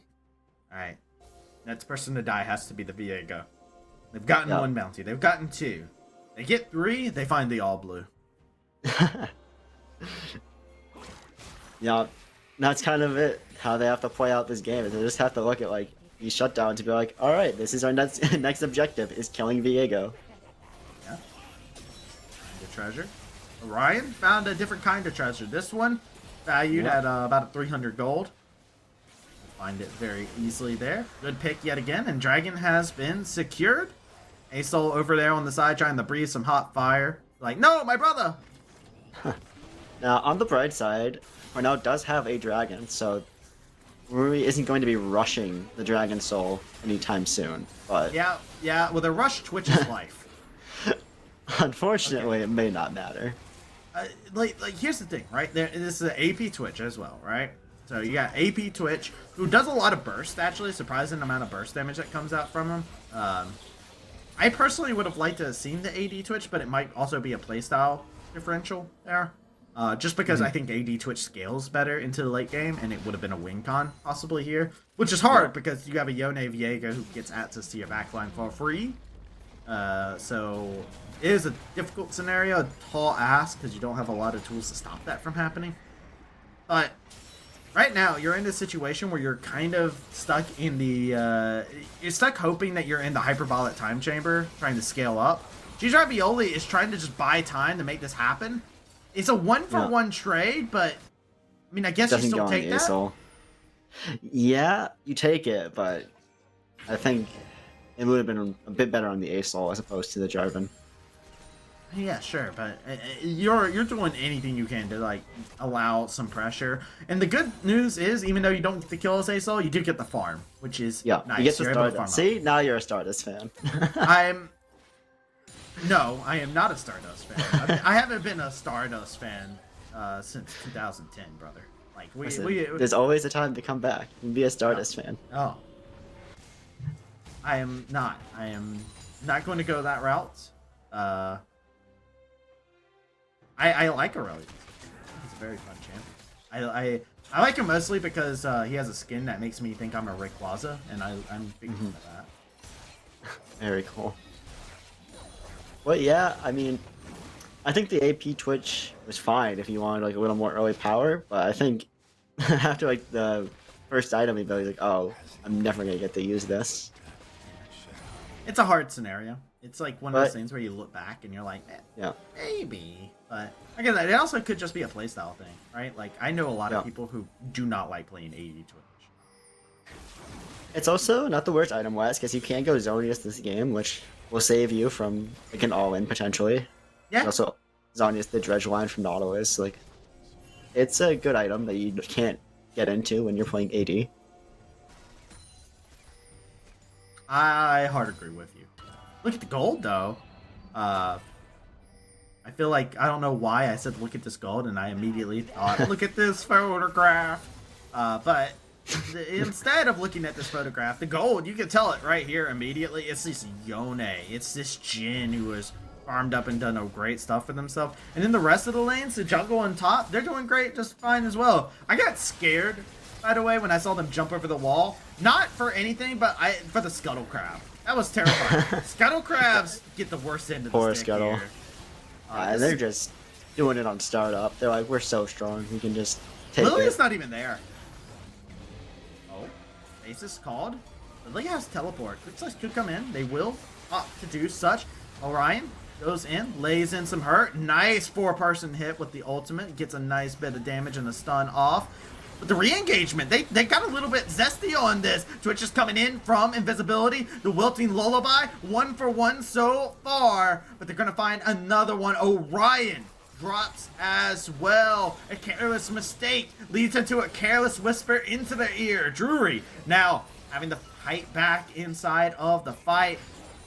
This could be a moment of turnabout for the side of Cornell College. A nice alleviation from the pressure that has been put on them. Yeah, they don't get the ban, but like you get the 2 kills and you relieve a little bit of pressure. Like those are the fights that you're happy about if you're Cornell in this situation.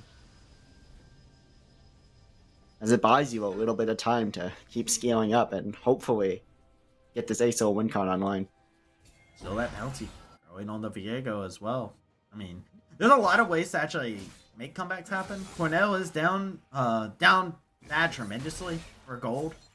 This is expeditiously, honestly, at this rate. They need it. They need some gold. They need it influenced into their veins. There are every single tower available for Cornell College. I'm just saying, if Drury picks a bad fight like that again, and there's a situation where Cornell gets like a really good wipe off, they actually get a lot of money just from objective bounties by themselves. Yeah. I do think Drury needs to pay a little bit more respect because of all the standing gold that's on there. Yes, I see the Frozen Heart. Thank you, producer. I know that Bard first built that. You know what else? Quick Slice is getting ganked topside. We need to talk about that. Poor man. No, it's fine. It's fine. It's literally a top. You're OP. Yeah, it's also if they can buy the time, they can win. But I'm curious about Asol's itemization because you normally would see a mana item first, or like a Rod of Ages with the Seraphs, but he just went straight into the Seraphs Rylai's, and now he's building into what I can assume is a Leandri's. So I guess they're hoping for more drawn out fights. I agree with it because, like, look at the team that's on the other side. Yeah, they have, like, a bunch of different dashes to be able to get into the back line. But when Yone blows their shot, right? Like, if Orion goes in, like, Yone, like, despite the fact that I will lead the hate group on any Yone ever, there is... Orion, while having a great game inside of the laning phase and whatnot, hasn't been able to actually hit any massive ults just yet. So it's like, after the ult, what do you have to worry about, right? A lot of these characters are going to run at you or look at flank angles, so having a Rallies is actually really nice because you can lay that out and everybody has to walk through it. The Rylai's is good. I was more talking about the, you usually don't see the Seraphs without a mana item to accompany it. Oh yeah, I get you. I'm just saying, like, rushing that instead, I'm perfectly fine with it. Just like I'm perfectly fine with Darius flashing right there. Good flash! You're alive. Congrats. Yeah. Congratulations. Congratulations, you're not dead. Usually a good thing for your screen not to be gray. A weird thing to congratulate somebody on. It definitely gives me some drawn. Like, congratulations, you know? They need their little victories, okay? I mean, yeah, you take those. 100%. Yeah. You're almost 10k down at this moment in time. They don't know that, but they have to know that they are down pretty bad in terms of just looking at the kills that have gone over to the side of Drury. Yeah. But I don't think they're out of it just yet. They like you were talking about, they have a lot of good scaling options. Yep. They definitely have more than enough opportunities to keep themselves in this game. If they keep getting fights like they did earlier, where they can just kill like one or two, like maybe trade one at worst, and they just keep the pressure off their backs and buy more time. Because they do have that ticking clock where Drury does have to pay attention to it. Because if it gets to late game, this Acel is going to be a menace. Yeah. I agree with you. And he's got the guaranteed Wombo combo too with Jarvan, which is like an underappreciated combo, but the R into Acel R is very nice. Yeah, if you ever find yourself in a situation where you're like, you play Acel, yeah, Jarvan's like up there for like picks as a jungler you should probably pick up just because it just makes the Acel Wombo combos not something you think about very often, but it is valid. While it's also valid to sit inside this bush at Baron buff because they have no vision that you know of. But actually, there's a sneaky ward around the bend there that they keep seeing them poke out of. And they kind of realize that and it's like, okay, maybe we'll just go over to this bush. They saw Fat Cat the whole time. Sorry, Fat Cat, they spotted you.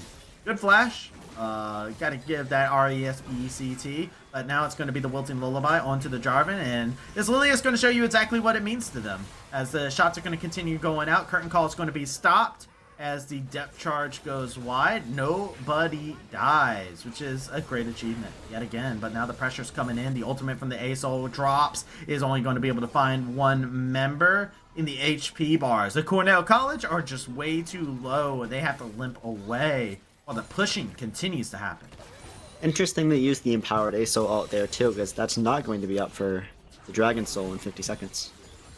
Yeah, that was that's the panic button, right? Yeah. Like, in games of League of Legends, when they're this close, well, not this close, but when you're in this position, timers don't exist. They are a what's the way to put it? They are a privilege that the opposition gets to have. If you're in the struggle bus, you do not get the privilege of looking at timers. You have to throw everything out the window.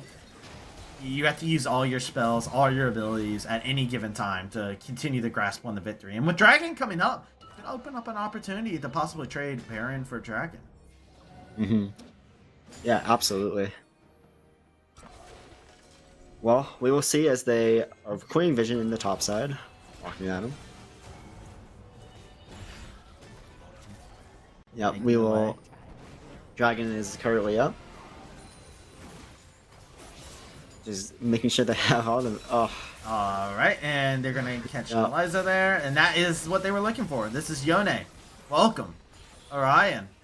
Just making sure to let everybody know about that. And now Kaiser over here onto the side, beautiful positioning to make sure that they're on top of things. Gonna lay in the heart. Kaiser is unstoppable, and it's gonna continue. This Jin keeping people in place as well, while everything continues to go. It's Yep, just just- Drury finally finding their moment. just another. What do you mean finally? They've had quite a few moments this game. Well, I say finally found their moment in the idea of this game has been Cornell's held on for quite a bit of time. Yeah, Like they have not been able to seize a moment in the past 8 minutes. this is their nail in the coffin. Yeah, well, yes. Now, well, they've been in the coffin for a little bit. They just had to nail it shut at this Yeah, moment. they just had to seal it shut. Like they were peeking out sometimes. Like, no, you can't do that. Yeah, those moments the boot was across, trying to keep the coffin door from shutting, but it is going to be another win by Cornell College. A dunk for Eliza at the very end. Cornell, yet again, good ideas that came about, but the coordination just didn't get to come out. But it's a Drury win. It's an all we do is win moment. Drury with a 2-0 to start off their season. Yeah, staying completely true to their motto. Could not think of a better hashtag for them when you relate it to those 2 games they just played. And I think now, with that being said, Drury gets to go 2-0. Yeah. They have a great start for their season to start everything off. They still have another game to play this weekend, of course. I believe they play on Monday, if I remember correctly. I have to double check on that. I believe they play against Cleveland State, actually, on Monday. While we will see the side of Cornell College again. Wait, we won't see Cornell College. This was their one game this weekend, actually. So Cornell College get this one game. They get the moment to kind of reset and regather themselves. I'm excited to see more Cornell College, honestly. I like the gumption of what they have, but it is Drury, who just looks so good. Like, top to mid, jungle, great, and then Yuno and Fat Cat are like this cohesive glue that kind of keep the team together inside of the fight situations where, like, the Jin just free hitting in the back end of that fight, keeping people rooted. Yeah, no, I completely agree. I think I really liked what I saw draft-wise and thought process-wise from Cornell, but hopefully they can take this little break they have, get in the VOD review, and figure out how to play towards those strengths and figure out those weaknesses. But on the other side, I think you look at this game and you're as Drury, and you're like, I'm feeling pretty good about our upcoming prospects. It's a very good, like, you walk away, you turn off the computers tonight, and you just walk away. You know what? We've had a lot of songs, and I think this soundtrack for Drury right now is I feel good, na na na na na na na. Yeah. And you know what? We're gonna feel good because, hey, yo, all you hashtag all we do is wins. Guess what? We got an interview with everybody's favorite from what I saw inside of Twitch chat, which I don't think there is favorites, but I'm gonna call him a favorite because I think Drury's just all players I loved. Orion is going to be our interview, so make sure you do not go anywhere as we will be right back with Orion.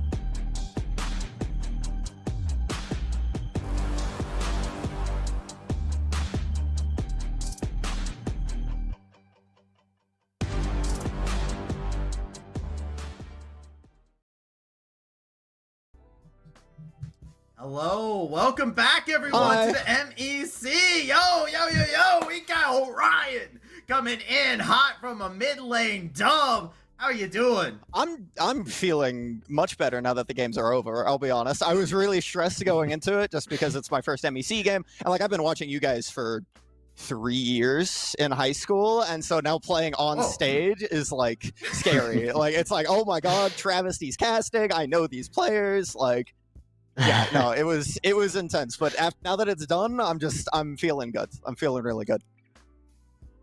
I'm glad. And look, you looked comfortable inside the games. You got to have your debut, a successful debut as well. So kind of walk me through that. How was it like coming together as a team and getting yourselves prepped for the MEC season? As a team, like, so in scrims the last 2 or 3 weeks, we've kind of been trying to figure out like our identity with me as the mid laner, because that was a pretty sudden change. I wasn't really planned to be the mid laner until like 2 weeks before the semester started. And so we've kind of just been trying to figure out where I need to be, what I need to do, like finding place in comms and things like that. And then the games today kind of felt like everything we'd been practicing the last 2 weeks came together and really just clicked. We kept clear comms, we were where we needed to be, we communicated effectively in ways that we haven't really... We've seen bits and pieces of it in our scrims, but these games really felt like we really got it all together. Yeah. So talk to me about this Hui pick. Is that something it's a newer champion? Is that something you've been practicing, or that you just saw like a really good angle for it? And it's definitely something we've been practicing.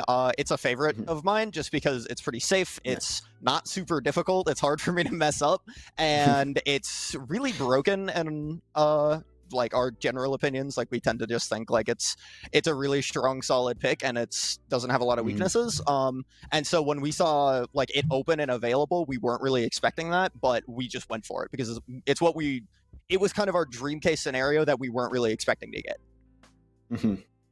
Paint yourselves up for success. I love that. And all right, yo, if we're gonna talk about the Hui game, I gotta ask, whose call was it to bully the Karma? Tell me, Orion. Who was it? On the... Or, I'm sorry, say that again? Like on the Karma on the other team? Yeah, you guys were, like, there was a moment in time where there was, like, the Xin Zhao was top, and they got stuck top for so long, and it was just, like, Trunko just cleared bottom camps and just came up top, and you guys just didn't stop. Oh, God. I'm pretty sure that was our top laner, Quick Slice's call. He's our lead shot caller, and he tends to be really on top of just, like, pointing out our more, like... not obvious macro decisions, but like directing us as a team, being the lead shot caller. And so it was probably him. If it wasn't, it was our Fat Cat. It was our support. I do love the idea of the top laner shot caller, because it's me whenever I get build top and the jungler comes top. I'm like, guys, please just do something. That's all I can think of. Just do something with this pressure I'm giving you. Yeah, no, our top laner is actually, he's really good at it, actually. Like full credit to Gabe. I just doxed him actually. Full credit to Quick Slice. He really keeps it together, and being in top lane, it almost kind of provides him like an overseer position where he can just kind of call everything and do whatever he needs to, because all he's playing is the 1v1. All right, same question last interview, but what are your guys' team's big expectations for this? For the season? Season, yeah.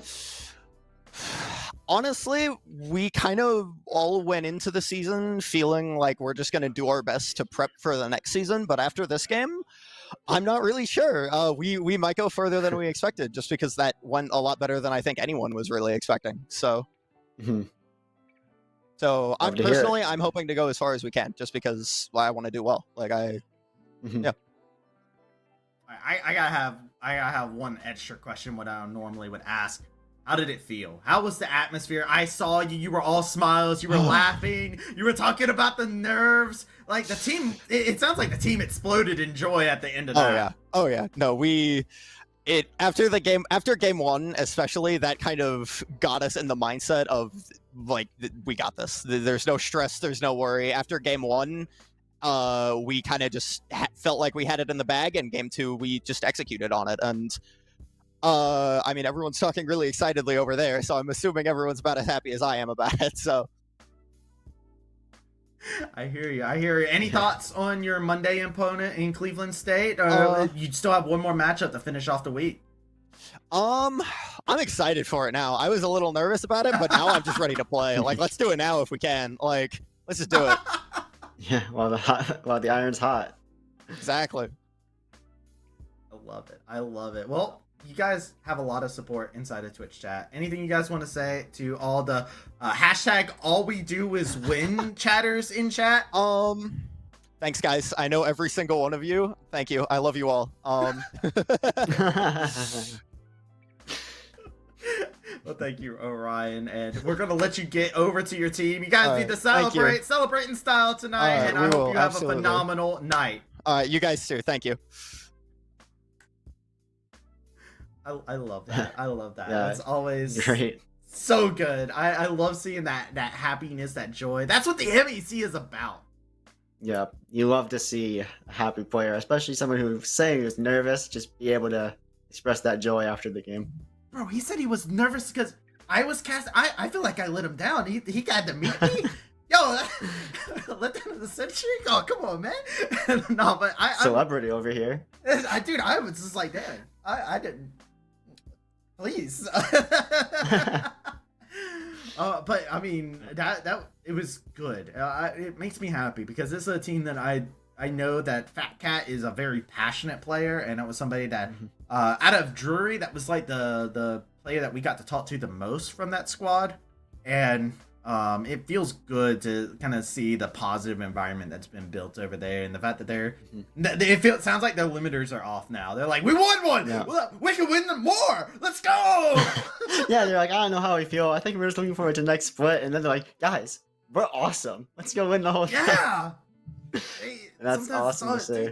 That's all it takes sometimes. But man, oh man, what a great night. Before we start throwing off to our closing notes and whatnot, I did want to remind everybody to make sure before you leave, hit that exclamation mark top 5. This is a way for you to be able to put out all the resources. Unified is trying to show some of the stuff that they have, build a little bit more inside of their community. The best ways for you to be able to get things going is to be able to check that kind of stuff out. It's great notes for you if you're ever interested in running an esports fan, or if you're just interested in esports in general. Yo, check out that link, because you know what? It's just better for you that way. It's something that you're able to learn from, get more information, and hey, we'll never say no to that. But remember, you have to hit exclamation top 5 to be able to see that link to that article, and then you can give it a click and find out a little bit more on how best to be able to organize any future esports events, or even learn about the magic that happens behind the scenes. But with that being said, Ultimatic, my friend, I have gotten to know you. I have realized how cringe you are. I mean, that's the most loving way. Equally cringe. Corky. But it's been a pleasure getting to kind of share the MEC with you tonight. Yeah, it's been a great time. Loving being back in the swing of things. I hear you. Are you now a dedicated fan of the MEC? Have I successfully converted you with the action shown here today? Yeah, I'm definitely gonna be a fan in the future. Definitely some great gameplay, some great players I watched tonight. And that's what we're talking about. It's all about the players. It's all about the schools. Thank you all for showing up. Thank you to the people who came in and supported the players here. That is the most important part, to be able to showcase them. They're all chasing their dreams, whatever it may be. They're all out here living that esports life inside of the collegiate system, to make sure we know that we appreciate you, because this kind of stuff can't happen without the support of you. So that being said, we're going to go ahead, close it out for tonight. I'll be back tomorrow, same time, same place. Ultimatic, thank you again for coming in and helping me out here to make sure that everything runs smoothly. Smoothly. I also would like a smoothie, though. I'll take that. Sounds good right now. I'm gonna go get a smoothie. Hey, thank you, everybody. I'll meet you there. Good night. Yeah, we'll go.